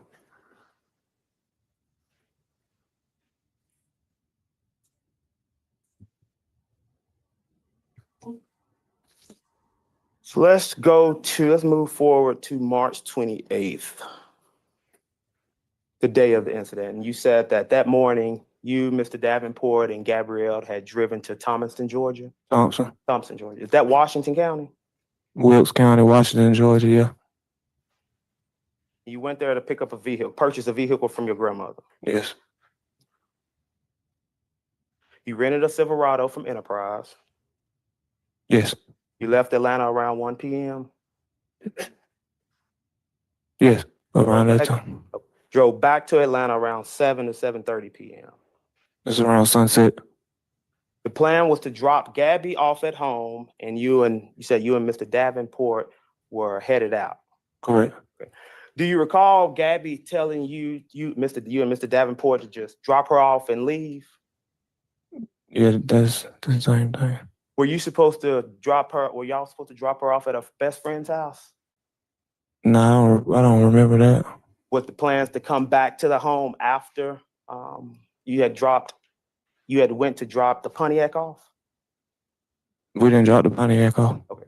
So there was never any plans. Do you recall telling Detective King that the plan was for you to drop the Burgundy Pontiac off because it didn't have insurance? I remember saying that, yes, but we didn't do that. Okay. Okay, so let's get back to driving back to Atlanta. So you drove back to Atlanta around 7:30, correct? Yes. So we go to Gabby's mom's house. Y'all drop her off, and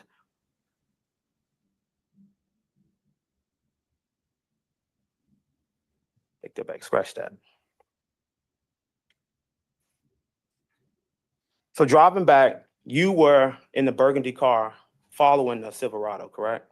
It was back and forth. Back and forth. What do you mean back and forth? Like, I was in front at the beginning, and then the Silverado. Well, let me ask a better question. You were in a different vehicle, separate vehicle from Gabrielle and Mr. Davenport, correct? Yes. Okay. So you don't know if Lamonte ever Mr. Lewis ever called Gabby on the way back from Thompson, Georgia, correct? In the vehicle, no. But at the beginning, before we headed back to Atlanta, yes. And you said that at the time that he was calling, she didn't seem to be upset. No.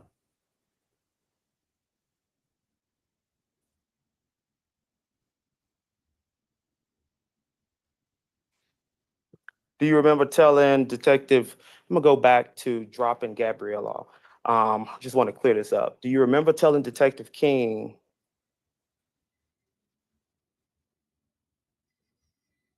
that you were supposed to drop Gabby off without pulling in the driveway and leave right after?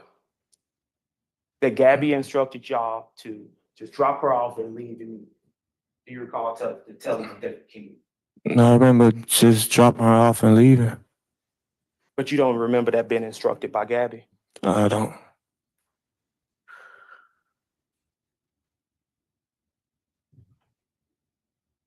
So you're parked in the driveway on the right side behind the Silverado truck, correct? Not Slanted to it. but to the right of it. Yes. And so Mr. Lewis pulls up right after, right? Yes. About how long did he pull up? How long was it that he pulled up after you had landed at the Diana Drive address? About a minute. And so he gets out the vehicle.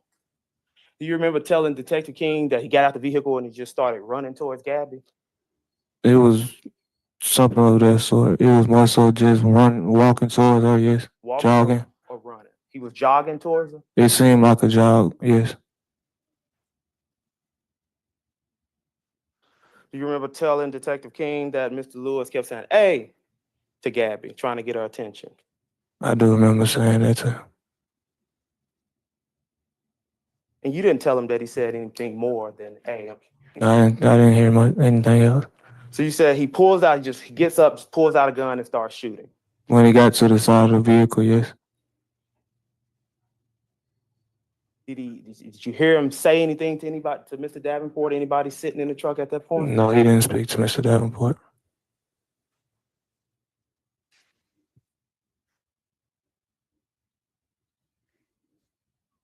On that night, let me ask you this.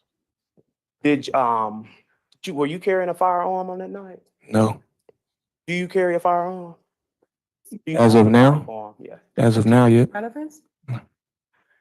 Your Honor, I'm building up. We have, you may?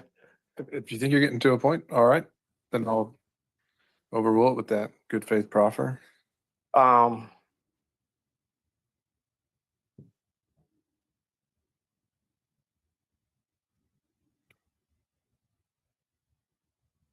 Okay, so at the time shooting occurred, he pulled out the driveway, correct? Yes, I backed up. Stay there the entire time? What you mean? Well, I'm sorry, do you remember stating to Detective King that you watched him empty a clip? You watched Mr. Lewis? I told the detective that. Okay. It was something to that effect. And you stated on direct examination that you pulled out and you went to the stop sign, correct? Yes, And then you came back afterwards? yes.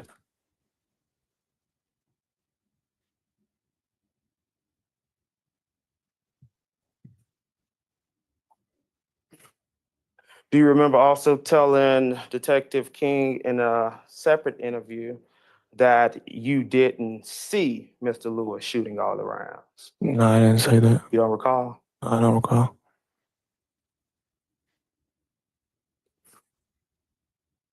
And you never mentioned to Detective King that Mr. Lewis was calling and texting Gabby the entire time or on the way to Thompson, Georgia, correct? I said that he was calling and texting her while we was down there before we left to go back to Atlanta. Oh, you told him that? I told the detective that.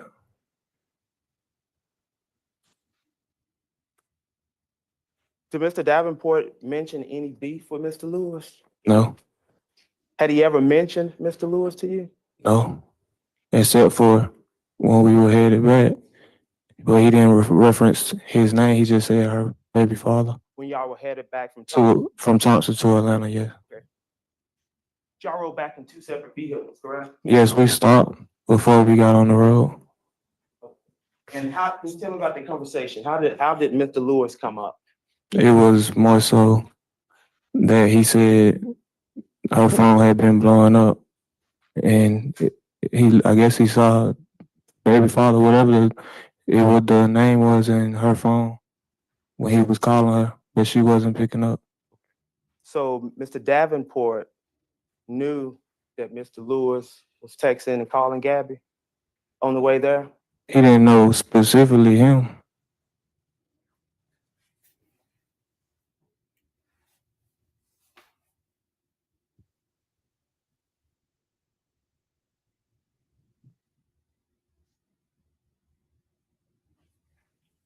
Have the court's indulgence.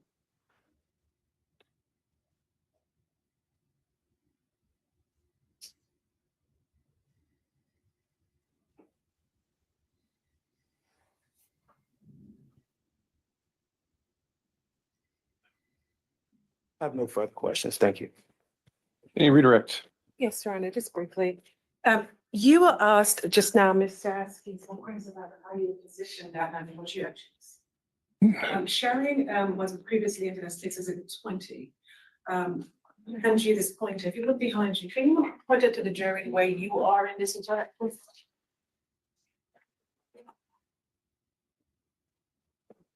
And that you're in that Pontiac? Yes. And the record reflect that the witness has identified himself being in the Pontiac car just behind the Chevy truck as the defendant, Lamonte Lewis, is walking up towards the truck. And was there anything that obstructed your vision or your line of sight that night? When the incident happened, no. You could clearly see everything in front of you. Yes. Right. Playing 6, Exhibit 20.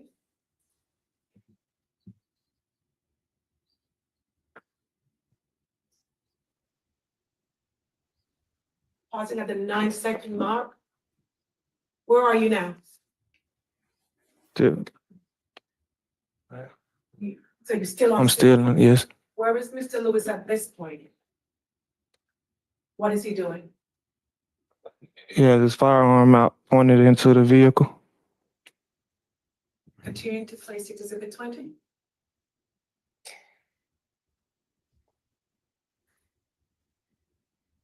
Pausing at 17 seconds.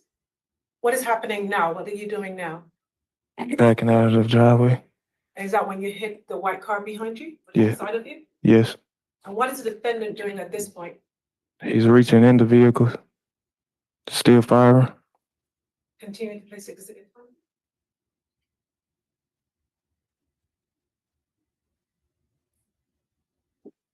At the end of this interaction, I'd say at 26 seconds, are you now still on scene? No. But you were able to see before you left that he clearly had discharged his firearm. Yes. Thank you. Now he's gonna come stay. Can you recross on those points? Can we pull that video back up just the first part of it?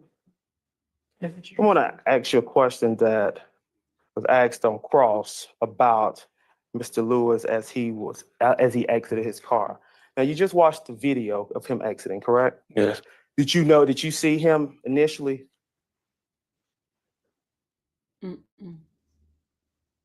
Yeah. Mr. Lewis, is he walking or running? He's walking. No further questions. All right, can this witness be excused? Yes, Your Honor. Thank you, sir. You can step down.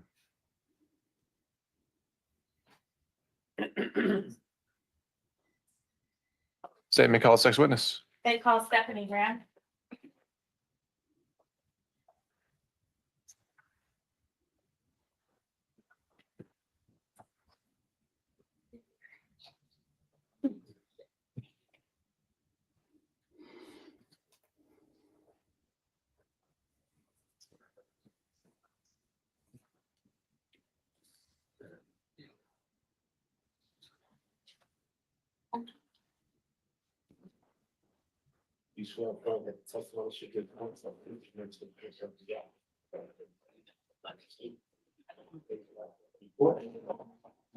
My name is Stephanie Graham. That's spelled Stephanie. Last name Graham, Graham. And where do you currently work? I am currently freelance in the tech industry. Back in March of 2020, where did you work? I worked with the City of South Fulton Police Department. What unit? I was in the crime scene unit. What was your duties and responsibilities? As a crime scene technician, it's my job to essentially document the scene as it was that day. That can include pictures, 3D renderings, video, all kinds of things. Now, did you ever respond to the actual incident location on March 28th of 2020? I did not know. Now, I want to direct your attention to March 30th of 2020. Did you happen to respond to 4660 Diane Drive? I did, yes. And what county is that in? That's in Fulton County. Why did you respond to that location? I was asked to respond by the lead detective, Detective Nikita Moss, What were you asked to do? to document a vehicle there. And did you document that vehicle? Yes, ma'am. I took photographs of all angles and focused in on the front driver panel, which Detective Moss had indicated was important. I want to hand you State's Exhibit 721 to 733. State's Exhibit 721 is already in evidence. Can you please look at State's Exhibit 721 through 733? Recognize those photos. Yes, these are the photos that I took that day. And when you say that day, you mean March 30th of 2020? Yes, ma'am. Are they a fair and accurate depiction of the photographs that you took? They are. And at this time, the state moves to enter State's Exhibit 721 to 733. No objection. Committed. At this time, the state is going to publish a few of them, first starting with 721. Can you please look at 721 and tell the jury what you see?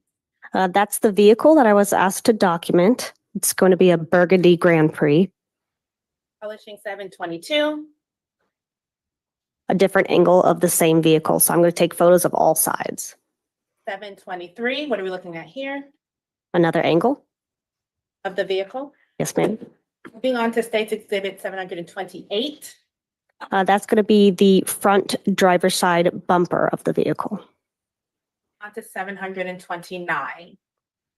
I'm focusing in on the white transfer paint on that bumper. That's going to indicate that the vehicle came in contact with something that was white, and that paint was left and transferred onto that burgundy vehicle. Now, besides photographing this vehicle on March 30th of 2020, did that end your involvement in this? That did end my involvement. No further questions for this witness? Can this witness be excused?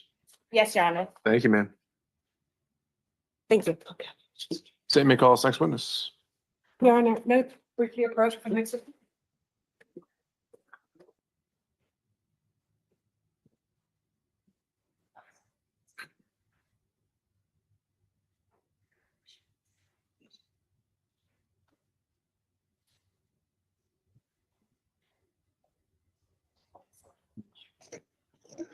Our members of the jury, we're just going to hold in place for a few moments here while we line up the next witness. So if anyone needs to step out, this is a fine time. We can take a break or we can just stay here. So.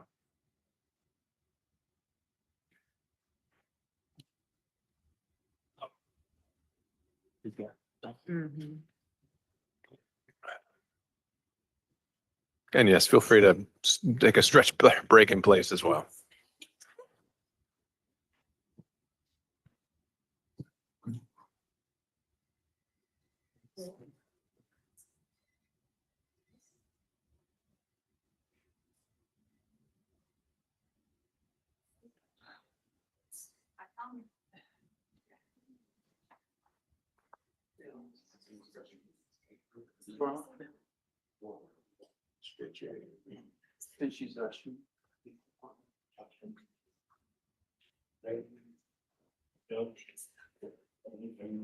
Okay, let's step out. We'll take 5.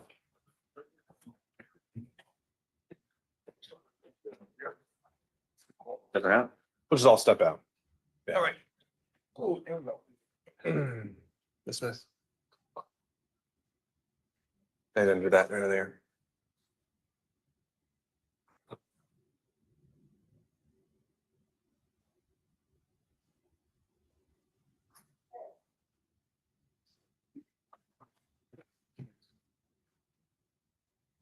It's clear.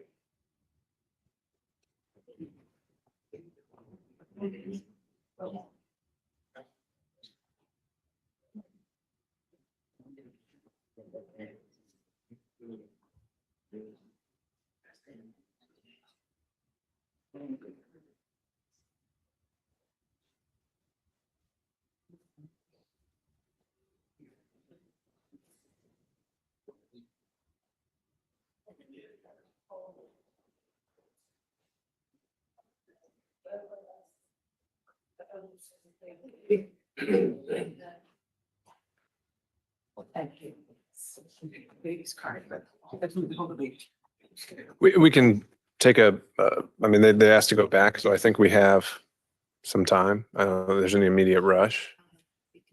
Say to get 2 witnesses. This is Ms. Gore? That's Ms. Gore. Okay, And would have 1 other witness after her for the day. okay. Well, if it's Possible. okay with the parties, maybe I can discuss logistics while she's here, or would you prefer to step out? Okay, all right. Well, just since we have this downtime here for a minute. You know, on the record? Okay. And this, I don't know if we necessarily need to be on the record. I'll double check here.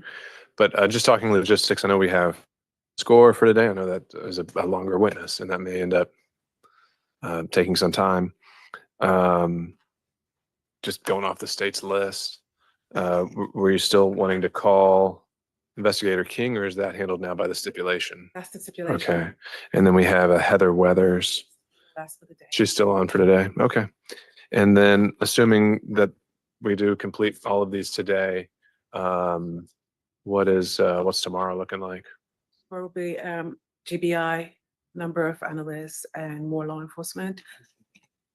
Also the medical examiner. Okay. All right. And, you know, state knows its case and how many exhibits there are. And so does the state believe it's on track to rest tomorrow at some point? Not sure yet, Your Honor. Okay.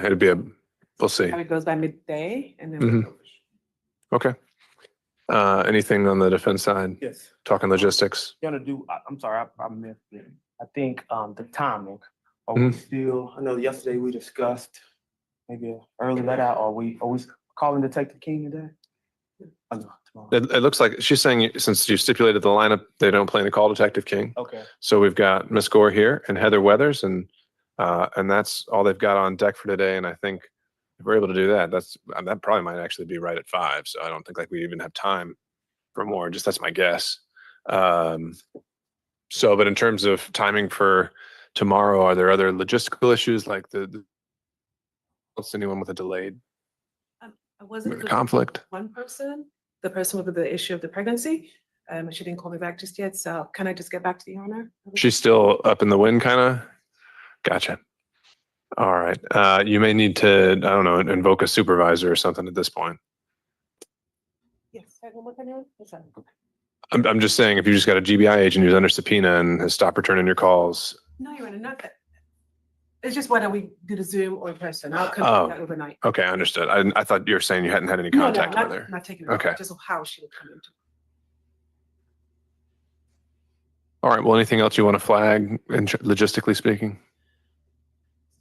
Okay. Oh, yes, I'm so sorry. There we have it. My crime scene tech is also testifying in another courtroom, courtroom 7F. And so I don't know if it'll be done today, it'll be tomorrow. So I was going to check on that a little later. Is this Miss Weathers or is this somebody else? The Eric Green, he was on for tomorrow. Okay. But he's All right. And I don't know who's in 7F. Judge Cox. Cox is in 7F. Okay. And do you know, do they have any idea?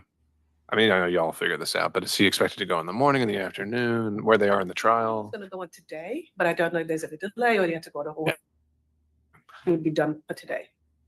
All right. Well, it sounds like we'd have enough witnesses tomorrow to be flexible and adjust and work them in where we can. Yes, sir. All right. Thanks for moving. Yeah.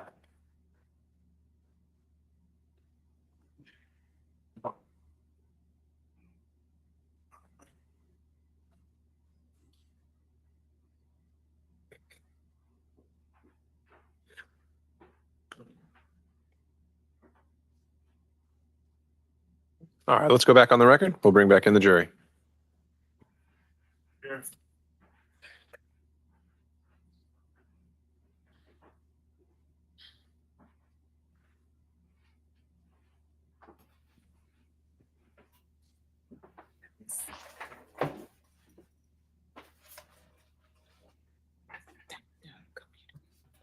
You're putting this from your desktop. No.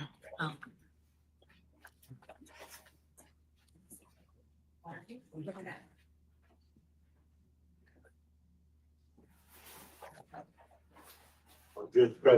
Thank you, Deputy Scott. Everyone, please be seated. State may call its next witness. Your Honor, the state will call Gabrielle Gore.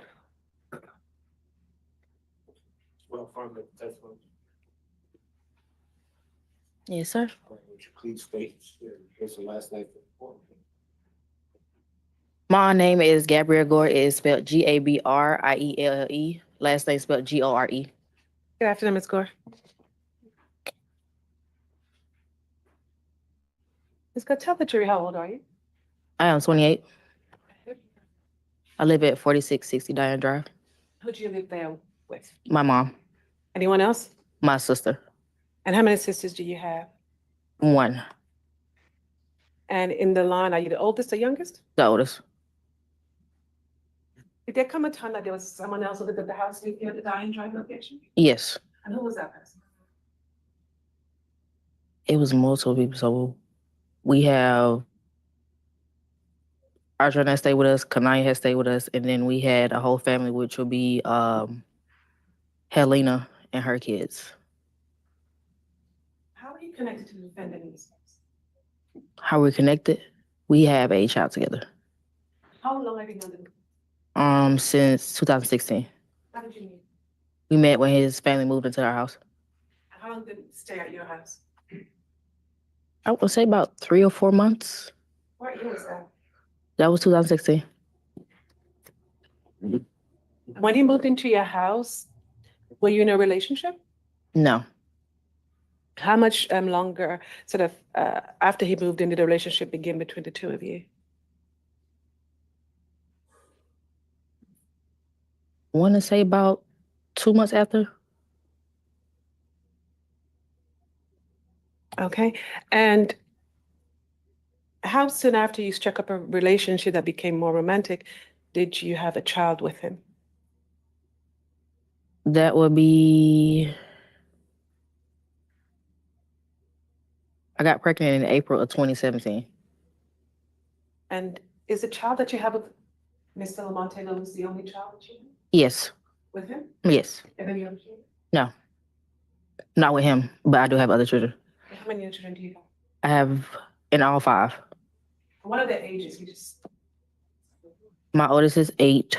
Our kid is 7. Then I have a 2-year-old, a 1-year-old, and a 5-week-old.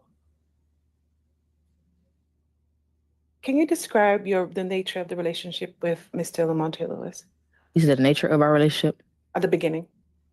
The beginning, we would just see each other from his family moving into the house. And after that, he asked me to go out with him to a restaurant that's in downtown. After that, we started seeing each other more often, and then it became romantic. And then we ended up having a child together. And then after that, going down the line, we eventually moved into a 3-bedroom. Going down the line, we parted ways. Then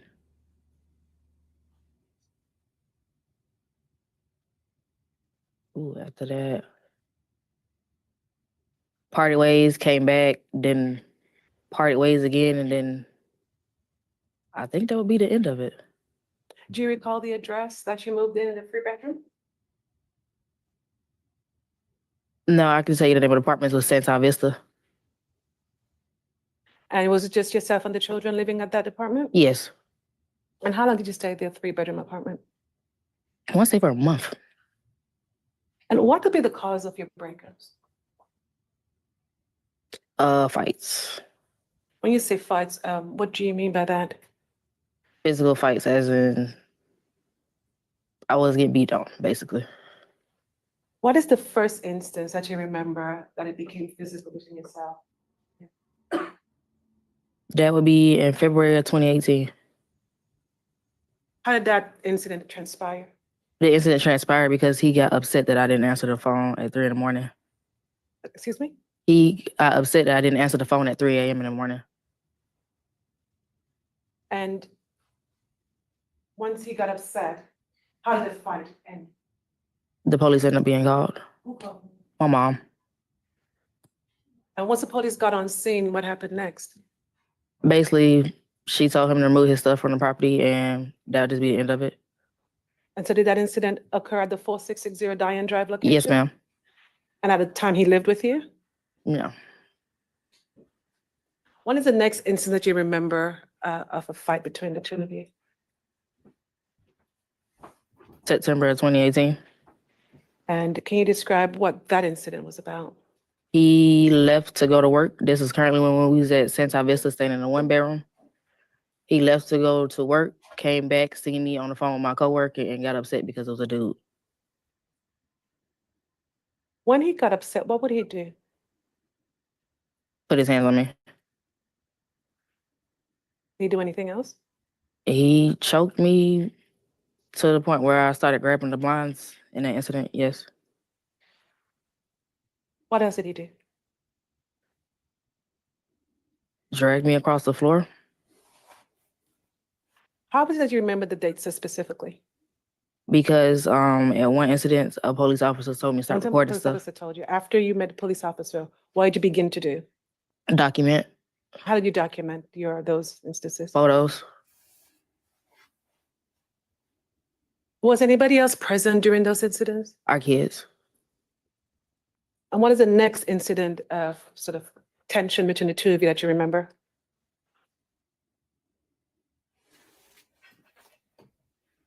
It was an April incident. I don't know if it was in 2019 or 2018. And who was present in the April incident? Our kids, him and his mom.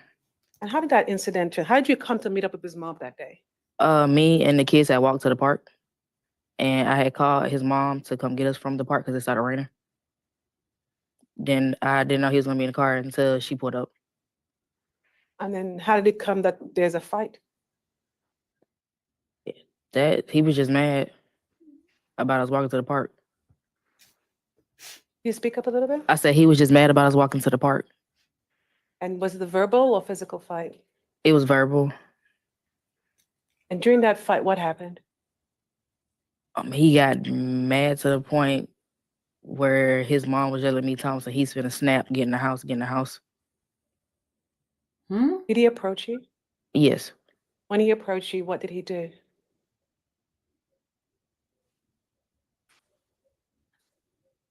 Just yelled, kept calling me a bunch of B words and just yelling. Did he have anything in his hands? Yes, it's good. I'm showing you what is evidence in States Exhibit 2. Play it. Publish it. Publish it. Gabrielle, you look in front of you or the screen behind you. Is that the incident you just described of April 19 of 2019? Yes. And can you tell me who you see in the video, who you recognize? I see myself, my son Haven, our son Lamont, his mom Cassandra Gates, and Lamonte Lewis. And can you point out where you are in this video? At the door, trying to open the door with my keys, And where is Lamonte? being pushed away by his mom.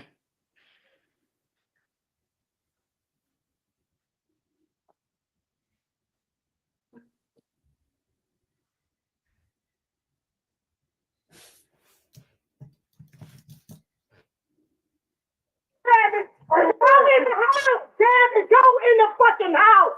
You hard-headed, girl! You hard-headed! And move your baby is right. You don't care about this.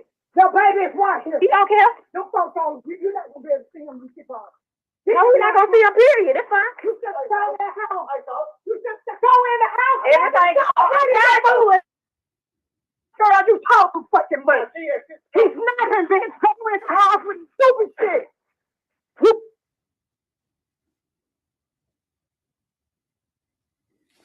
After the April 29 incident, did you remain with the defendant? It was kind of on and off after that. The person that you identified as Lamonte Lewis in the video, if you could stand up and look around, do you see that person in court today? Yes. Can you identify him by an article of clothing and point it to where he's seated? He's sitting over there. Our ticket clothes he has on is a blazer and a purple button down, lavender button down. Is he to the right or the left of you? He's to the left. And when you break up, how is it that you would then reconcile, get back together? We were reconciled for the kids. Anytime we broke off, we always end up back together doing something for the kids. Was there a time that you took therapy together? Yes. Why did you do that? Because after so many periods of the abuse and whatnot, I said something's gotta give. I said, so, and we went to see a therapist. The therapist suggested that he need to go to sessions himself. Debbie, do you recall an incident that occurred at Cascade Skating Rink?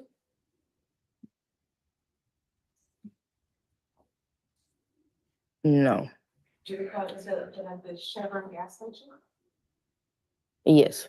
And can you describe who were at the Chevron gas station? It was me, Kanaya, a couple folks that skate, Jamari and CJ. Who's Jamari? He would be known as Bobo. And how were you connected to Jamari? We was real good friends. When did you and Jamari become more than good friends? I'm gonna say in January of 2020. How long had you known him in January of by January of 2020? Probably about 3 months, 3 to 4 months. And how did that relationship develop?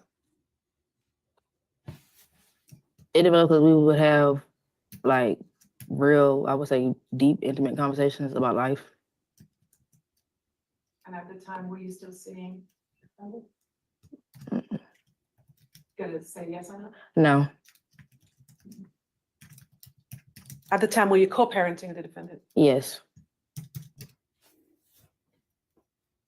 Was the defendant and the Jamari, they know each other? Were they friends? No. And at the gas station, what happened while you were there between the defendant and Jamari? The defendant pulled up to the gas station. I hid in the back of the blue Avalanche, which would be Jamari's car. And he went into the gas station. Nothing expired. He went in the gas station looking for me and came out. Went and looked in the Altima that we were driving at the time with Kanaya. Didn't see me and he left. Why did you hide? He was looking for me. Why was he looking for you? Don't know.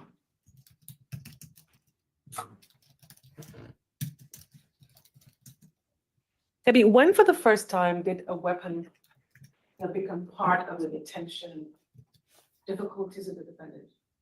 The April incident. And when was the next time that a gun was involved, one way or the other?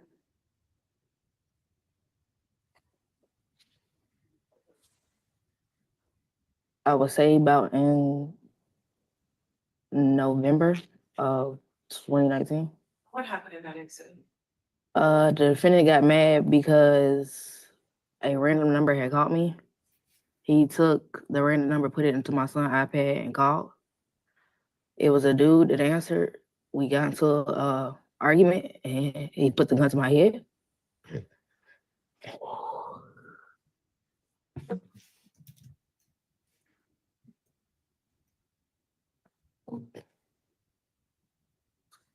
What was it around that incident? Our kids. The kids came out the room. He acted like nothing ever happened. Was his mother ever present for one of those incidents? No, she was only present for the April incident.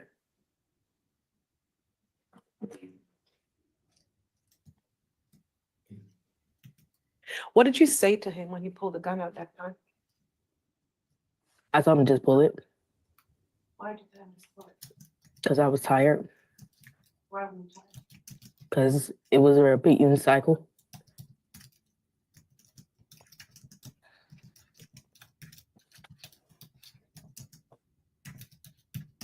When did you move back home to 4660 Diane Drive? After the January the 3rd incident, What was that incident about? we got into a argument because I had called his brother a name while they was on the game, and he didn't like it Why did you call his brother a name? because he had put his baby mama and his son out the house. What, he didn't like the fact, so what did he do? Started yelling at me and basically beating on me. Why did you do that? I just let it happen because I was told the last time if I was to defend myself, I could end up in jail. Was there a time that you called for help and you were arrested? That would be the January 3rd incident.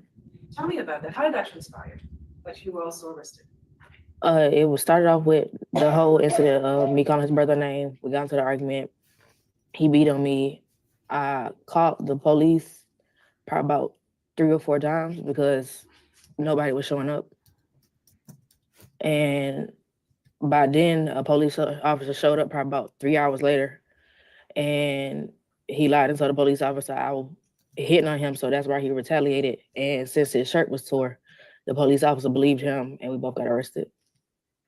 Did you stay with him after that? No, Did you ma'am. reconcile that message? Was that the last situation for you? That was the last situation. And did you make it clear to the defendant that you were done with the relationship at that point? I didn't make it clear to him till the end of that year.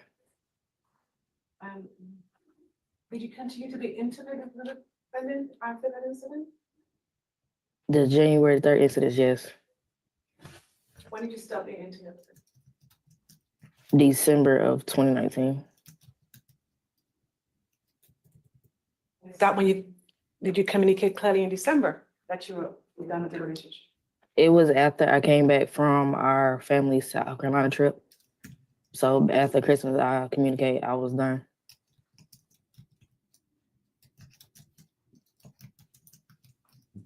How did he take that?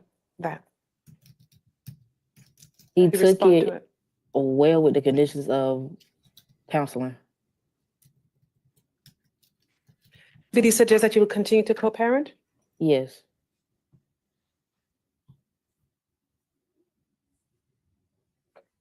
Let's talk about March 28th. How is it that you and CJ and Jamari connected? The day before, I was talking to CJ about being down about my dad passing away. He was like, "Oh, we could plan something the next day." We was supposed to go bowling, but we ended up going to pick up his car Where did you go to pick up the car? in Thompson. We speaking to the mic, please. Thank you. In Thompson, Georgia. And what time did you set out for Thompson? I would say about 11 or 12. It was in the morning. It was early, late morning. And how did you drive to Thompson, Georgia? We drove in the truck, the white Silverado. Who was driving? CJ. And how long did you spend in Thompson before you came back down? Probably about 2 or 3 hours. And in that time, what, if any, communication did you have with the defendant? He was calling my phone, talking about he wanted to take the kids to a birthday party. And I was telling him mom had him. He kept asking me where I was at. What did you tell him? I told him I was in Thompson, Georgia. Who did you tell him you were with? My brother. Why did you tell him you were with your brother? Because I looked to CJ like a brother. And you didn't make any mention of Jamari? Mm-mm. Or any inferences to Jamari? No. Why is that? I didn't feel like it was relevant to him for him to know. And did he just call you, or did he do something else to try to make contact with you? He called me, FaceTimed me, messaged me on Instagram. He messaged me from my son's tablet. That's about it.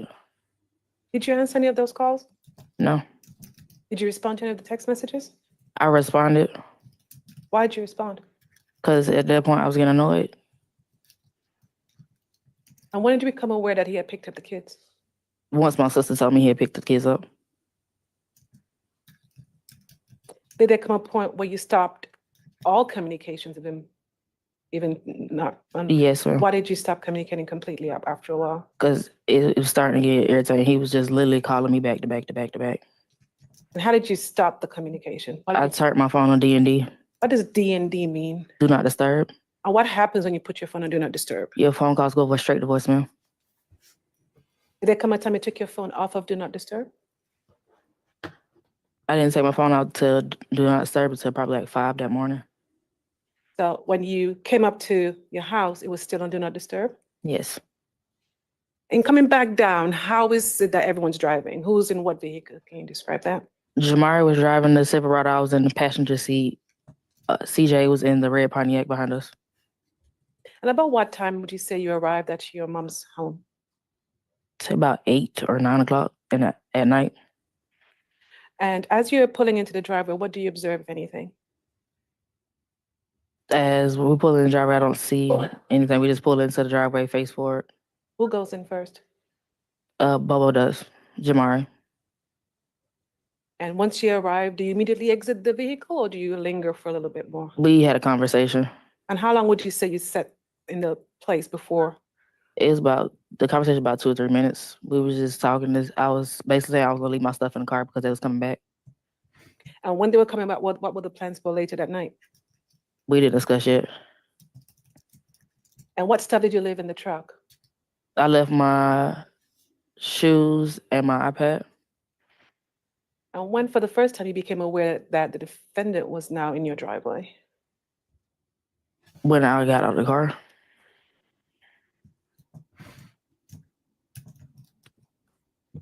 When you got out of the car, what did you first observe? The defendant walking up the driveway. What did he say to you, if anything? That I do not recall. Did you say anything to him? No. Did he say anything to CJ? No. What was the first thing you observed him do? Walk up to the car. I'm showing you what's been previously tendered as Stakes Exhibit 20. Can you look in front of you or behind you and point out where you are in that portion of the video? Getting out of the car. Are you getting out on the left side or the right side? It would be the right side of the vehicle. Is that the passenger side? Yes. I'm playing now, States Exhibit 20.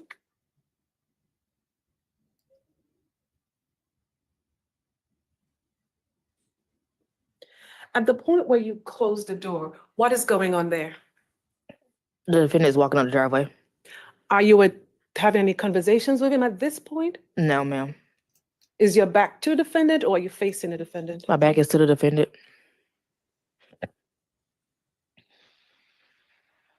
At that point, does he say anything to you? No, ma'am. Does he call out to you? I don't remember if he did. Do you recall what he was wearing? The white T-shirt.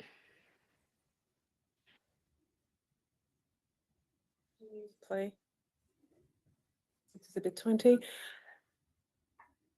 Gabrielle, at this point, where are you on the scene? I'm in the middle of my pathway So of you- the walkway. Okay. And if you had to estimate, how far is it from the walkway to the door of the passenger side? Probably like a few feet. And could you still see what was going on? Yes.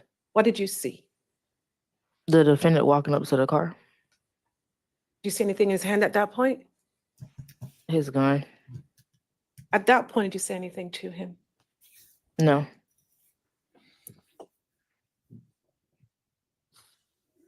Continue the video from 8 seconds. Stopping the video at 11 seconds. Gabby, at this point, where are you on that scene? On my pathway. And what did you observe?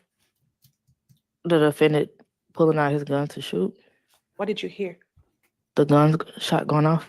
How many times do you hear the gun go off? More than 7.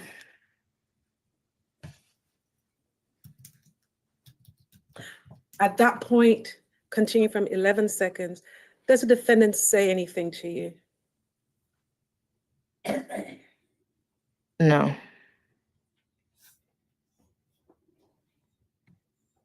What do you then observe the defendant do? Shoot into the truck. Where are you at that point? Still on the pathway screaming. At that point, you're screaming? What are you screaming? Stop. What, if anything, does he say to you then? He's still shooting the car. He doesn't say anything yet. Continue from 17 seconds.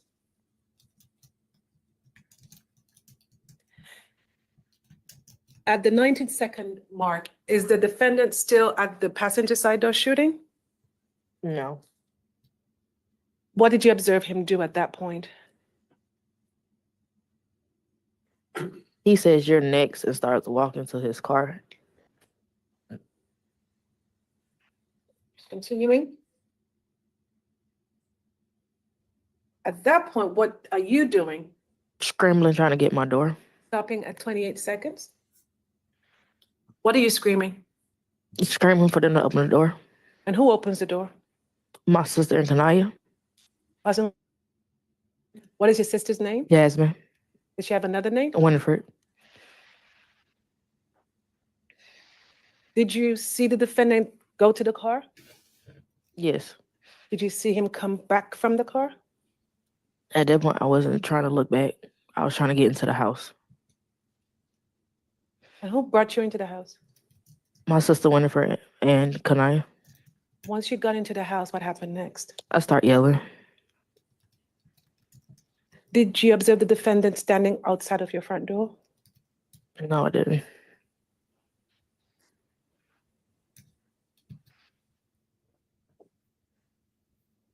Who calls 911? My mom. And while your mom is calling 911, what are you doing? Trying to get back outside. Why did you want to go back outside? To check on Jamari. Did you ultimately go outside? Yes. Do you need a minute?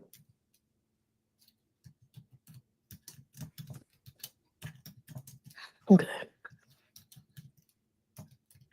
When you ultimately went outside, what did you observe? Jamari laying flat on his face. Who turned him over? Me and my mom. Why? Because the 911 operator performed CPR. And you tried to perform CPR? Yes. Did it work? Once I seen the blood come out his mouth, I just started screaming. While you were on scene, did anyone else come to the scene? My sister came outside, which would be Winifred. The neighbor was yelling from across the yard, trying to get us to calm down. And then Joe would be Kanaya's friend. He pulled up, and we ran back in the house thinking the defendant had pulled back up to the house. What color was his car? It was white. And once you got back to the house, how long after did the law enforcement show up to the scene? Probably about 10 minutes later.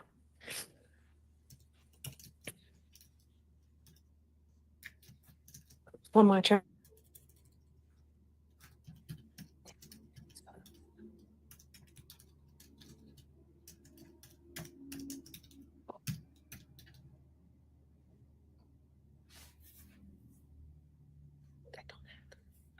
Okay.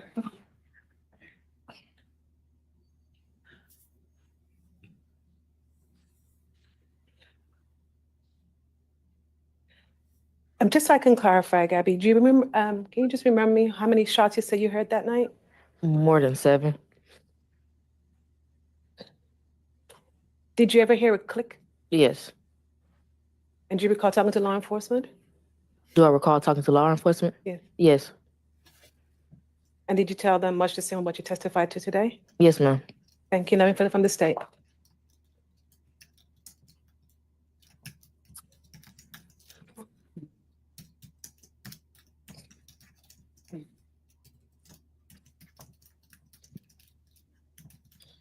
Good afternoon, ma'am.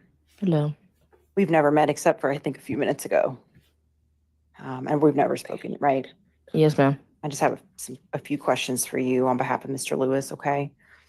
Now, direct that you and Mr. Lewis met somewhere like 2016-ish, give or take, and you started dating around then. Yes, ma'am. And at that time, you were about 20, 19 or 20? Yes, ma'am. Okay, and he was about your age or? He's a year older than me. A year older, okay. So he would have been maybe 20, 21, and you were about 19, 20.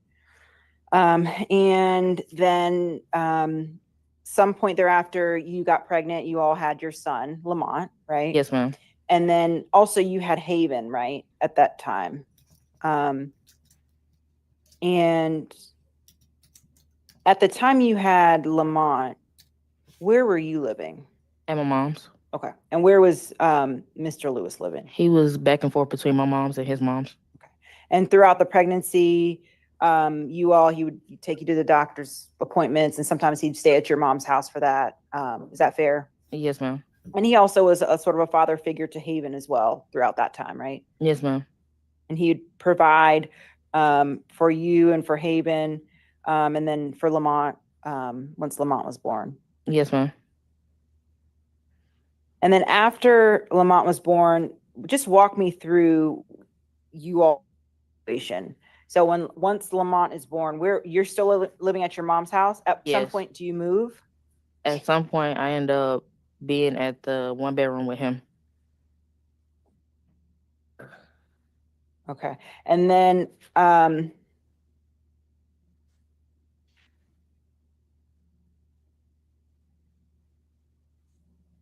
one second. Okay. So you're in the 1-bedroom with him and the boys are with you all? Yes. And then at some point, do you move into the 3-bedroom right after that? Is that when you guys move to the 3-bedroom? Eventually, yes. Okay. And some of the instances you just told us about where you two, the time you got arrested or the time where you said that he was beating up on you, that was during the time that you're living in the apartment? Yes. About how long were you all living together in those 2 apartments?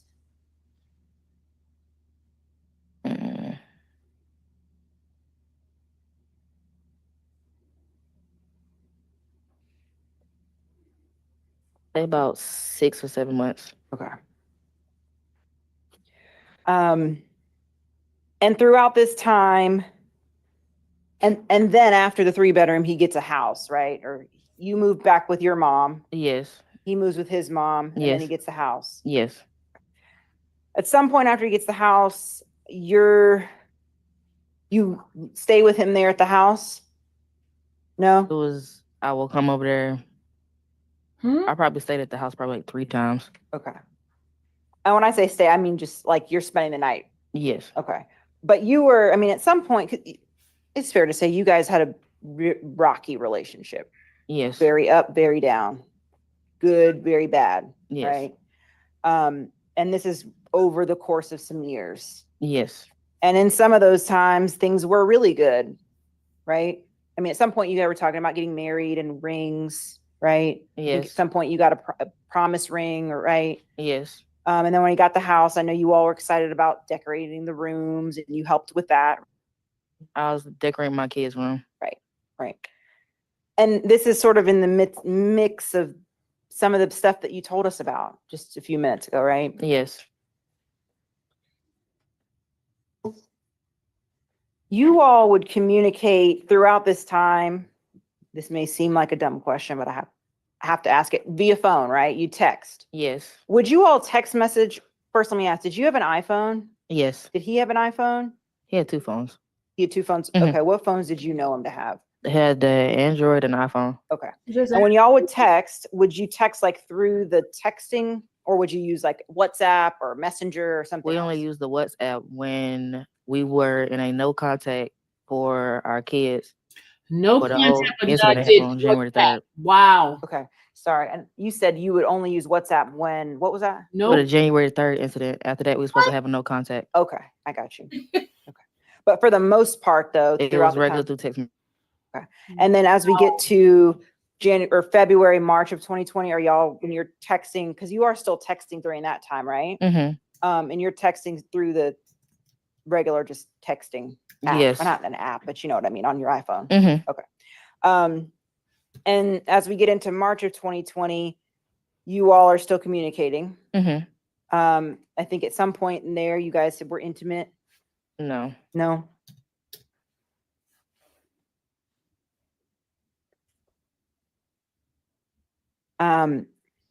You all were talking about at one point in mid to late March of 2020 about getting a house in the country one day.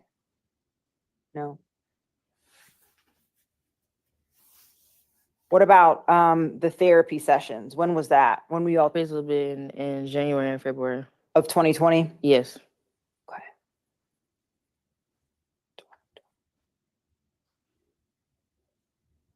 And then in March of 2020, were you looking for a car or something in March of 2020?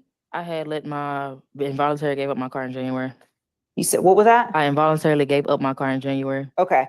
There were some messages, significant number of messages between the two of you where you're talking about, you're texting him about a phone or not a phone, texting him about a car and different kinds of cars and asking Because him. I was in the process of getting my credits fixed. Okay.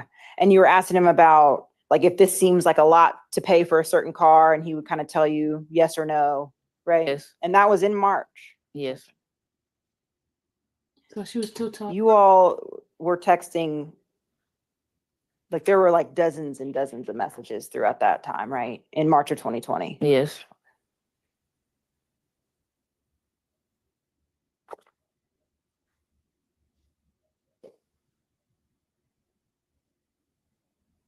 Now, Mr. Lewis, I mean, you were with him for some years. You knew his habits more or less. I mean, he was known to have a weapon, right?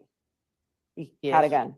And we've seen 2 of those instances, but I mean, he had a gun pretty regularly. Yes.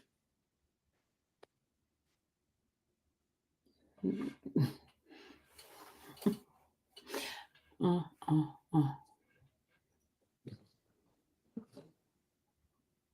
crazy.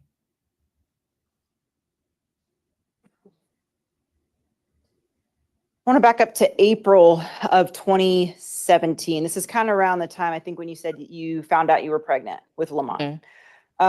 There was an incident that happened at a birthday party, right? Mm-hmm. At your, was it? It was Haven's first Haven's. birthday party. It would be March of 2017. March of 2017. And something happened, and I don't want to get into too much of the detail, but with Haven's father, and that happened at the birthday party. Yes. And Mr. Lewis was there and, saw what was going on, right? Mm-hmm. And at some point thereafter, you got a TPO against the father of Haven. Yes. And you'd been dealing with some issues with that, Haven's dad stalking, and which is kind of what led to the TPO. Yes. Okay. And this was somewhat early on in your relationship with Mr. Lewis. This stuff is happening kind of continuous It wouldn't be continuous. It was just 2 incidents. and that's what led you to get the stalking TPO? Yes.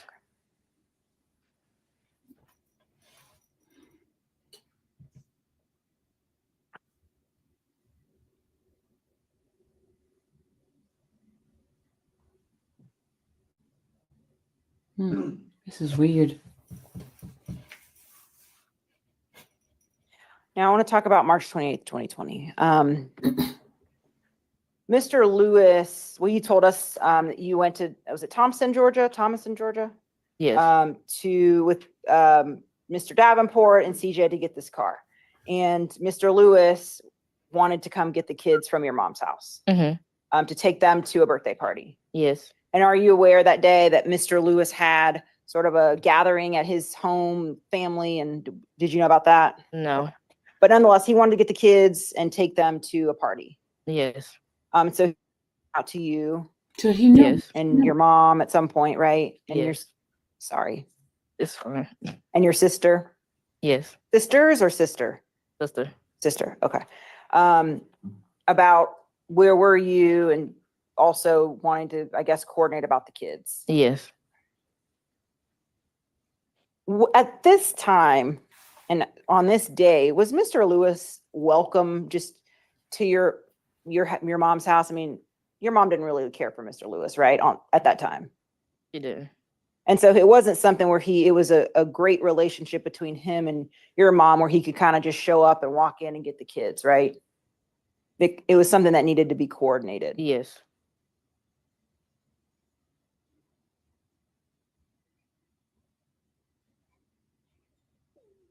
And at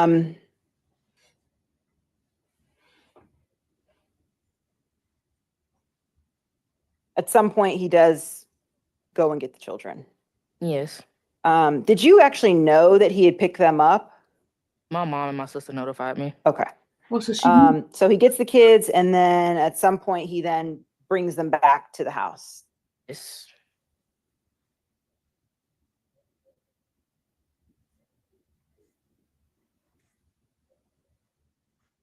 Now, and I don't know if you were asked this on direct. I did have just a little bit of trouble hearing. It's not your contention that he was waiting outside in his car in the driveway or Speculation?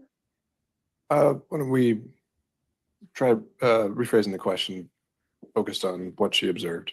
do you know whether or not he was waiting outside in the car in your driveway or by your house for you to get home? No.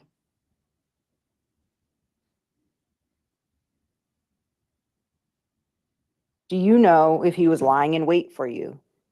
No.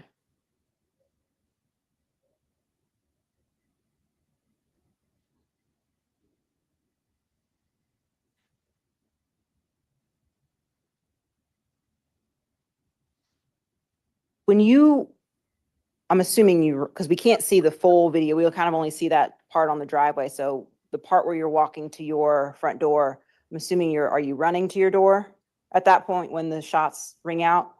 I'm screaming.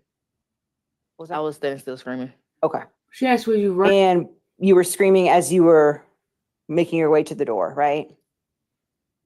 She asked you if you were running. I was screaming stop. I was standing in one spot. Oh, you were standing. Which was where? In the mid pathway of my drive. Okay.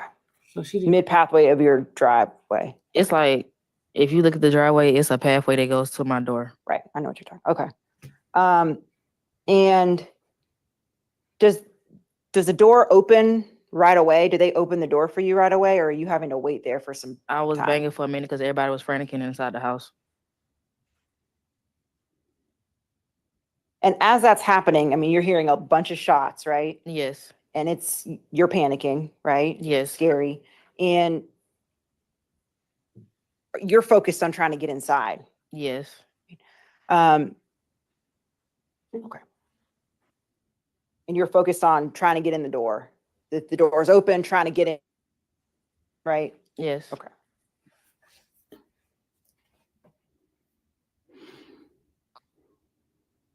And then you ultimately get inside. There were no gunshots or anything inside the house, right? No. Or at your door? No. There was no damage to the door. No.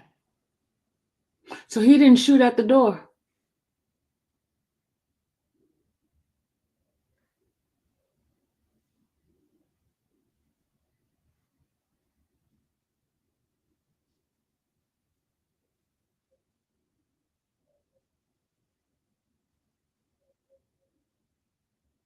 One moment, ma'am.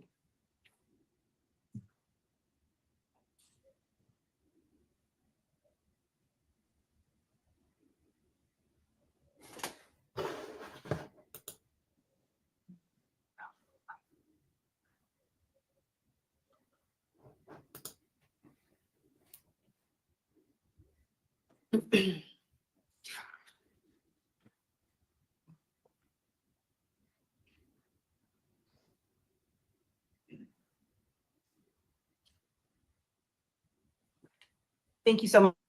For you. Redirect. Yes, sir. Gabrielle, defense counsel and I asked you first about your prior incidents of conflict between yourself and the defendant. Do you recall that? Yes. Did you document those injuries? Yes.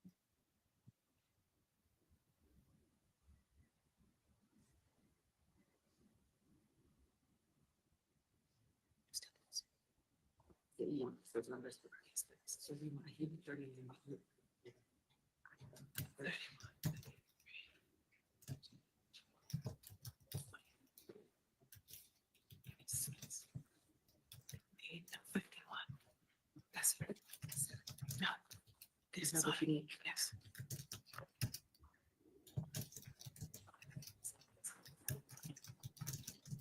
These are the ones you're not.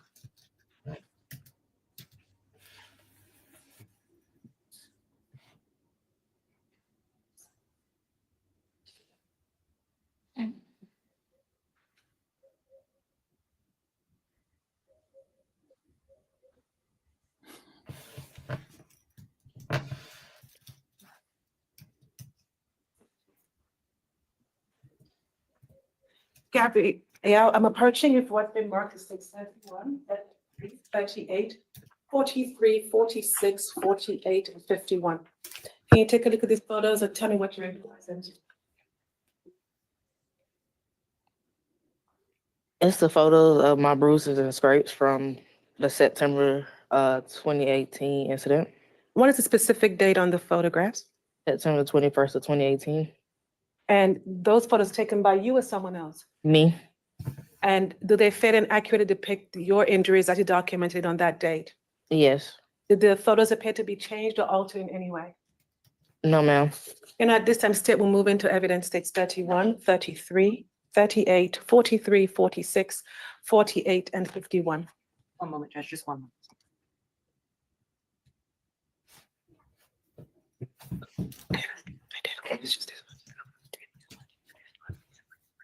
Absolutely. No objection. Admitted. Yeah, and published it states 31.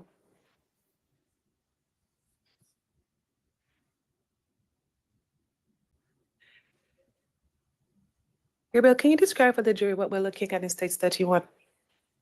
It would be the bruisings on the side of my neck. And specifically, what date was this photo taken? September 21st of 2018, On what day? a Friday Or what time? at 2:55. Looking at states 33, what are we looking at in that incident? A scrape on my elbow. And how did you get that scrape? When the fight led to outside, and we was outside on the concrete. What states 38?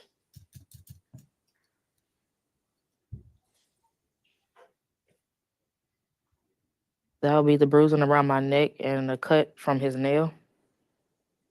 When you say his there, who are you referring to? The defendant, Lamonte Lewis. What are we looking at in states 43? The me crying and the swelling around my neck Why did you take that photo specifically? to show the swelling around my neck. What are we looking at in states 46 The scraping on my knee. and states 48? The scraping on my ankle. And finally, states 51. The bite marks on my tongue from me biting down from being choked. And at what time did you take that last photo? At 2:54. Is that all on the same day? Yes. Thank you. Nothing further from the state. Recross on those points. Ms. Gore, you, at March 28th of 2020, you and Mr. Davenport were talking, you were dating. We was friends. We wasn't dating. Outside the scope of redirect. What? Ms. Flack, if you can tie it in, or what was asked on I didn't hear the cross, or on, excuse me, on the redirect. I'll withdraw, Judge. All right, are there any further questions at this time? All right. So at this time, can this witness be excused? Yes, Your Honor. Ms. Flack? Yes. All right, you can step down. Others. Others.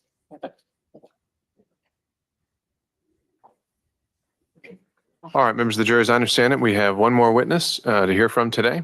Unless anyone needs a break, state may call their next witness. And instead, we'll call Heather Weathers to the stand.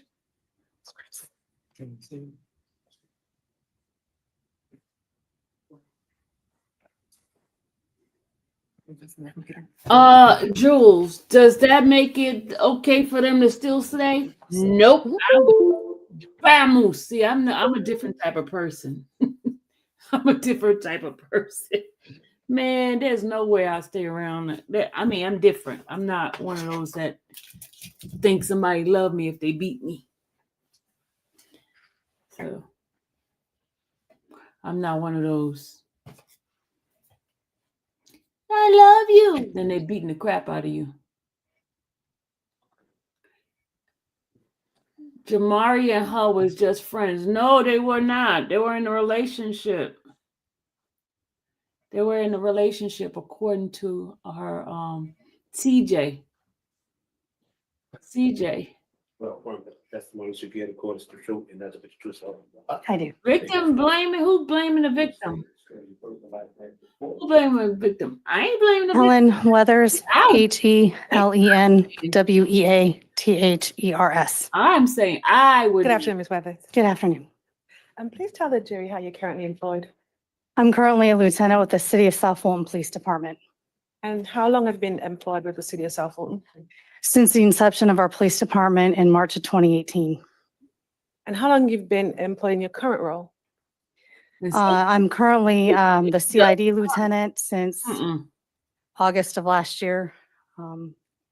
Previous to that, I was a patrol commander, and previous to that, crime scene manager. I heard Describe women duties, say, the "Oh, responsibilities of a crime sometimes scene you just got to get a beat So in the down." role of the crime scene manager, I oversaw all of the crime scene forensic investigations for the department for any incident that required the forensic investigations to any case. And in your role as manager, how would you become assigned to a particular case? So we would get assigned just depending upon the incident. If a case arose, it depended upon the staff I had available. I'd either assign an available person that wasn't currently working something, or I was also a working manager, so I also would actually go out and assist or work cases as well. And when you go out and assist and work cases, how do you determine what you do on a specific case? Really depends on what transpired, what type of investigation we're doing. There's a normal crime scene type protocol of how we document our investigations, documenting anything we go out and do with notes, reports, photography, videography, any of our other available options that we have to us. And it's really incident dependent. We'll do far more thorough things for serious crimes such as homicides, but we also do everything up to which we would call persons crimes, but then we also investigate property crimes. And so the things that we do just depend on, based on the type of incident we're investigating. Directing your attention to the March 28th, 2020 incident, which occurred at 460 Diamond Drive. Do you recall this case? I do. How were you assigned to that specific case? At the time, I was the manager of the unit, but I also assisted in doing a search warrant related to the case. And what was the search warrant for? We went to a residence pursuant to the incident. The detectives developed information that led us to another address. And based on that search warrant, we did some more investigative measures that needed to be documented. And did you find out who that other address belonged to? I don't recall off the top of my head who it but was pertinent to the case. And once you arrived at that residence, what did you first do? Basically, we will do photography documenting the scene or the residence as it is when we arrive. How do you determine what and where to photograph first? It's based on the original investigation. So the lead detectives on the case will develop information as it pertains to this case. In this case, they developed information, led us to this house, and additional information that would be relevant to the original crime scene. So items that we focused on were a vehicle, as well as phones and some, based on this crime, you have crimes that will either involve maybe firearms or weapons that are sharp. So based on how the original scene will dictate what type of evidence we're looking for. The original crime scene here involved firearms, so we were looking for ammunition, firearms, firearm parts, things of that nature. So that was pertinent to what we were documenting at this house. Okay. I'm showing must be marked as states 533 through 720. Prior to today, Karen, did you review the photos that you took related to this search warrant? Yes. I went the exhibits. Can you tell the jurors what you recognize that to be?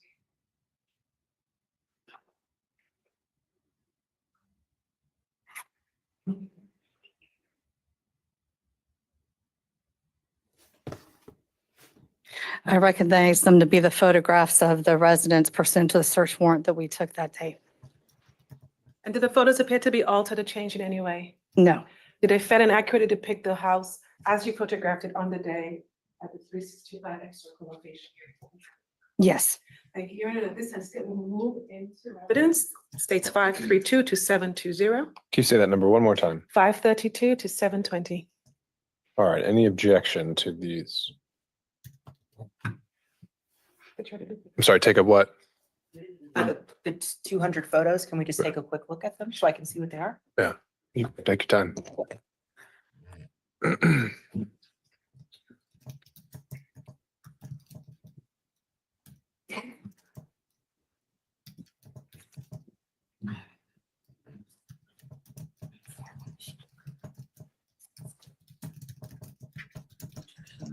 I'll do this.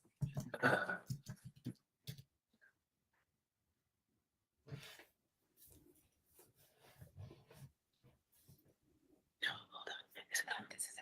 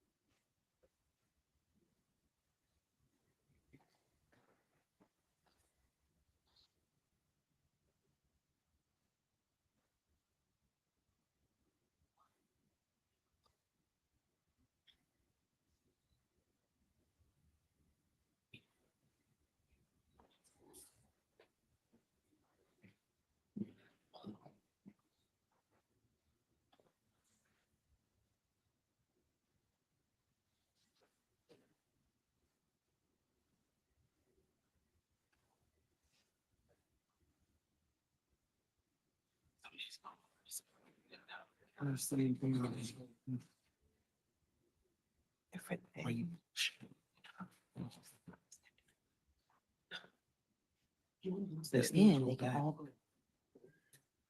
But it's. Right, but these go back. So make sure we're back. so I need to object to this for my, just for the same reason, for the record. 6. On that one, it's for the same, I just have to make. my record. All of those.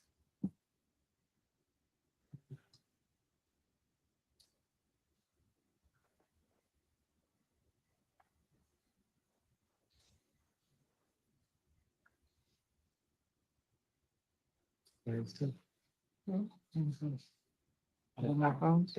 No. Oh, that one's. She just put that on. Check the The phone? Yeah, just put it, just.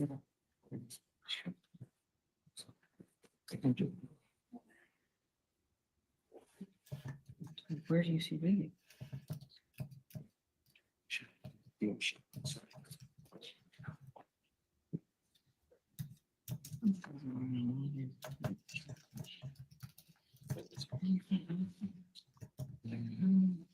Here, you look at those and look at these.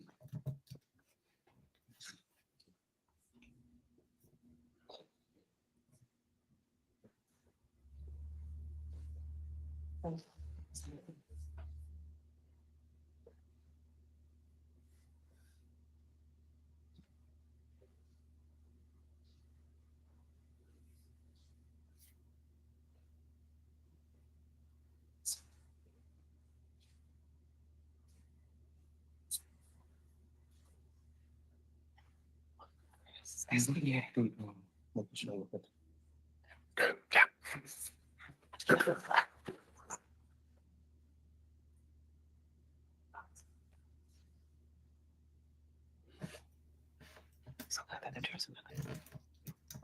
They have stipulations, it's gonna be a little. This is the quick on this. Sure. Judge, can we just quickly approach?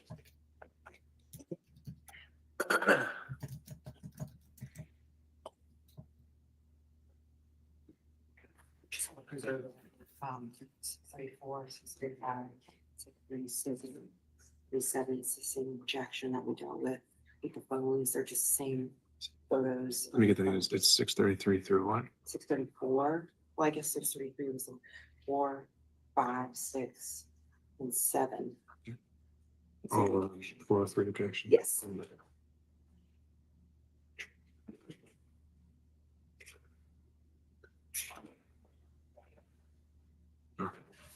And just The state's response to the same, the reason why we. the responses are all the same.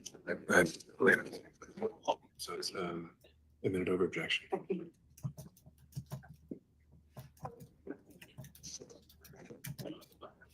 Your Honor, at this time, still will move into evidence states exhibit 532 through 720. Other than the objections already noted for the record, are there any objections? Any additional objections? All right. So those exhibits are admitted. You may proceed. And the publishing first states 532.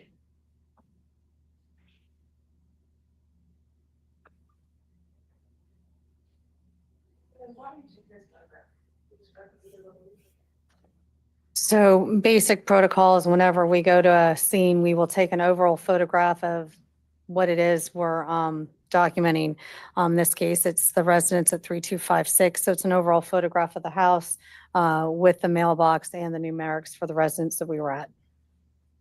Did you know the driveway? There is a white minivan in the driveway. What color is it? White. And publishing next states 535. What are we looking at 535? It's a photograph of the mailbox and the mail that was within the mailbox. Is there a name on the end of the mailbox? It's Lamonte Lewis, What is the address of that mail? 3526 Ebb Circle, Fairburn, Georgia, 30213. Looking next, it states 545.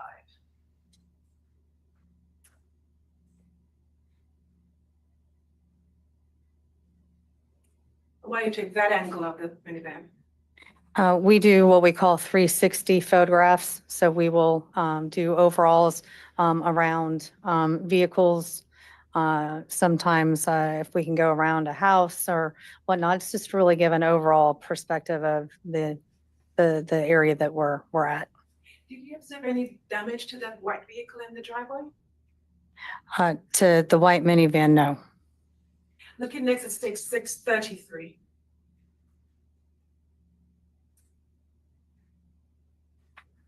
I was, I'm sorry, 593 when we shot, went a little bit out of order.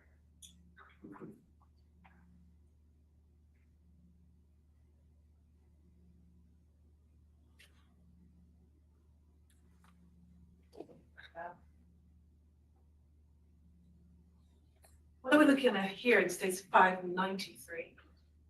So as I'm photographing from inside the residence, it's the interior garage from the residence into the garage. What did you observe in the garage? There's an additional white sedan vehicle that was parked inside the garage.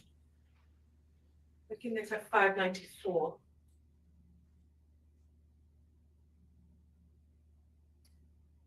And why do you take that photo? It's just an additional picture as we move into the next room, identifying that it's a white Kia sedan, just getting a better vantage point of it from the point of the entry door into the garage. Do you notice any other vehicles in the garage? No. Well, how would you describe sort of the general condition of the garage? The house looked fairly new, fairly recently moved in. There wasn't a lot of furniture, so there wasn't really much of anything in the garage. Kind of consistent with maybe being a new move-in type residence. Looking at the 602. Why did you take a photo from the back of the vehicle? We take photos from, again, all around the vehicle, but also from the back to identify the tag and identifying marking on the vehicle when that information shows who the vehicle is registered to. What's the make and model of the photograph? It's a Kia Optima. Looking next at state 607.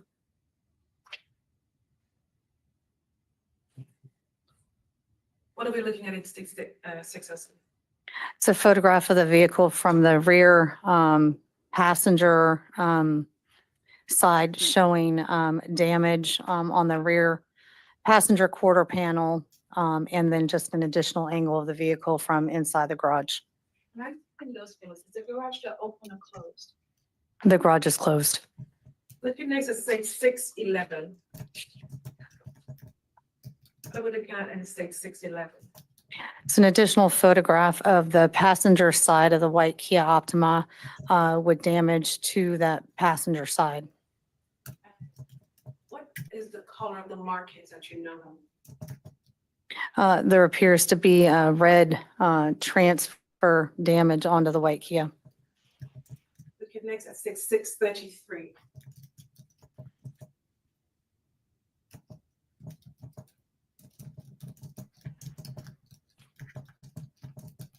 What are we looking at in 6:33?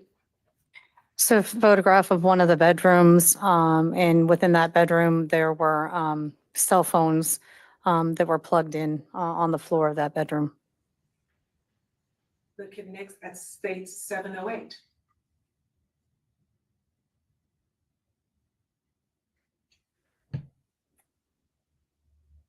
What are we looking at in state 708? It's a photograph of a gun box that was located, and the associated identifying information of what type of weapon was in that box.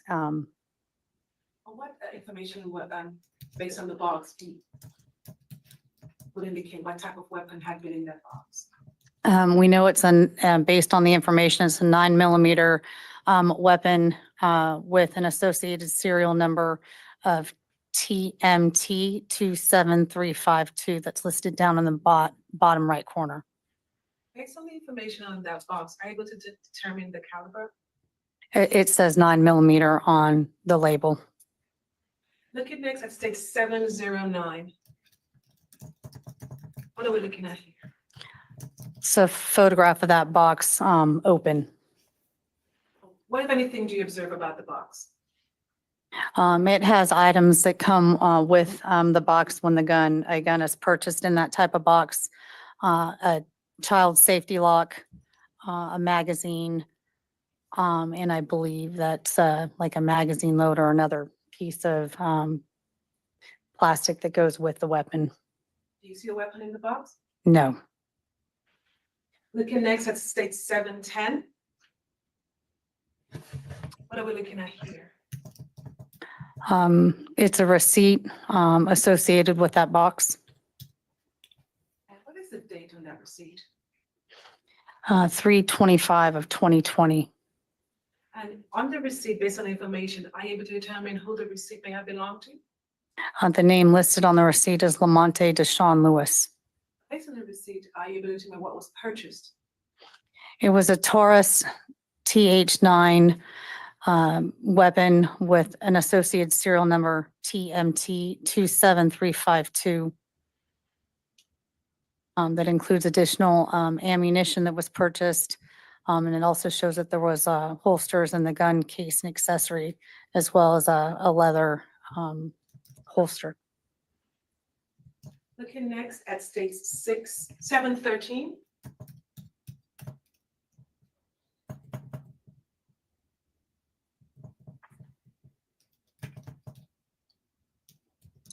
Why do you take this photograph off? It's a photograph with the front driver's door. We do various ranges of photos when we'll do overalls to begin with. And then when we start identifying things that we need to focus on that are maybe more pertinent to our investigation, we will do mid-range photos, and then we'll follow up with close-up photos of what we want to show that's pertinent to the investigation. Are you looking at state 718? Why do you take this photo? So that would be the close-up photograph of what that mid-range photo was of the front driver door of the Kia. There was suspected blood evidence on the door handle that was photographed. We photographed with a scale just to give an idea of the size of what that stain was, and that is a close-up of that photo. Once you photograph the stain on the hand, did you do anything else with it? Being that it was suspected blood pertinent to the investigation, we were doing a sample of that is collected so that it can be analyzed further at the crime lab. How do you take the sample? With medicine. The sample is collected with a sterile cotton swab. If the sample is not wet, we will use sterile water to moisten the swab. It's then collected It's then sealed, air dried and sealed, in packaging, and packaged up, secured, transported first to our property and evidence room, where it's then transported to the state crime lab. I want you to take the photos of the excerpt from the page. Do you have any further role in the investigation of this case? I did not. Thank you. Now we're going to mistake. Cross-examination.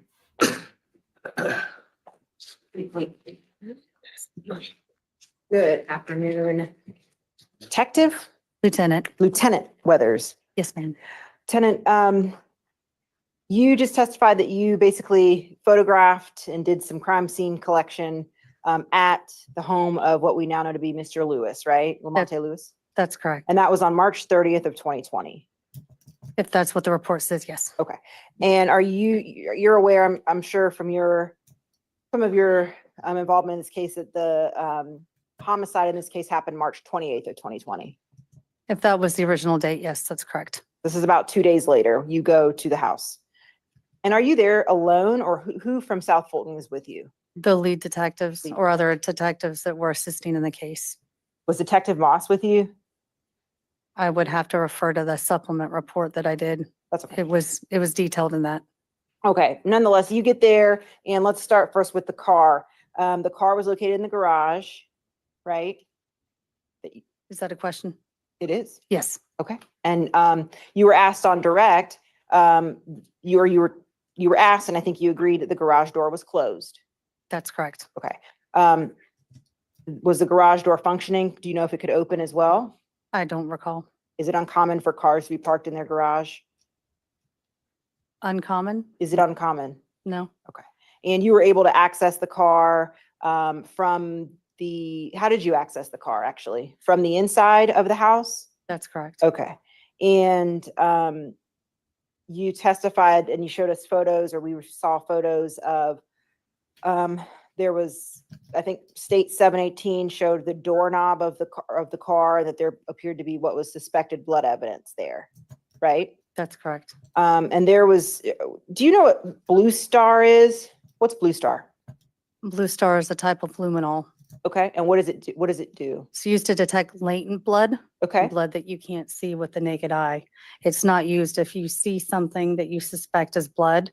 There's a couple ways you can collect it and send it to the crime lab, and they'll detect, number one, if the substance you submit is blood first.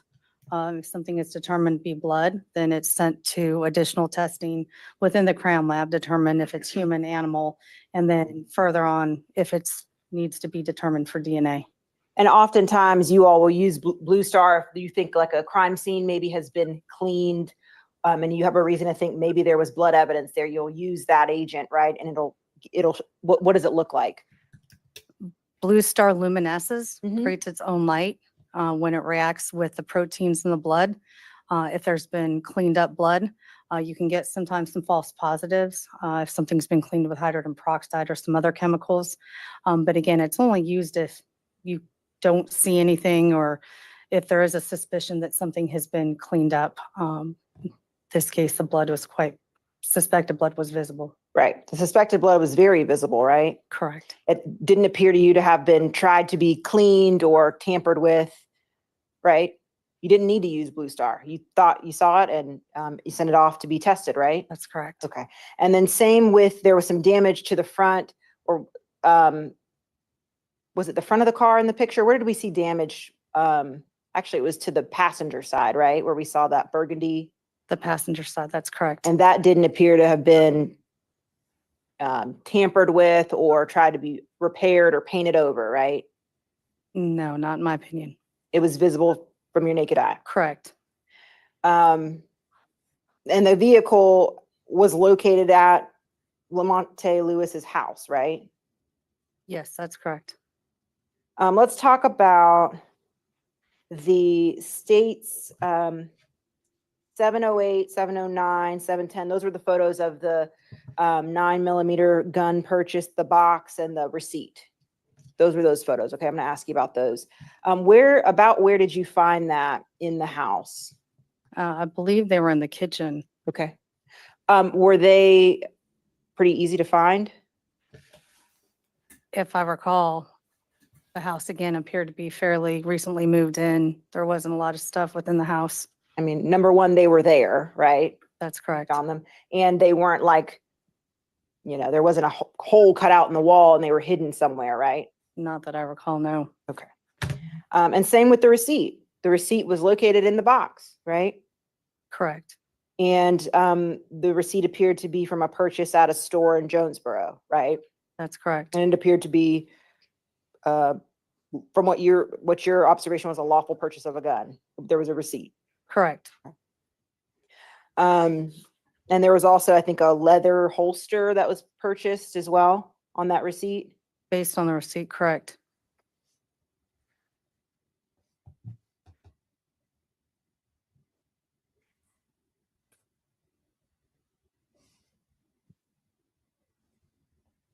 Was anyone in the home when you arrived? I don't recall.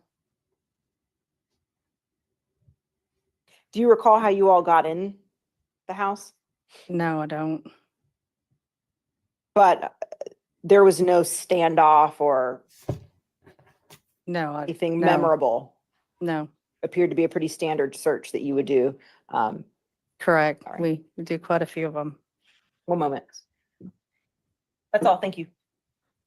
You redirect. Nothing further from the state, Your Honor. Thank you All so right. much. Can this witness be excused? Thank you, ma'am. All right. Does the state have anything else available to present today? No, Your Honor, no. All right. So members of the jury, we've covered a lot of ground. Thank you for your patience and attention. And we are well on track and on schedule. So I think we can conclude today. And what I would ask is if you could again be back here at 9 o'clock, ready to go. I know some folks are struggling with traffic again. I'm sure it'll be there waiting for us on Wednesday as well. And as always, I need to advise you, don't do any research about this case. Everything you learn happens in here. And don't discuss the case with anyone, including amongst yourselves. Unless there are any other concerns, seeing none, we'll see you tomorrow at 9 a.m. Thank you so much.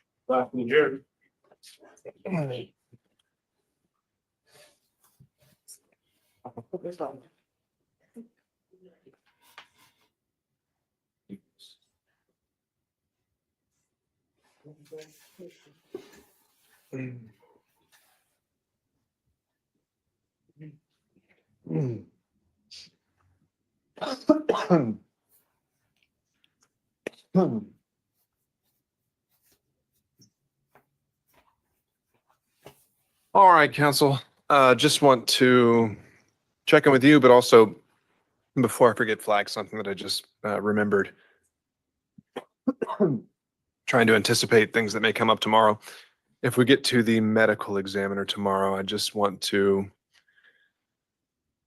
caution the state to be mindful of which photos it's tendering and publishing. It did look like at least one of the jurors is just not very fond of the sight of blood. And It's the same way I was feeling. in order to reduce the likelihood that becomes an issue, we'll just have to take that as it comes. Yup. Well, I don't know if that's, possible in a case that charges murder, but to the extent it is, something to keep in mind. I think that's all I have on my end. Is there anything from the state we can take up or use this time for before we recess for the day? All right, Mr. Gardner, Ms. Flack. I see the blood. But can we, how many witnesses are we expecting? I'll confirm later about you.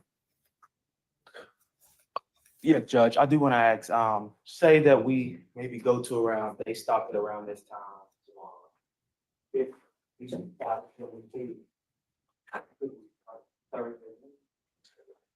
It really all depends on the timing. If it's, the only person that it could be would be Mr. Lewis at this point, based on your witness list. And I would expect the state, I haven't heard of any other logistical issues. We're just going to keep going tomorrow until the state rests.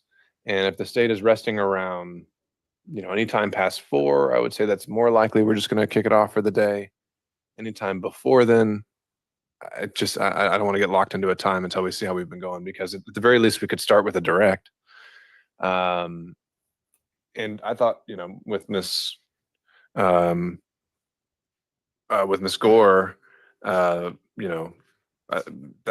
only took about an hour and a half. And so, it seems like Mr. Lewis's testimony may be comparable. And so if we've got an hour, I think we should use it, but we'll see. I understand the concern, but if we've got a witness here ready to go, I would say anything before 4, be prepared to at least get started. Anything else? Nothing from the defense. All right, thank you all. We'll be in recess. And again, let's just reconvene a few minutes before 9 o'clock just to see what's come up. It's your. All right, take care. Off the record. All right. Okay. We are gone. Stop with that. Okay. First of all, y'all, let me explain something. Every single one of us see this type of cases totally different. Okay. And I understand those who've been in an abusive relationship are triggered by stuff, just like people that have children crimes. They're different feelings towards certain things, and our conviction is totally different based on our experience. Okay. I just want to make sure everybody knows that. And everyone's welcome to have their opinion, but everybody sees things different. Just want to say that. Okay. Everybody sees things different. And that's why I don't like controversial conversation like this, because everybody's triggered totally different. And nobody's wrong of their opinion and how they feel about it. It's just that the triggers are totally different. Totally, totally different.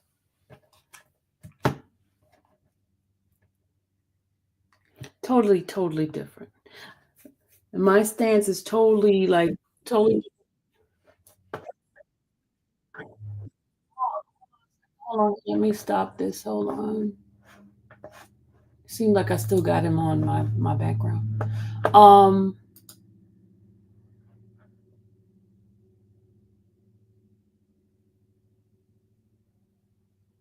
not muted. They can hear me. Y'all can hear me, right? She said I'm muted. I'm not muted. I think it's something going on with your thing, because I'm not muted. Oh, okay.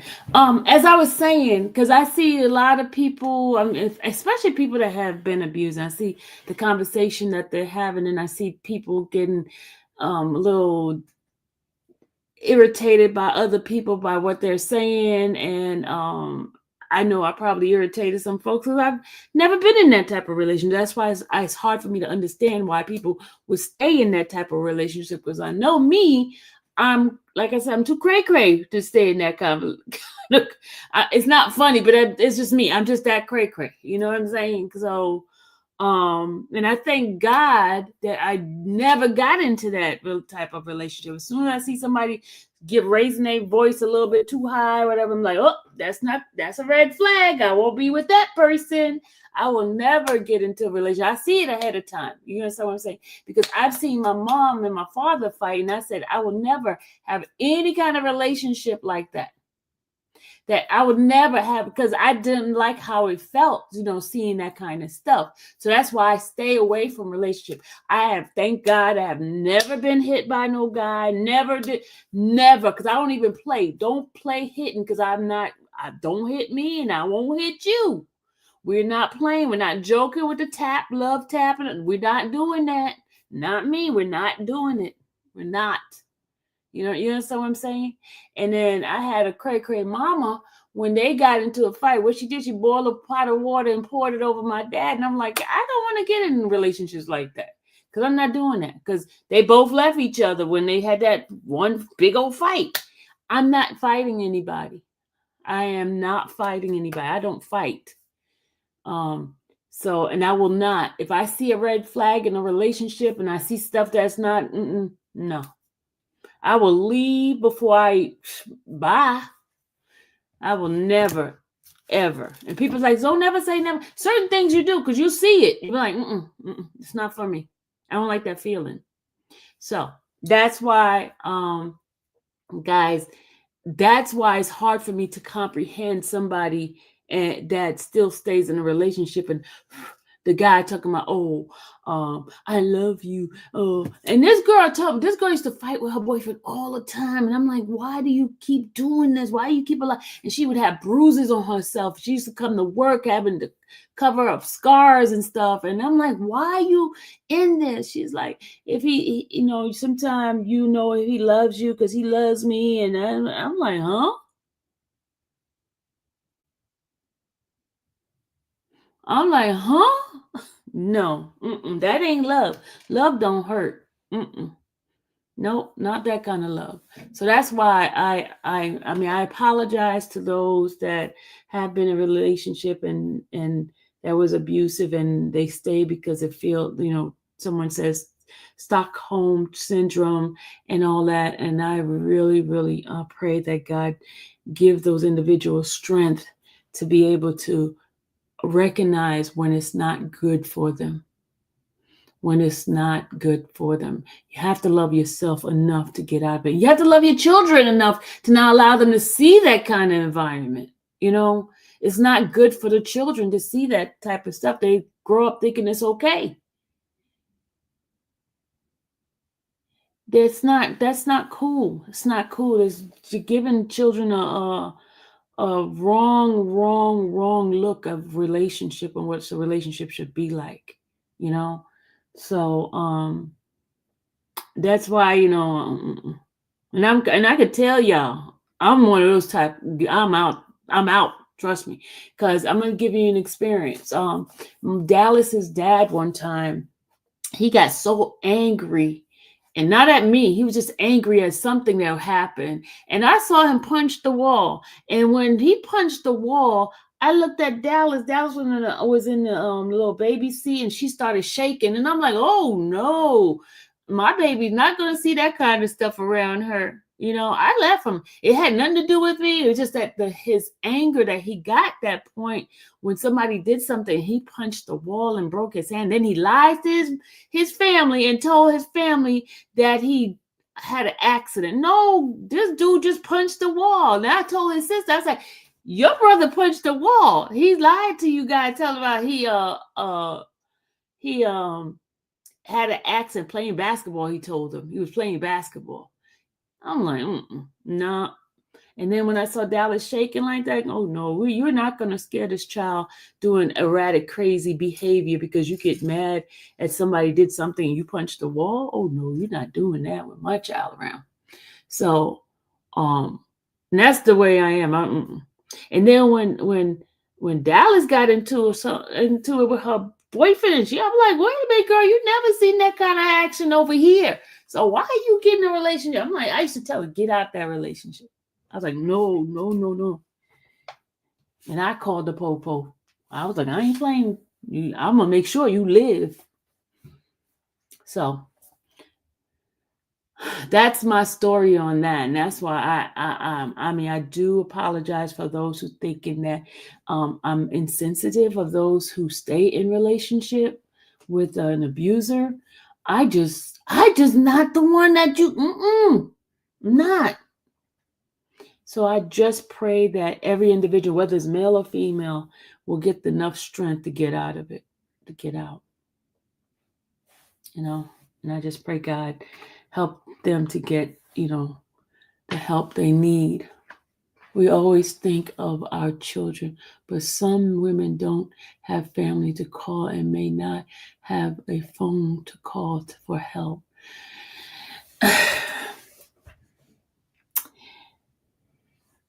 Somebody help me, because Rachel, I don't want to seem insensitive. I really don't. I really, really, really, really, really, I promise you, I don't want to seem insensitive. So somebody, please, please, please,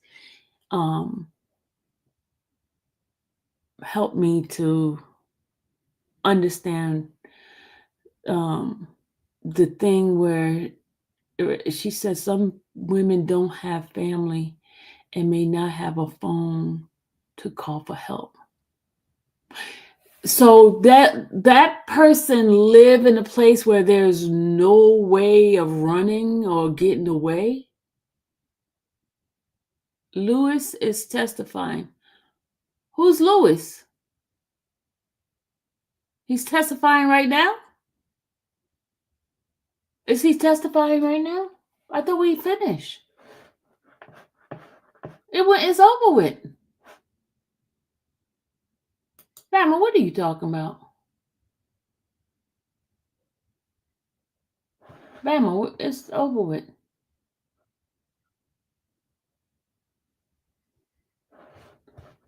Bama.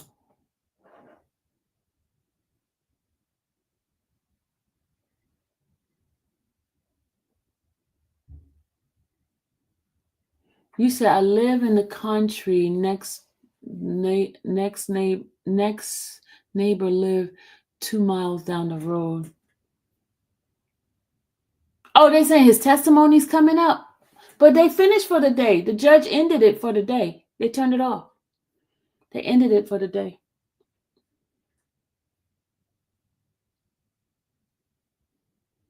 See, this is the reason why, y'all, I do not want to do that young baby's case, because I'm telling you guys, no, like tomorrow, okay, like that's why I don't want to do that baby's case, because I'm going to act a fool. I'm going to act a fool, and because children to me are non-negotiable.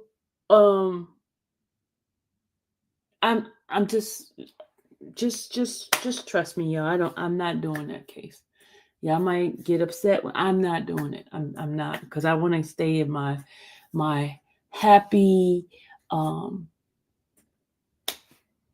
prayerful mindset. I want to be where you guys are not fighting with me about that. And that, okay, and I want to explain something earlier with Rachel and you digging me. Y'all, let me just tell you why I'm pissed off, okay?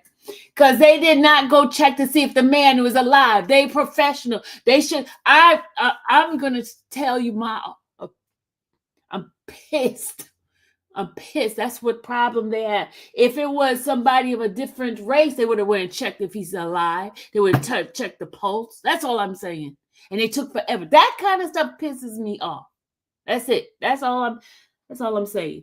Okay. That's all. I know y'all talking about security. Forget about the security. There was other police cars there.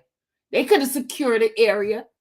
He wasn't the only officer there. He's the officer that went to the house. He should have checked on that man to see if he was dead or not. It was you saw all those other police cars that was there. Come on, man. Shoot, Deanna, don't laugh at me. But I'm just telling y'all. That man laying there like some rag, and they didn't care, Shanika. They didn't care for real. They didn't care. And that it ain't no freaking obvious. Rachel, don't make me mad with you now. Don't talk about no. Check. Anyway, check. Don't treat that black man like a piece of garbage. No, go check to see if he's alive or not. You're trained to do that. You're trained. And then how long they took, they didn't even get there right away. The lady doing all the compression and come on now, y'all. Let me shut up. That's why I thank you, Jesus, I don't live in Fulton County. Just like the other day, how long they took just for us to do a report. 2 hours out there. Man, okay. I don't care if y'all disagree with me. I don't care.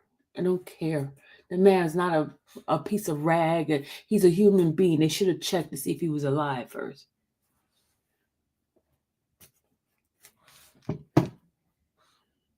Lady Leo said, I can hear you. I'm serious, Lady Leo. I mean, come on, for real. Let me. Okay, let's get off that soapbox, because I'm not gonna. I'm not. He was so freaking nonchalant. He didn't even go near the body. Did y'all see the body cam? He didn't even go. Let me. Okay, y'all. I'm moving on. I'm not gonna talk about it no more. I'm gonna move on. Asking her all these questions. You go check the man body out. No, he don't want to touch it. He don't want to come there. Put some freaking gloves on and go check it out. Right, Kobe? Right, Kobe? Yes. Right, Kobe? Right? Looking all cute. Right, Kobe? Yeah. I agree with you, Kobe. I agree with you, Kobe. You know that? Isn't that true? Right, Kobe? Kobe, what do you think about that? Was that man wrong for that? He was wrong, right? He should have put some gloves on and checked to see the pulse of that man. All right, let's see. See, Kobe, agree with me.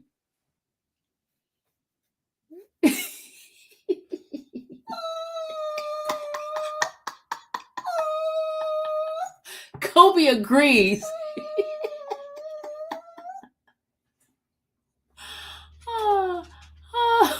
Kobe agrees. Y'all, he agrees. He knows. He knows how I feel about it. Right, Kobe?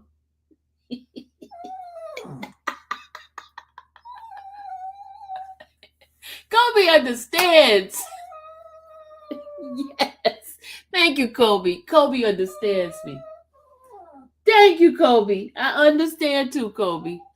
They treated him like he was like a piece of, I don't know. Isn't that shameful? Isn't that shameful, Kobe? Yeah, see, he said, 15 people watching and 40 subscribers. What does that mean? Why are you worried about 15 people watching? Why are you worried about what are you worried about, cuckoo? What are you worried about it for? What are you worried about 40 people watching? 15 people watching, 40,000 subscribers. You worry about the wrong thing. They worry about the wrong thing, CMT. Worry about the wrong thing. We're not doing YSL. They wasn't here when the chat had 15,000 watching, 11,000 watching, 8,000 watching at the time. People don't. Well, there's no case going on right now.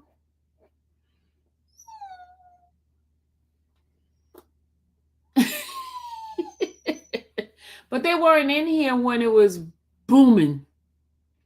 When we got all the people coming up in here. When what was that name? The channel hit rock bottom. Oh no, because we changed our process. We believe in trusting God. Obviously, you must not know anything about that, do you? Do you know about God? Do you know about God? Do you know about God? No, this one doesn't know about God. He don't know about God. He doesn't know about God. Go check Candace. Let me bring you up. Since this person got so much to say about what hitting rock bottom.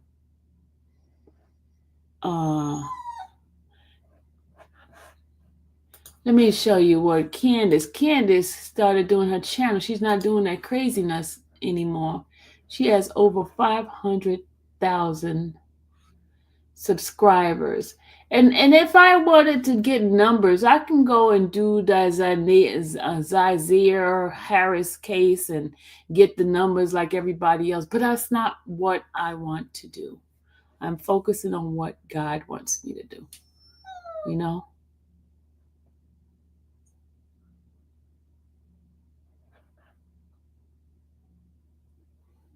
I am not focusing on, I'm not traveling around the road like everybody else. And you must be a great subscriber of this channel because you're in here while we got the low numbers. You're one of the 15. You're one of the 15. You're one of the 15.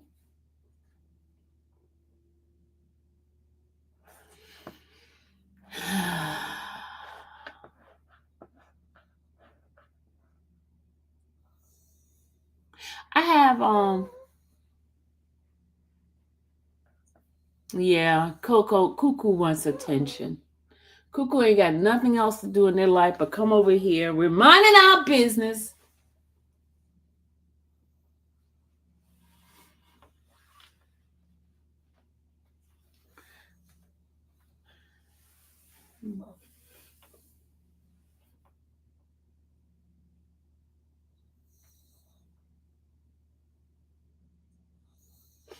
You're one of the 15. Big ups to you too, Cuckoo. You're one of the 15 giving support to this channel.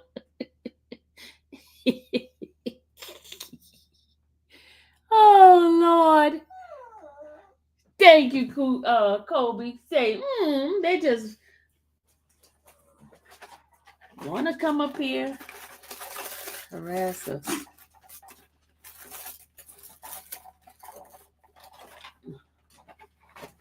You come in here worried about us. We ain't here mind our business, talking about different relationships.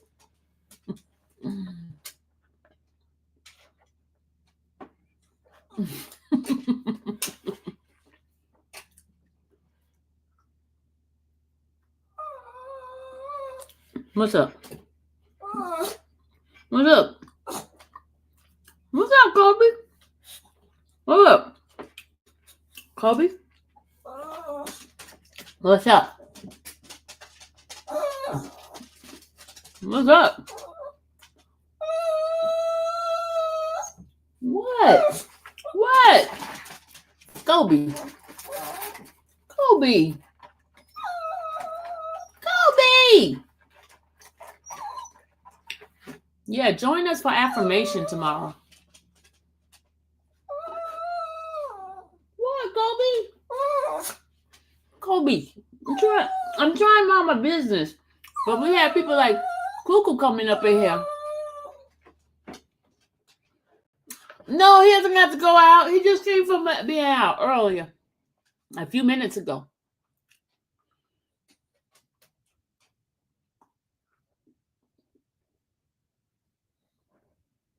Why Cuckoo worry about my channel? Cuckoo, why you worry about my channel? I'm not going to get no hot topic. I'm staying with where the God wants me to do. Okay? I'm staying with people learning. You know what I mean?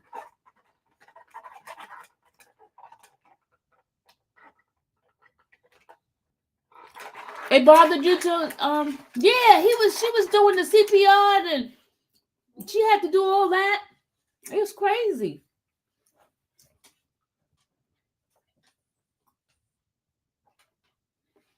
It was crazy. What's up? See, this is the toxic behavior that I was talking about, y'all. The toxic behavior. I don't accept toxic behavior like talk about because they love me. They come in here insulting me, but then they love me. This is the great kind of toxic behavior I'm talking about. This is the kind. I bet you this is a man. That is toxic. That's not the type of relationship you want to have, y'all. Rachel, this is what I'm talking about. Right there. See? See? Toxic. Toxic. Very toxic. Very toxic. They come insult, right? And then they'll go because I love you. Now it's constructive criticism. I love you. Insult you. I love you. See how Kobe feels about it? Kobe said hogwash. Kobe said hogwash.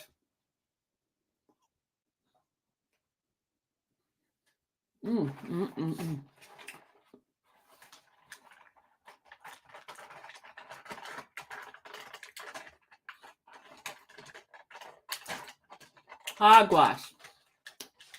Sir, whoever you are, that's not love language, sir.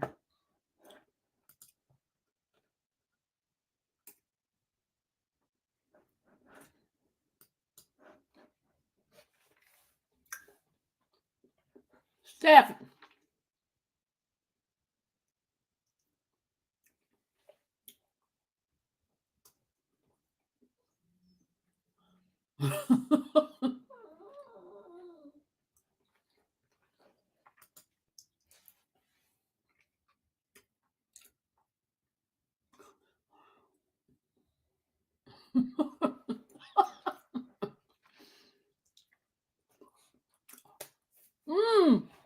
Oh, Sherry, yes. Yes. It must be her husband. It must be her husband. It must be. The milkshake.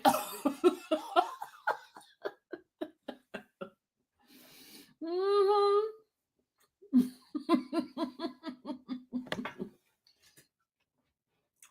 Mhm.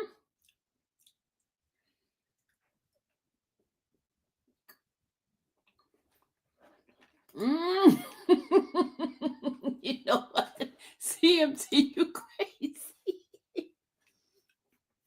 CMT is crazy. Oh, y'all, we've been on here 6 hours. I'm gonna get off and start a new live.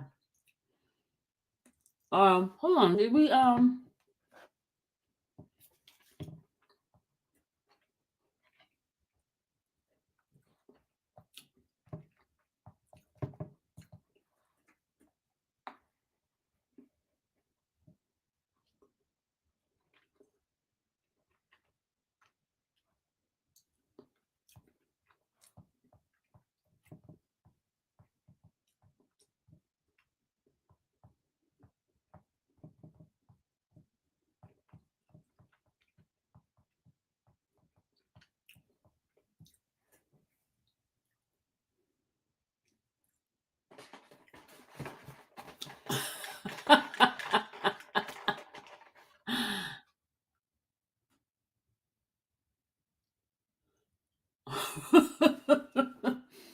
they're on the same side. See, we know.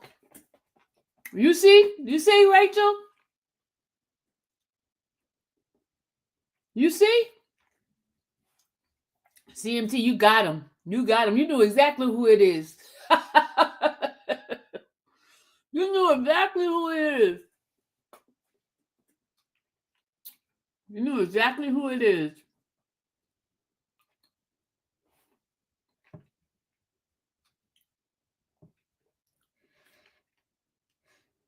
Yeah, man, I'm having a good time.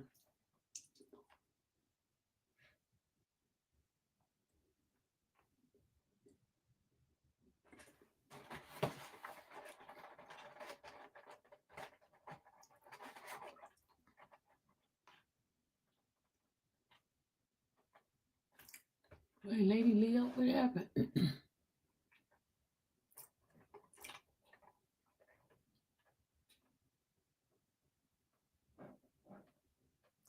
Wow.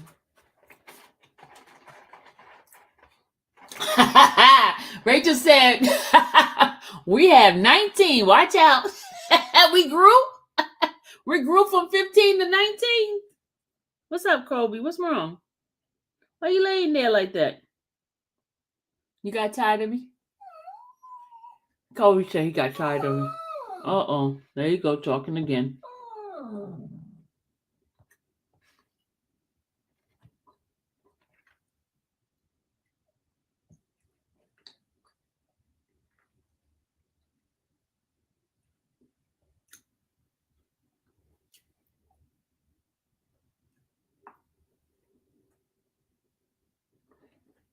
Tomorrow's the 15th, right? Yep.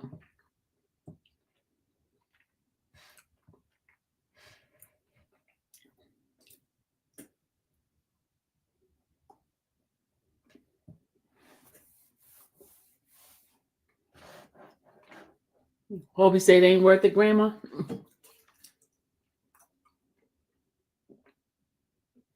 Yeah, I'm about to get off this live.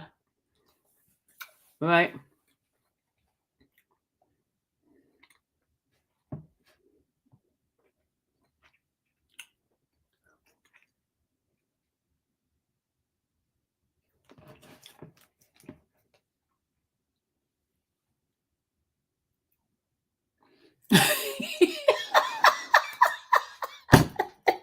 CMT, you caught him. You got him. you are on it. You are on it, CMT.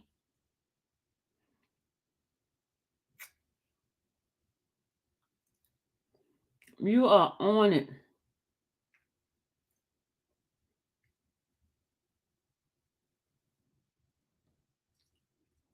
Mm.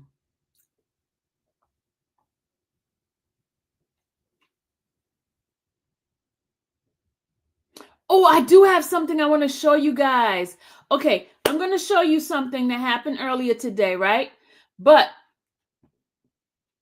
this is, and I'm going to show you, I hope I don't take us forever, but I'm going to show you this. This has to do, CMT, you got him. You got him real good. Okay, I'm going to show you what happened today on this. Hold on.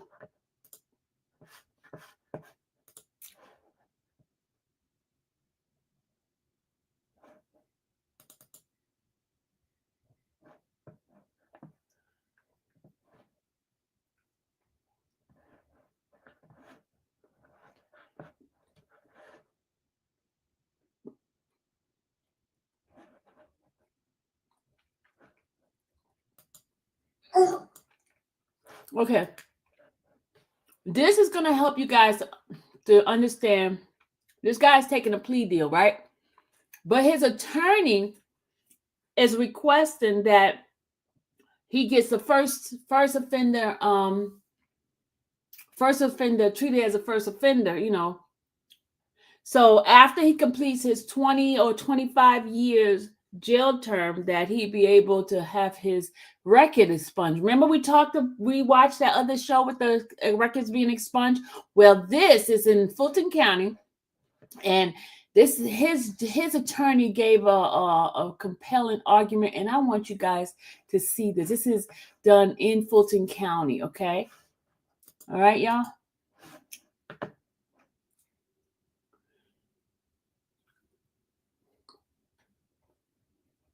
Yeah, we ain't ignoring Cuckoo. Cuckoo got issues. Cuckoo got a thing on for my milkshake. He got a thing for my milkshake. All right, guys, we're gonna watch this, okay? He got a thing for my milkshake. All right, y'all ready? This is the guy right here. And y'all gonna see Adams, y'all. Y'all gonna see Adam in a few minutes too.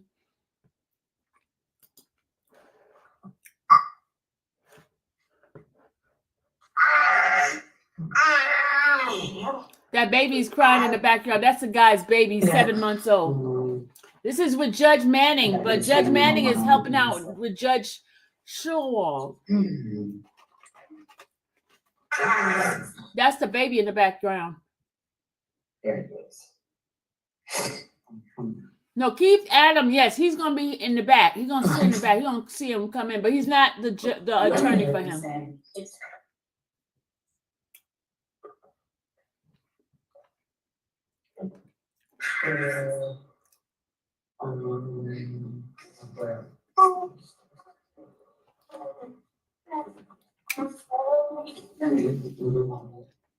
Take care of this other thing.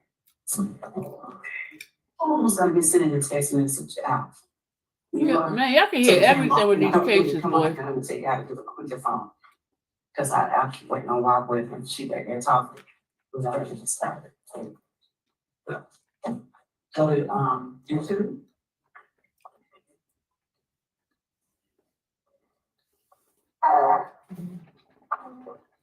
Y'all hear the baby, right? This is a 7-month-old baby. That's the guy's child.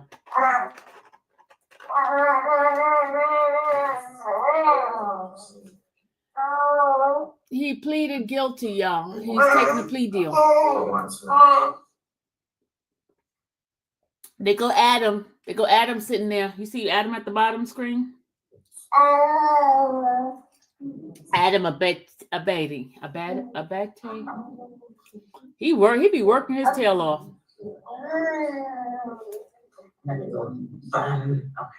She sat on the bench. Hey, baby.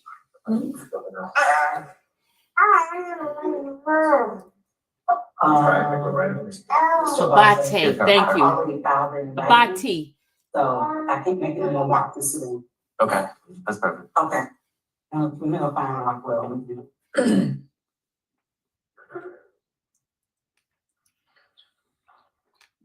I like the way they have all Miss different Rockwell? angles. He was on bond. Don't you touch that. Ready.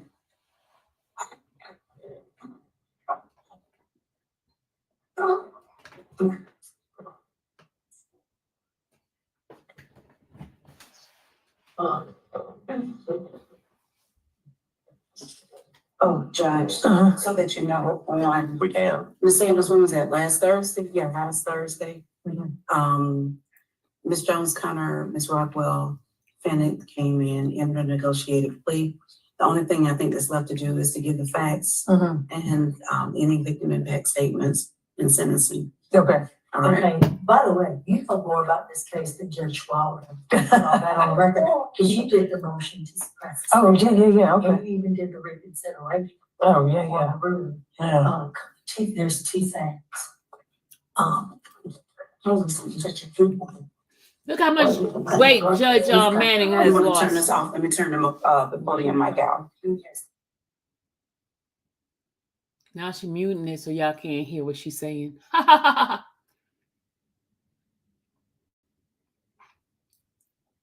She's muting it now, even though we was hearing everything before.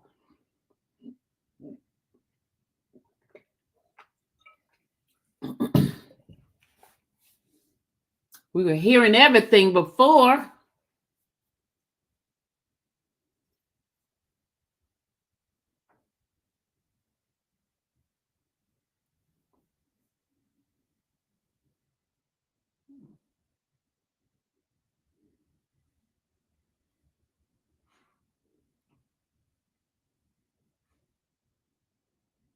I got a baby. They got a baby. He's leaving. They got the 7-month-old. See the baby walking out with the not the baby walking out, but his brother. This happened earlier today. I watched it. This is a plea. He's pleading out, and he's asking for the recommendation of first time offender. And the family does not want him to have a first-time offender.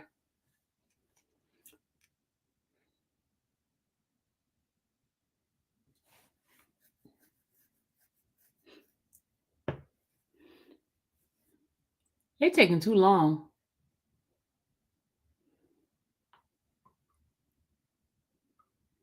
They're taking too long, y'all. Okay, let me see if I can fast forward this a little bit because this is like taking too long on this.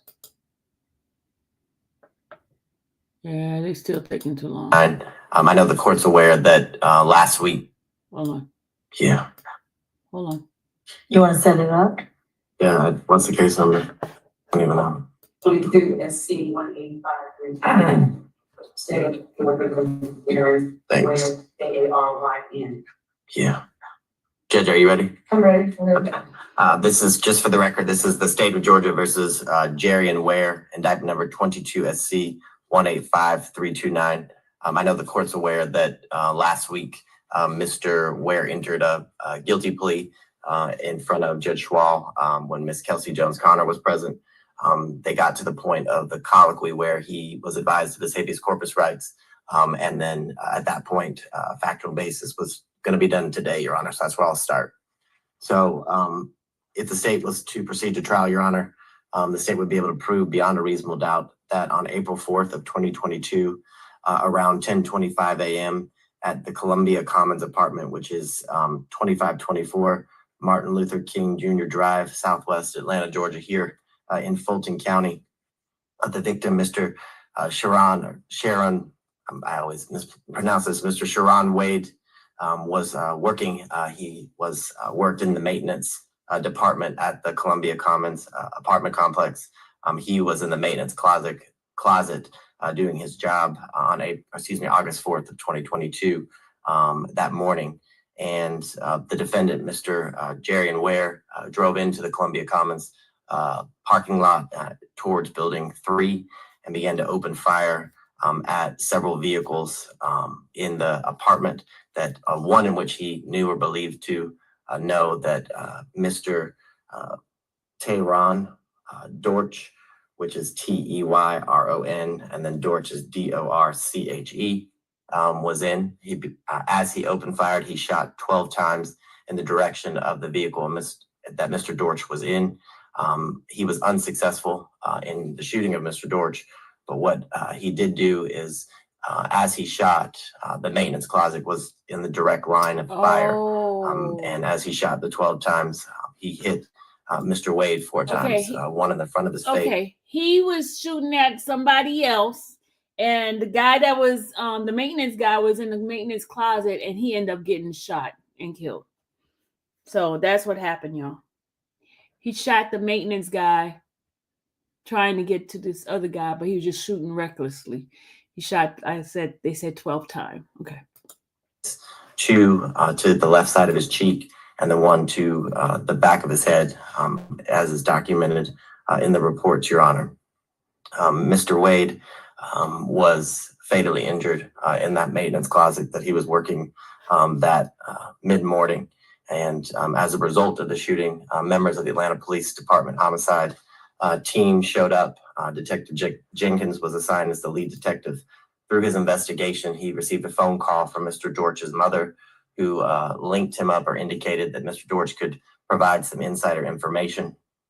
In speaking with Mr. Dorch, what Detective Jenkins was able to learn was that a friend of his, a female friend, Miss Jakayla, which is Jakayla Flint, who they had gone to the prom together recently and had been friends for several years, was at Mr. Dorch's home a few days earlier, and they engaged in intimate relations, and the defendant was in a relationship with Miss Flint at that time and found out about it. And the way it was, I believe, relayed to him once he found out about it and confronted Miss Flint was that she was sexually assaulted. There was no evidence that there was any sexual assault, but that's how she related to the defendant, who then, in a fit of rage, went to go attempt to find Mr. Dorch, called Mr. Dorch. Y'all heard that, right? The girlfriend told him that that other guy SA her. So he went to go find the other guy. That's why all the shooting started. He did in a rage. Okay. Now listen. Right. That morning on August 4th, I think around 28 times in the investigation, the detective was able to get the defendant's phone records, which placed him at the scene of the incident at the time of the shooting. And in his investigation, he was also able to speak to other witnesses, friends with Miss Flint, who indicated that the defendant had confessed to shooting Mr. Wade that August 4th in the morning, Your Honor. So had the state proceeded to trial, that's what the state would have been able to prove beyond a reasonable doubt. I believe that the recommendation, and I'll put it on the record again, that was made to Judge Schwall last week was 15 years to serve on a reduction from murder to voluntary manslaughter under OCGA 16-5-1 for count 1. Count 2 would be no prost. Count 3, aggravated assault, would merge with count 1. Counts 4 and counts 5 are both aggravated assaults. 5 years to serve consecutive to count 1 for the individuals who were also in the car with Mr. Dorch. Can I ask y'all a question? Why did they overcharge so much with Fulton County? Did y'all hear this? All these counts that they're giving this man? It's an overcharge. It's a whole bunch of charges. And he confessed. He confessed. Lord have mercy. Wow. Okay, hold on.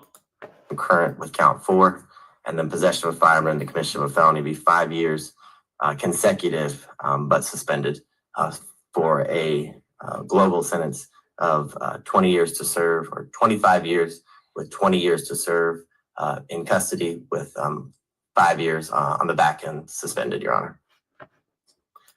There are two See, this part that I don't understand.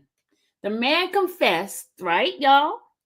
He taking a plea deal, but they got all these freaking charges. I guess that explains why the last guy took to trial to lessen the charges. Okay, yeah, that makes sense. But this guy, oh my Lord.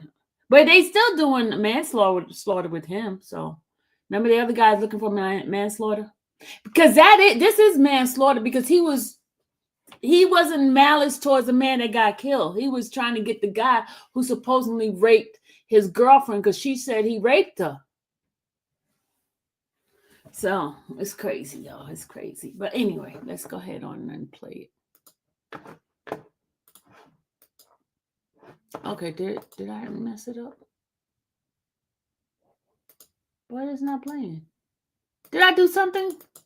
It's not playing. Hold on, I gotta stop it for a minute. Hold on, y'all. I gotta stop it for a second. Hold on. I messed it up. Family of Mr. Okay, here we go. We got it. I got it together now.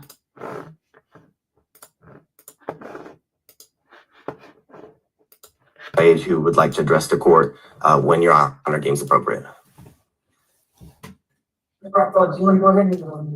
Let's hear from the family first, Judge. I gotta go to family, y'all. And we're going to start with Mr. Wade's daughter, Ms. Brianna. This is Mr. Wade's daughter.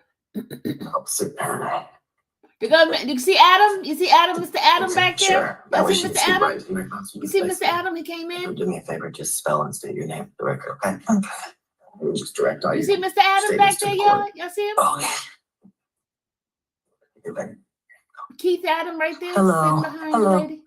My name is Brianna Bolden. First name Breanna. Last name Bolden, Bolden.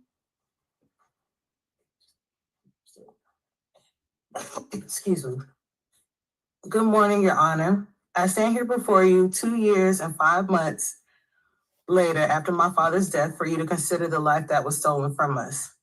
My father had a wife and 4 children. My older brother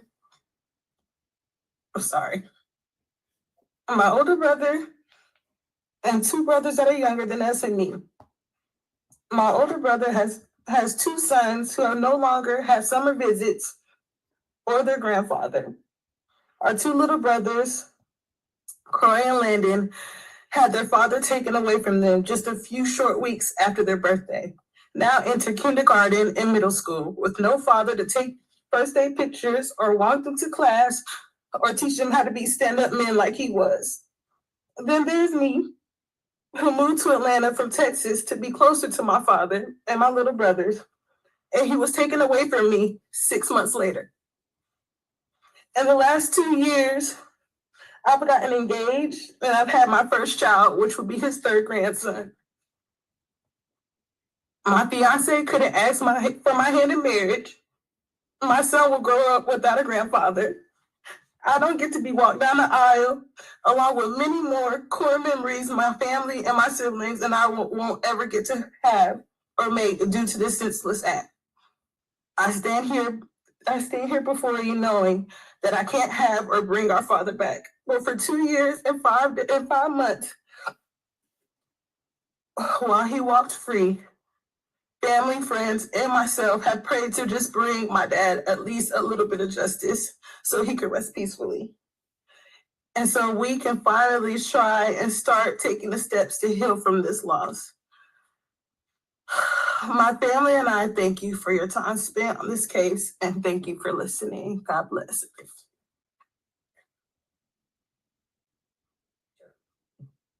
Keith left. And there's one other family member, our close friend, Dr. Peak, Your Honor. If you'll just state and spell your name for the record, okay? Good morning. My name is Dr. China Peak.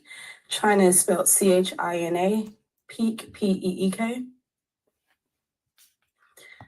I'm a close friend of Sharon's, and I also run the nonprofit organization that he was a member of. He volunteered on countless bases at the foundation. He implemented programs to teach the youth how to speak Spanish. I'm here today just to let you all know it wasn't just another working Black male that was taken. This man's family, friends, neighborhood, associates, near and far depended on him. At his place of employment, they could not communicate with any of the Spanish employees without him because he was fluent in Spanish. His family, both here and out of state, depended on him. He had 4 kids that depended on him. Not only did he take care of his family, but he took care of people in the neighborhood. He volunteered his time, and he never met a stranger. He was a person full of smile, full of joy. And even when we all would think something was wrong or something was bad, he would always tell us it is what it is.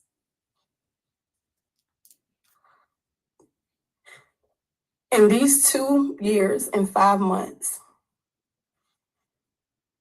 while the defendant has been able to be free, live his life,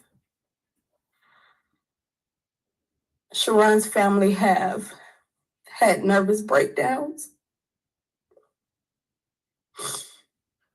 have not been able to remove his property from their homes, have had countless hours of therapy,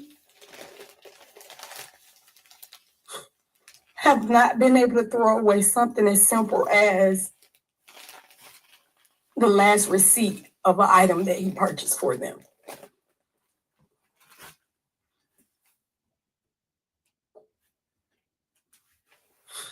We know the sentence won't bring him back,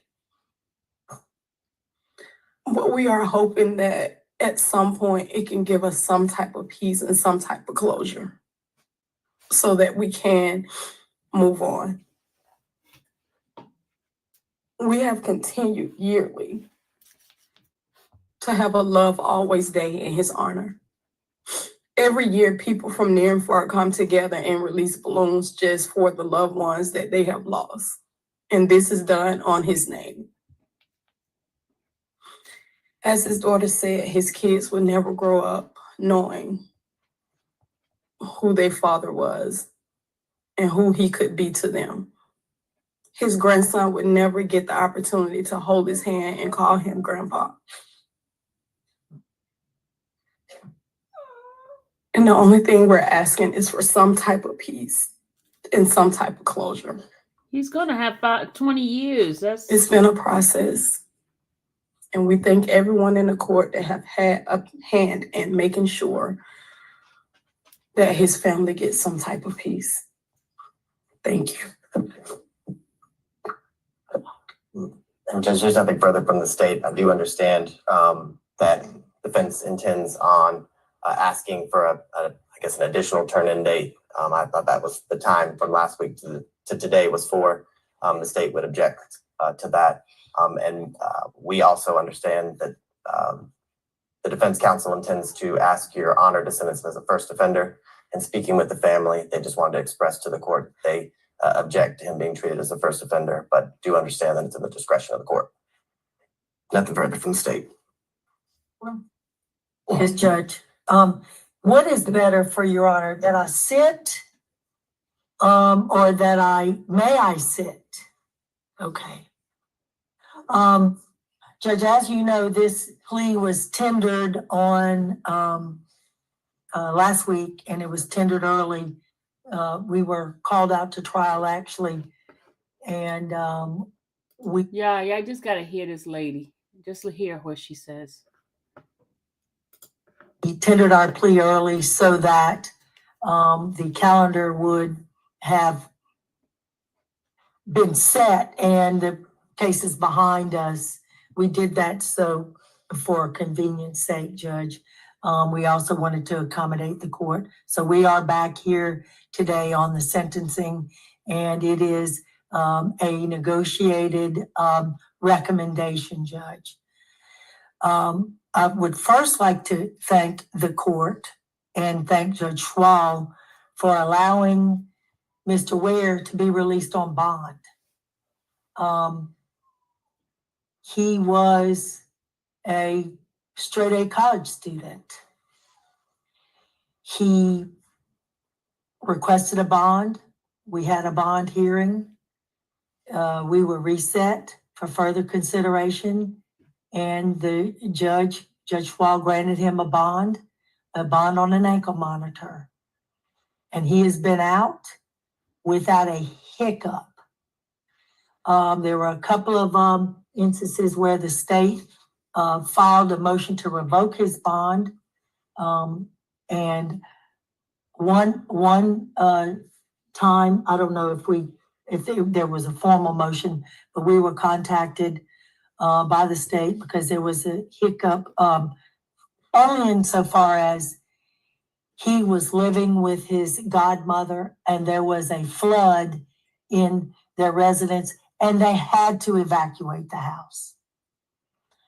The second time that there was any kind of issue with the state was when they were evicted because the landowner wanted to sell the home. Mr. Ware has never been able to work. I did secure a job for him. And it was an at-home job, but it involved him going in and doing the orientation and getting the computer, etc. So that never came to fruition. He was so concerned about keeping the bond in good status that before he took the plea in front of Judge Schwal, he called me and he said, "Would you please come with me, Miss Rockwell, to the barber shop to get my hair cut?" Because as long as I was with him and we were attorney-client, I could have gone with him, for example, to buy a suit, if you will, in preparation for the plea, or go and look at a crime scene, or go and get him evaluated, etc. Called the prosecutor. She said, "That's fine." Called the court, and they allowed that. He was that interested in not letting any kind of issues occur while on bond.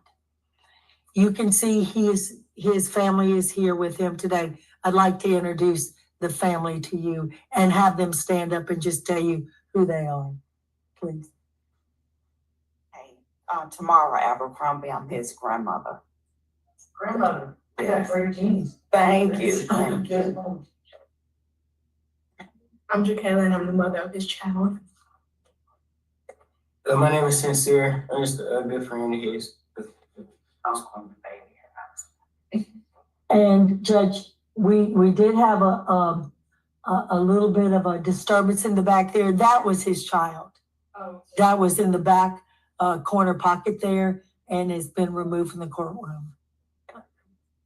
He's 7 months old. The judge was like, huh? And quite the center of the universe in that family. I want the court also to know that every time we've had court, he's been surrounded, Judge, by his family, his godmother, his mother has come on past occasions, and there's a great support system. I would first ask the court to follow the recommendation. And the recommendation, Judge, I think is fair. It shakes out at 25 to do 20. And I think that the state will agree that he does not have a prior record. The case was definitely a triable case. He contacted me and he said, "I'm ready to resolve this matter." And there's never a good time to change your job, build a house, have a baby, or go start a 20-year prison sentence. But he called me and said, "I'm ready. Let's go." I asked him today, I said, "Do you want to hug your baby one more time?" She cried, y'all. He said, "No, I'm good." So, Suffice it to say that many, many lives were changed by this event. He is taking responsibility, Judge. I did promise him that I would ask for a turn-in date, but no matter what, I think he's ready, and he's ready to go into custody. More importantly, Judge, he does have the ability to take a first offender. And I'm not talking about right now, January of 2025. I'm talking about when his case is finished. I might not be here. I'm ready. I'm ready too, by the way. I'm not going to be here in 20 years. But I'm talking about in 20 years from now, are we going to have a kid that was in college making straight A's that's now a convicted felon? Or are we going to put him in a position where he might be able to contribute to society? She crying. That is why I'm asking for first offender. Doesn't change anything else. I don't want yet another black kid. And he's only 20 years old.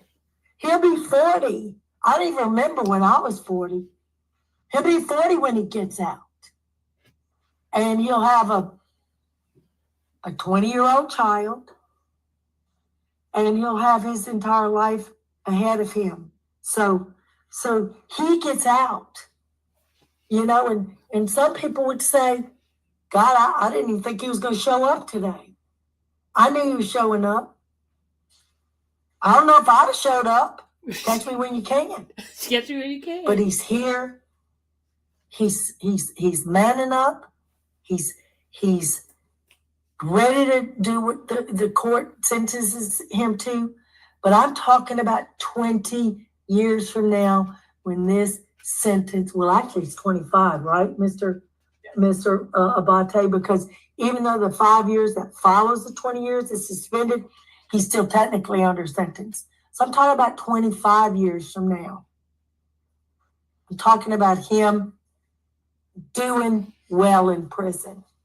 And if to any extent that I can, I'm going to promise him or my predecessors, if he does everything he can in prison, I'm going to find somebody to go to bat for him with the parole board. I mean, but we all know what he looks at.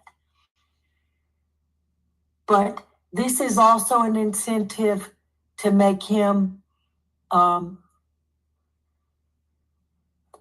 good inmate, Judge, because you can still lose your first offender status while in prison. So my request today is based on what we have 25 years from now. He's still going to prison. He's still taking a plea, and he's still being sentenced. That is why I'm requesting first offender treatment.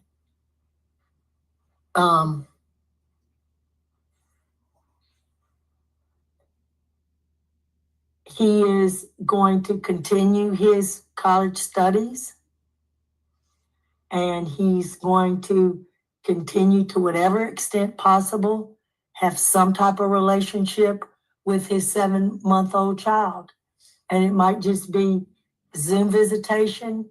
It might be a family day, or it might be that he gets into a facility where he's just going to be receiving pictures of his child. But he is going to prison for this, Judge, and nobody wins. If there's one thing that I can promise the family, it's that, in my experience, it's been when anyone goes to trial or takes a plea, whether they get convicted or acquitted, whether they take a plea, or whether they run and get locked up later, there's still that loss. And when they walk out the door, just like when my family walks out the door, it's still very, very sad. And there's really, you do not get the satisfaction that you think you're going to get. It's just over, thank goodness. And at some point, you pray that your heart can forgive. But this is the first step, Judge. So we tender our plea.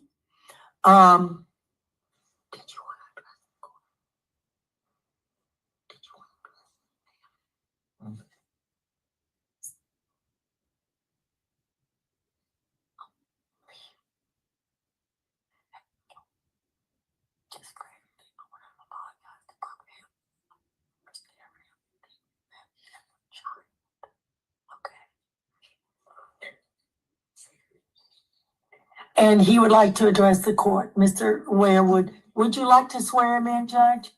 Okay. Raise your right hand, sir. Do you solemnly swear or affirm that the testimony that you're going to give in this sentencing matter, State of Georgia versus Jaron Ware, be the truth, the whole truth, nothing but the truth, so help you God, or do you so affirm? Yes. Okay, you're gonna have to speak up because my hearing aid is not in. Everybody needs to hear you. You're under oath, sir. First, please state your full name for the records. My first name is Jaron Ware, and I'm a junior. We waived the defect, Judge, on that, and I had him sign in his correct name. I apologize to the family, to the victim's family first. I went out there to do something that I shouldn't have been doing. I lied about it. I can't explain how it has impacted me, but I know it has affected the family as well because they got somebody who can't come back. I apologize to my family. I should just been in school, just not doing what I was doing. That's it.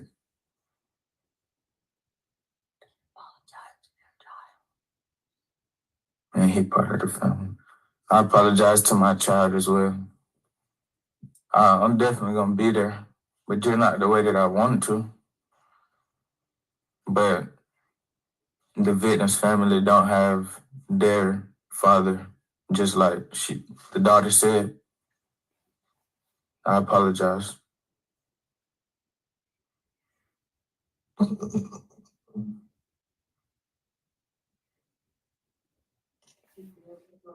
That's it, Judge. There you go.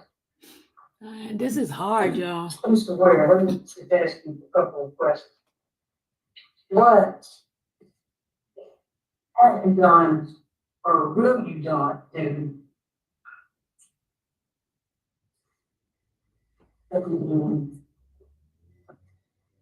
to give back or to share with this family your remorse and regret and that you honor your life and others? What will you do?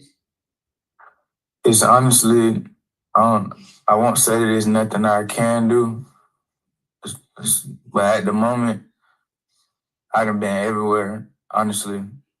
I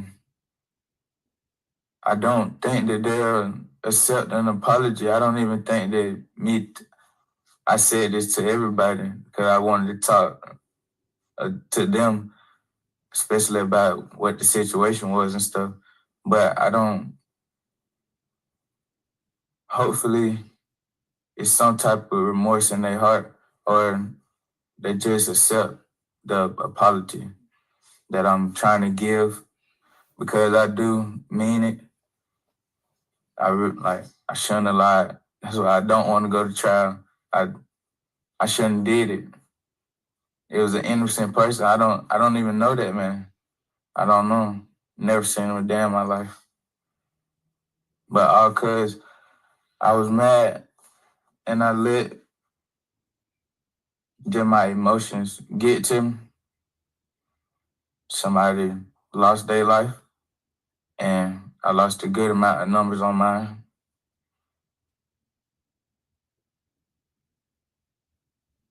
I really do hope that y'all can accept my apology, honestly.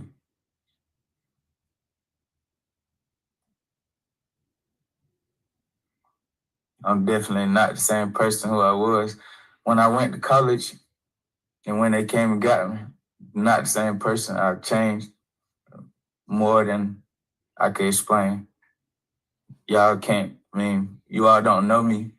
Y'all haven't been knowing me, so y'all don't know how I've changed and stuff. I definitely, the whole situation has took a toll on everybody, me, obviously the victim's family.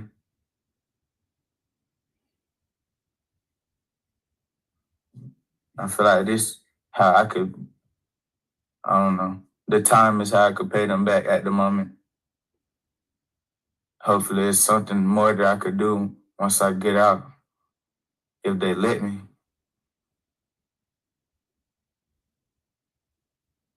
Is the lady that your child's mother, is that the same person who were dating then? Yes, ma'am. So you did it because why? Nah, that's what, I don't want to go back and explain it. It was obviously a lie. If that's what, Was it true? like I said, I don't really want to go back and explain it. It's not really. So here's how I think. May I just say this? Okay. That's a real good question. But what he was dealing with was he received the news that she had been sexually assaulted. Mm-hmm. She lied. There was, she lied. He was went. It's still an overreaction. He went crazy. But he obviously called somebody a number of times. Call. The only thing that we'll all agree upon about this case is that this was some excellent police work. What are the chances that somebody beyond the line of fire gets struck 4 times exactly? And he's in a closet. Yeah, he was fixing something and had nothing. That's just so. It's so everything was. The fact that he got caught, the fact that nobody else that he was shooting at got hit, all of this. You understand what I'm saying? Everything. And then, did she get raped? Did she not get raped? She didn't get raped. She had sex with the other person. Is something you could actually write a book about. It's sad. His life is over. They go Adam, y'all. Gone. Adam came back. The victim has grandchildren. The baby who's in the hallway. Right there. It just makes you just sick. She lied, and then the man ended up losing his life. He went crazy trying to do something about it, So I had a talk with him where we finally went from top to bottom exactly what happened. I couldn't finish the phone call. He couldn't either, because he was so upset about it. He said, I'm ready to get it over with.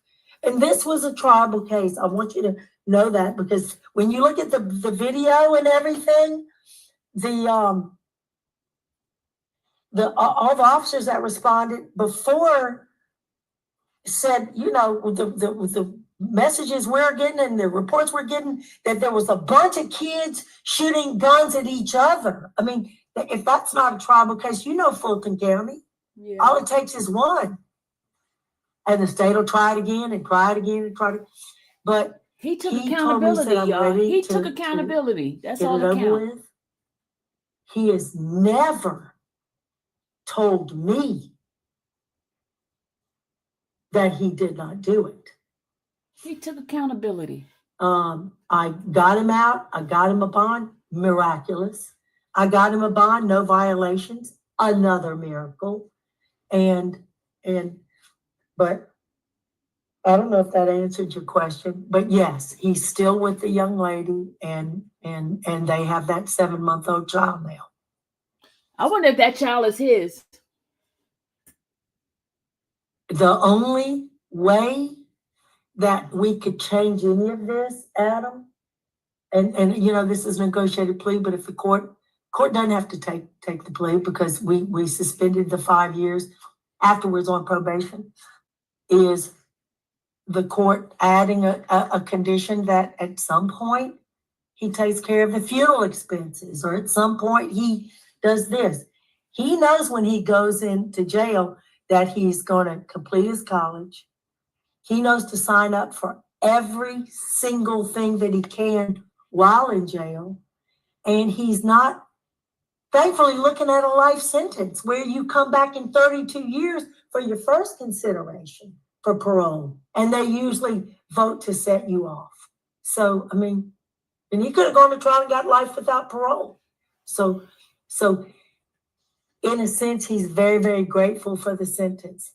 But if the court is concerned He's about not even getting a sweet deal, y'all. He's getting this full time in jail. I could not get him into anything, Judge, because we couldn't even get him to where he could go for a job. And Miss Kelsey Jones Connor did say that she would think about him having a job, but she wanted it to be an at-home job.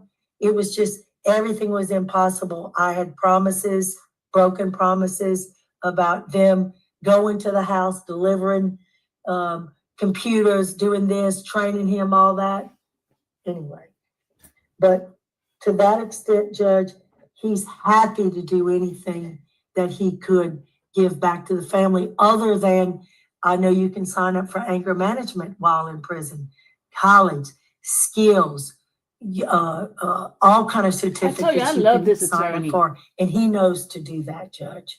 So I don't know if that helps you at all, but that's what we've tendered to the court as far as the plea. The court can change it and ask the family about any expenses they've incurred. You'll have an expense for the funeral, I do nothing. No, we don't want any. I mean, I'm sure this, I don't think he could. I mean, no, there was an expense. Right, I don't think, yes, there wasn't a free funeral, wasn't a free. Nothing, yeah, that's the thing, is I don't have an exact number, but I can come up with one, I mean, if you want me to, but I don't have an exact number right now of how much the funeral costs. I know it was probably 20 grand. I don't think you could get out of a funeral without spending 20 grand or right. More. Judge, I'm going to do two things, if I could. First of all, I am going to suggest just a brief modification of probation at the end, with the court determining at least a funeral expense. I'm also very familiar with the victim witness advocates at this office. They're incredible. And there is a fund that after the case is over, that the state can also assist the victim witnesses. And I know that they will give the family that, not only the number, but they assist them in getting some type of, it doesn't do anything, Judge, but at least it's, that was not something that's not anything extra they were planning on that month, to say the least. It appears that all this started with. Okay, let me explain what happened. Those that are just coming in. He had a girlfriend. The girlfriend told him that this particular boy raped her. He goes to go get the boy who raped her. He sees a guy in the car so he starts shooting. The guy that he's trying to shoot at, he didn't hit. The man that he hit was a guy that was inside the maintenance closet. he was fixing something in the maintenance closet. All the bullets that he was shooting end up shooting the man 4 times. So that's what happened. He accidentally killed the man that was in the closet. But the guy who supposedly raped the girl did not get killed at all. So that's what happened. Those that are coming in. The man accidentally got killed because he was shooting at the other guy, and it just went crazy. That's what happened. But he was not intent. He didn't even know the man. He didn't even know the man that he killed. The man was inside the closet. And see, the thing is, the other guy was shooting back too. There was gun fire everywhere. So he ended up killing the man. You really don't know if his bullet is the one that killed him, man, but he's taking responsibility if that it was his gun. Okay? That's what happened, y'all. But what he did, he confessed to the girlfriend about him doing. He turned himself in to the police, and the judge even gave him bond. They gave him bond and put an ankle monitor on him. He didn't violate anything. He was a straight A student in college. And the girl told him she got raped. But we don't know if that's true. We really don't know.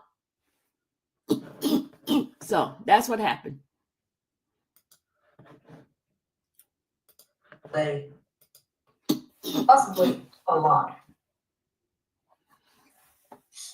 I didn't hear that Mr. Ware called 911 at any point in time. He didn't call 911 because It was hospitals, the police department, so she could make a report. I didn't hear that. He didn't call 911. And that's what I was waiting to see. So all I could sit here and think of it as well. And like you said, like Ms. Woodman said, this is just a statistic. It should not have been.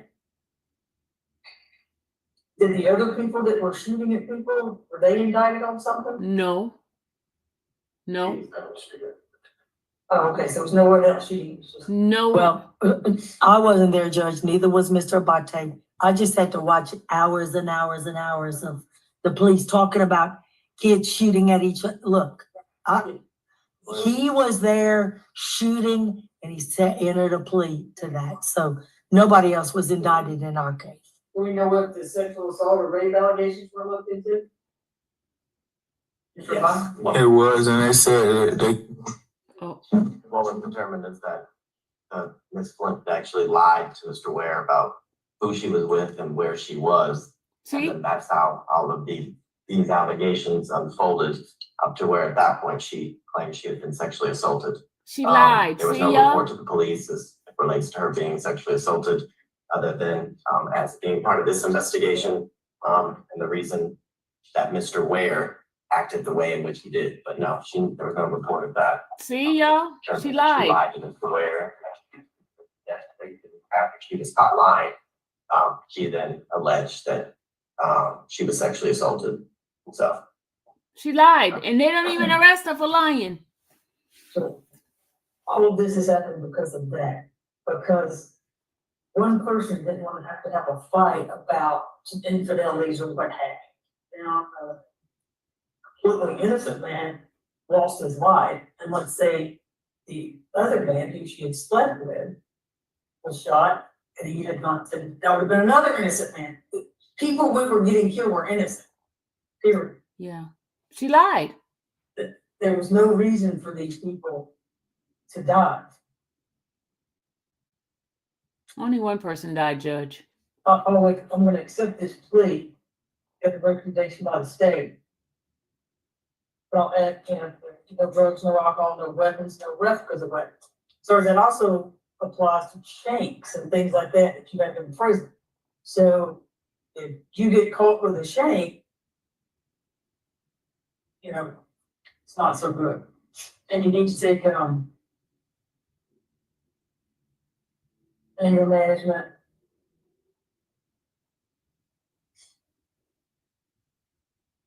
That's messed up. Something they have at prison. Officer Brown is online. Oh, yeah. Officer Brown, Sorry, okay, Officer Brown. Yes, Your Honor. I'm thinking of something where he listens to different families, victims' families, and somehow this sinks in. Well,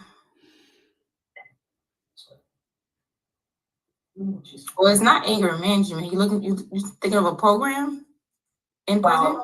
Right. They have something like victim impact. Yeah, she should have been Victims' charged, but she's families not come in and charged, talk y'all. to She's not charged. citizens and let them know, so they can kind of see where it can get through. They do have MRT in prison, Judge. That's what I was trying to think. More recognition therapy.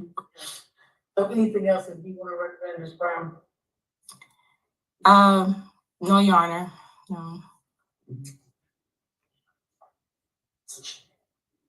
Yeah, the man's already getting 20 years, y'all. What else y'all want? Y'all should make the girl pay for the price, too. Because, so, to the victim's family, first and foremost. This court and the staff of this court, and I think I can speak for Mr. Lamonte in the state, will hold space for you. I will always hold space for you.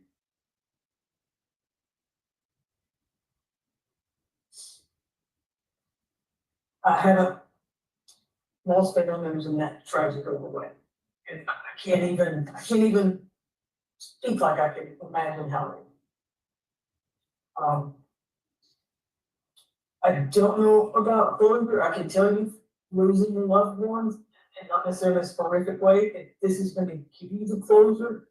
And I tell you, it doesn't get easier. I think you just become numb and kind of accept. You kind of start pushing it down and kind of accept what it is. I think that's the best way to explain it. And I'm sorry for that. I'm so very sorry for that. There's so much useless violence, and then over a girl or a boy or something like that, it's just like, what? It just doesn't make sense. I am so sorry, and I wish that I could do something to help you, although I can't. But hopefully the state can help supply you with whatever you need. Hopefully that counseling. I'm sorry for siblings. We'll never know their dad. And I don't want to parallel it at all with your son not knowing you, because your son will have time with you. Even though for 20 years it may be speaking through glass and a phone, your son will have time. These little boys, young men, won't. When they're coming up, sister or uncles, if there's uncles or other male family members, have to sit down and have those male-on-male talks with them. She can bring your son to the prison that you're in, and you can have that father-son talk with him. Not really. Not really, Judge. But her family, that's never going to happen.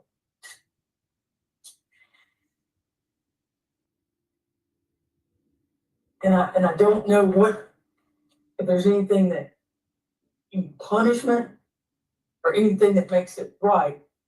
And to ask you that question, what do you think you're going to do? I don't know, besides apologize. No, there are things you can do. You can, and I'm not talking just start acting like this when you're incarcerated. You can set your life on a different trajectory right now. Non-violence, you can get out, you can speak to young men, dating them. You can do all of that.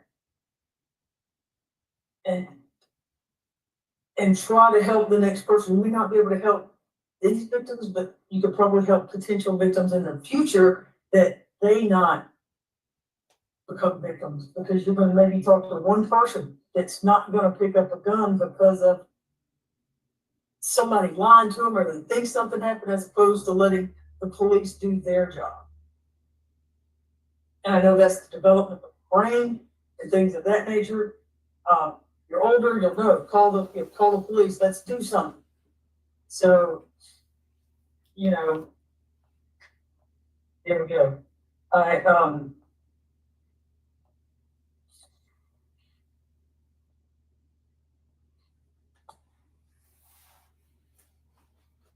will make you, I don't know how long it'll take folks, and how it won't help financially, maybe it will, maybe you can put the money, pay you folks back for the funeral expenses. I know if you don't have headstones, things like that are very expensive. And, but those can be paid back, you can spend it on the boys, spend it on therapy, whatever folks want to do, but you shouldn't do it without a father, you also shouldn't be out that money. So yeah, Mr. Ware, I'm sorry. I want you to do a ton of soul search. Because there are things that you can do to try to make it right. As right as you can. I don't know. But that's for you to figure. There are things you can do besides just saying, I'm sorry. And I'll just point out one thing, okay, because when the family was up here, this is what I always kind of gets to. They were making their, you just looked ahead. But when you started hearing me talk about you, when you got upset. And I get that. But I was really hoping to see a little bit of emotion for what happened with these. Judge, you gotta understand the man is hurting too. You're at a point right now, you're like, this is just about me, this is just about me, that's all. That's fine. But I hope that you have learned a lesson. Yeah, no drugs, no alcohol, no weapons, no reckless weapons, you treat kids, then people expenses. Assuming y'all can get the amount in some amount of time, so you can put it on there. Just if by chance your mom or your grandma want to try to start paying that, instead of them having to wait 20 years, then you're going to reimburse whoever pays that on your behalf. Because it's not what your grandma did, it's not what anybody, this is what you did. So if your grandma pays it or anything like that. What about that girl paying it? What about that girl? She's the one caused it. What about any further contact with the victim's family? Unless they want to initiate it. I know sometimes there have been for families, victims' families want to sit down and talk with the offender, like, why? And, have a one-on-one. No, that girl should be paying the funeral and stuff. She the one lied. Or to your family, right? All I can hope is that everybody has peace.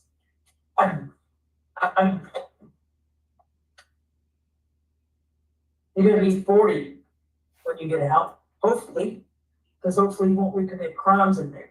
I'm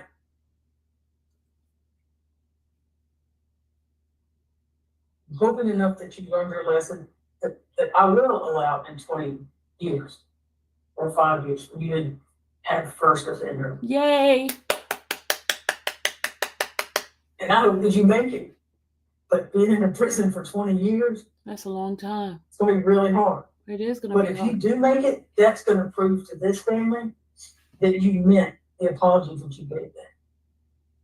That you don't get so wrapped up in yourself there that you just want to do right so you can see your son and prove to them, I've changed my ways. I'm not gonna get any trouble. I mean, anything. And give them the right to vote the first offender. You know what? There There it is right there. Lady Leo said, that's why I said, be careful what you say earlier. Her lies have cost him most of his life in prison. And someone on the line, yes, that other lady too. The one that lied with that boyfriend. With a full understanding of everything you pledged to, am I right? Women. Yes, ma'am. Wait, take out your watch and all that stuff. Judge, let me ask you one thing. If you are granting the first offender, correct? And you did talk about funeral expenses, correct? If that gets on a sentence, there needs to be probation. Yeah, okay, yeah. And secondly, could we have an amount? Not necessarily. It could be paid directly to the ADA. To the ADA? I think it's better if it's done through probation because in 20 years, Mr. Lamonte and I will be on the beach. I will be there. I think that it has to be probation if he gets first offender. It can't be.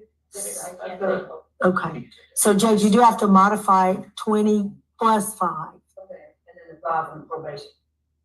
20 plus 5. It would be consecutive probated instead of consecutive suspended. So 25 to serve 20 years to serve plus 5. 5 years. Probated instead of suspended. April? Does that sound about right? I don't want you folks to, No, that's the only way I think you can do it. I'm asking, does that sound about like it was the cost? Financially, not the emotional cost. I'm sorry, what was that? Like 20,000, does that sound about? Yeah, that's fine. That's it today, 20 years down the road, so, okay, and 20,000, so much. So it's like 1,000 a year. Is 5 years enough time for this young man to come up with $20,000? Well, the minute he gets out of jail, if he gets granted parole, he's still under sentence and he can start with his obligation. If he's below. Otherwise, he's got $4,000 a year, which is about $360 a month for the restitution. Right? If he's paroled, he'll still be under our supervision. What was that, Ms. Brown? I'm sorry. If he's paroled, he'll still be under our supervision. Okay, right. So I guess if it's coming down to the wire, you don't have it, or go to the bank and get loans from them. These folks will get paid back. But you guys, he can get parole now at one if he do 1/3. Remember we read it yesterday? Yeah, it's like moral recognition therapy. But to the extent that he can do any of that in jail or on parole, then he doesn't have to redo it while on probation. he submits proof that he did this while he's incarcerated. So he's gonna have to get reporting instructions, at least verbally. But if, let's say he gets paroled, the same officer that supervises him will say, okay, your sentence is over. Now you're starting your probation and you have to make sure this, and this is done. To the extent you did that when you were at Rogers CI, here's the certificate. To the extent that you start paying the minute you can pay, then he's working away at it. But if he wants the first offender, he has to be on probation. We're doing probation, right? And since we're doing first offender, I don't believe during the first part of the plea that was done last week that the first offender questions were Okay, you posed need to him. ask him. So, Mr. Ware, do you understand you're asking through your counsel to be treated as a first offender under the provisions of the First Offender Act? Yes, sir. And have you ever pled guilty or nolo contendere or ever been convicted of a felony in the state of Georgia or anywhere else? No. Okay. And as Ms. Rockwell explained to you, the benefits and pitfalls of the First Offender Act. Yes, sir. Okay. And you understand that if you violate the terms of your first offender sentence or commit any new offenses while on first offender probation, that your first offender status could be revoked, you could be adjudicated guilty, and you could be resentenced to or up to the maximum sentence for each charge that you're pleading guilty to in the indictment. Yes, sir. So do you understand that the additional aggravated assaults for the additional victims that didn't merge with count one, where you received a 5-year sentence, you could be resentenced up to the maximum, which is 20 years for each one, which would be an Wow. additional 40 years. 40 Yes, sir. years. Okay. Lord Ms. Jesus. Rockwell, and you're speaking with Mr. Ware, do you believe that he understands the First Offender Act and the benefits and consequences as it relates to first offender if he violates the sentence? I do. Okay. And I believe also, Mr. Ware, you need to be informed that you have 30 days from today to file a direct appeal from this guilty plea. And you have until the end of the term of this court to file a motion seeking to withdraw this guilty plea. Doesn't mean that the judge would grant the withdrawal, that you just have the right to do so. Ms. Rockwell would be the attorney who would represent you or file those motions unless she sought with the court not to do that. And then you would be appointed a lawyer to do both of those things within the time constraints I just described. Do you understand that, sir? Yes, sir. Okay. Thank you, Judge. What about the habeas corpus rights? She read them. I understand.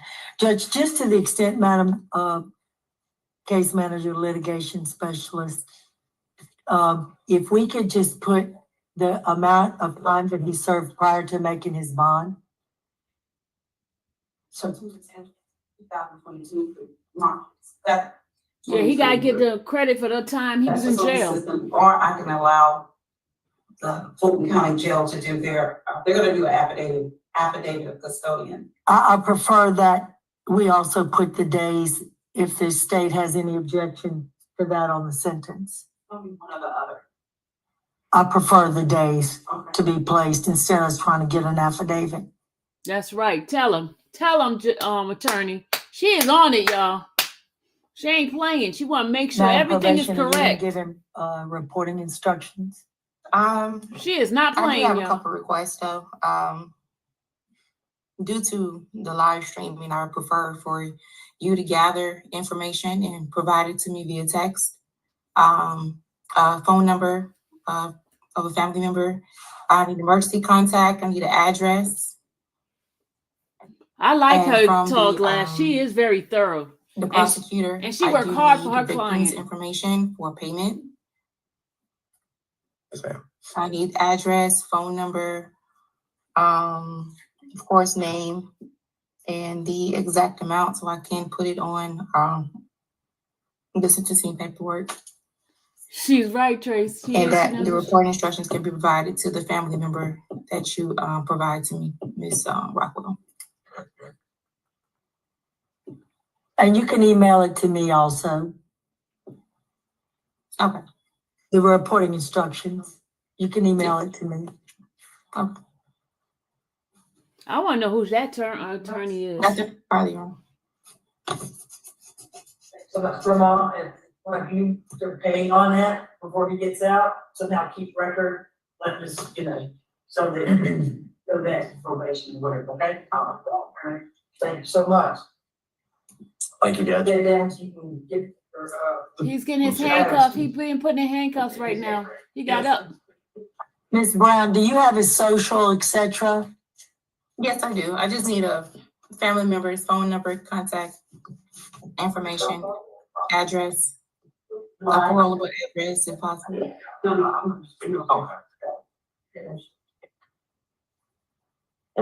y'all bring his books for him? You see Adam back there, y'all. No, Look you at cannot Adam. be excused, prosecutor. I need the victim's information. I'm gonna email it to you. Okay, appreciate that. Thank you. Look at Adam. Look at Keith Adams. Look at Keith Adams. I can do it. If she's on live. There go Keith Adams right there, y'all. There you go. Y'all see Keith?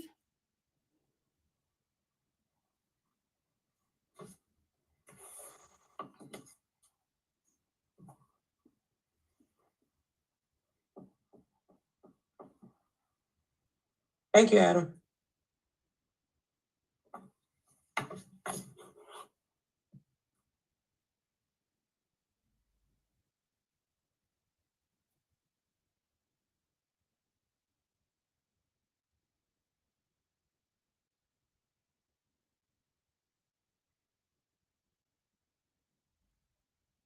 Ms. Brown.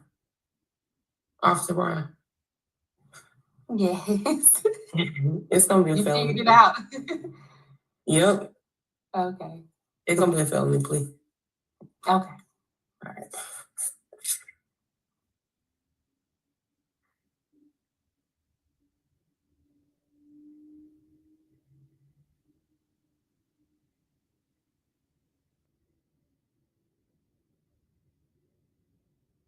Is that the girlfriend back there crying?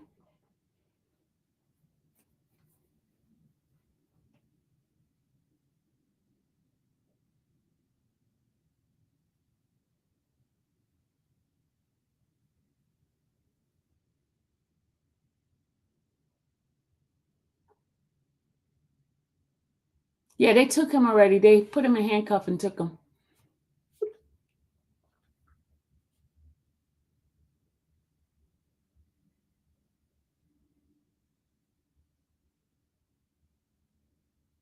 I have seen her several times in court.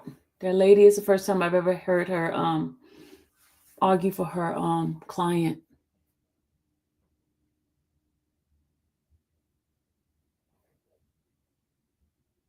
We were watching a guy take a plea deal.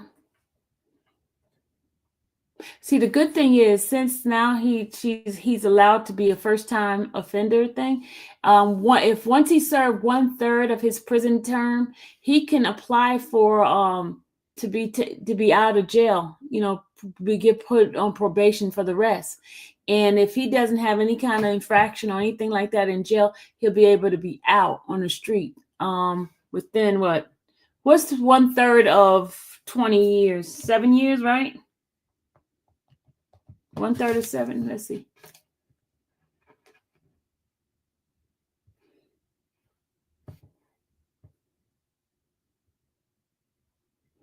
They guaranteed. Remember what I read yesterday? They guaranteed to apply. They automatically become eligible to be able to apply as long as they don't have something that is not parolable. And he has his case is parolable because he got manslaughter. He didn't get murder.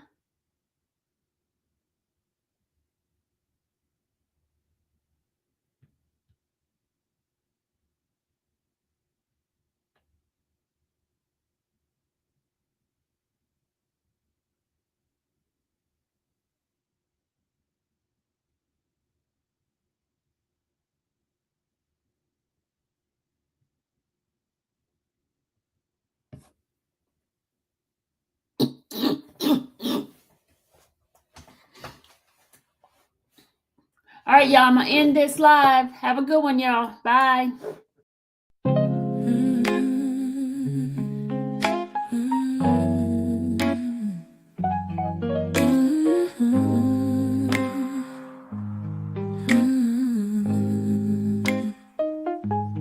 Thank you for watching the infamous Sylvia channel, where laughter and fun make up our panel. Together we build this digital spree. We appreciate you and our growing family. With mods by our side and chat flowing free in this online space. It's just you and me. We laugh until tears roll down like the rain. In this virtual world, you ease all my pains. We're a family, not just a show. Every click and comment makes us grow. Mods and chat, keeping the vibe so right. Together we shine like stars in the night.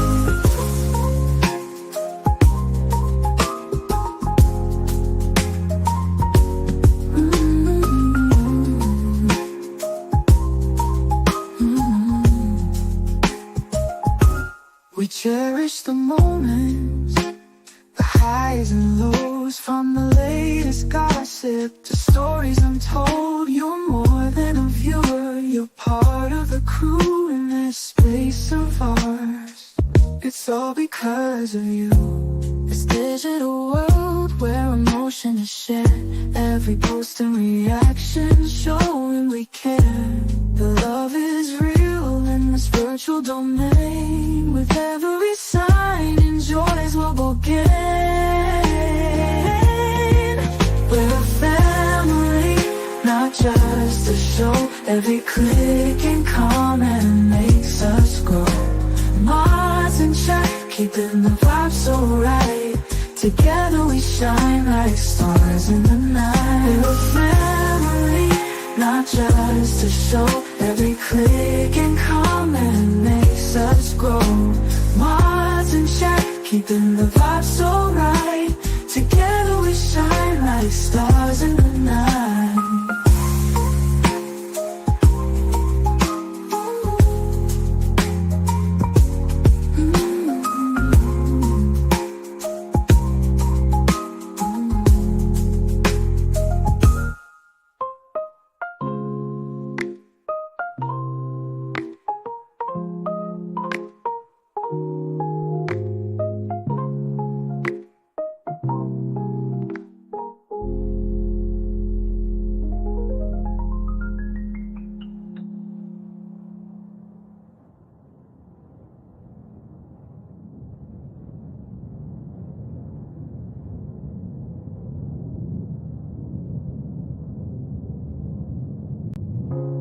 This digital world where emotion is shared, every post and reaction showing we care. The love is real in this virtual domain. With every sign, enjoys what we'll gain. We're a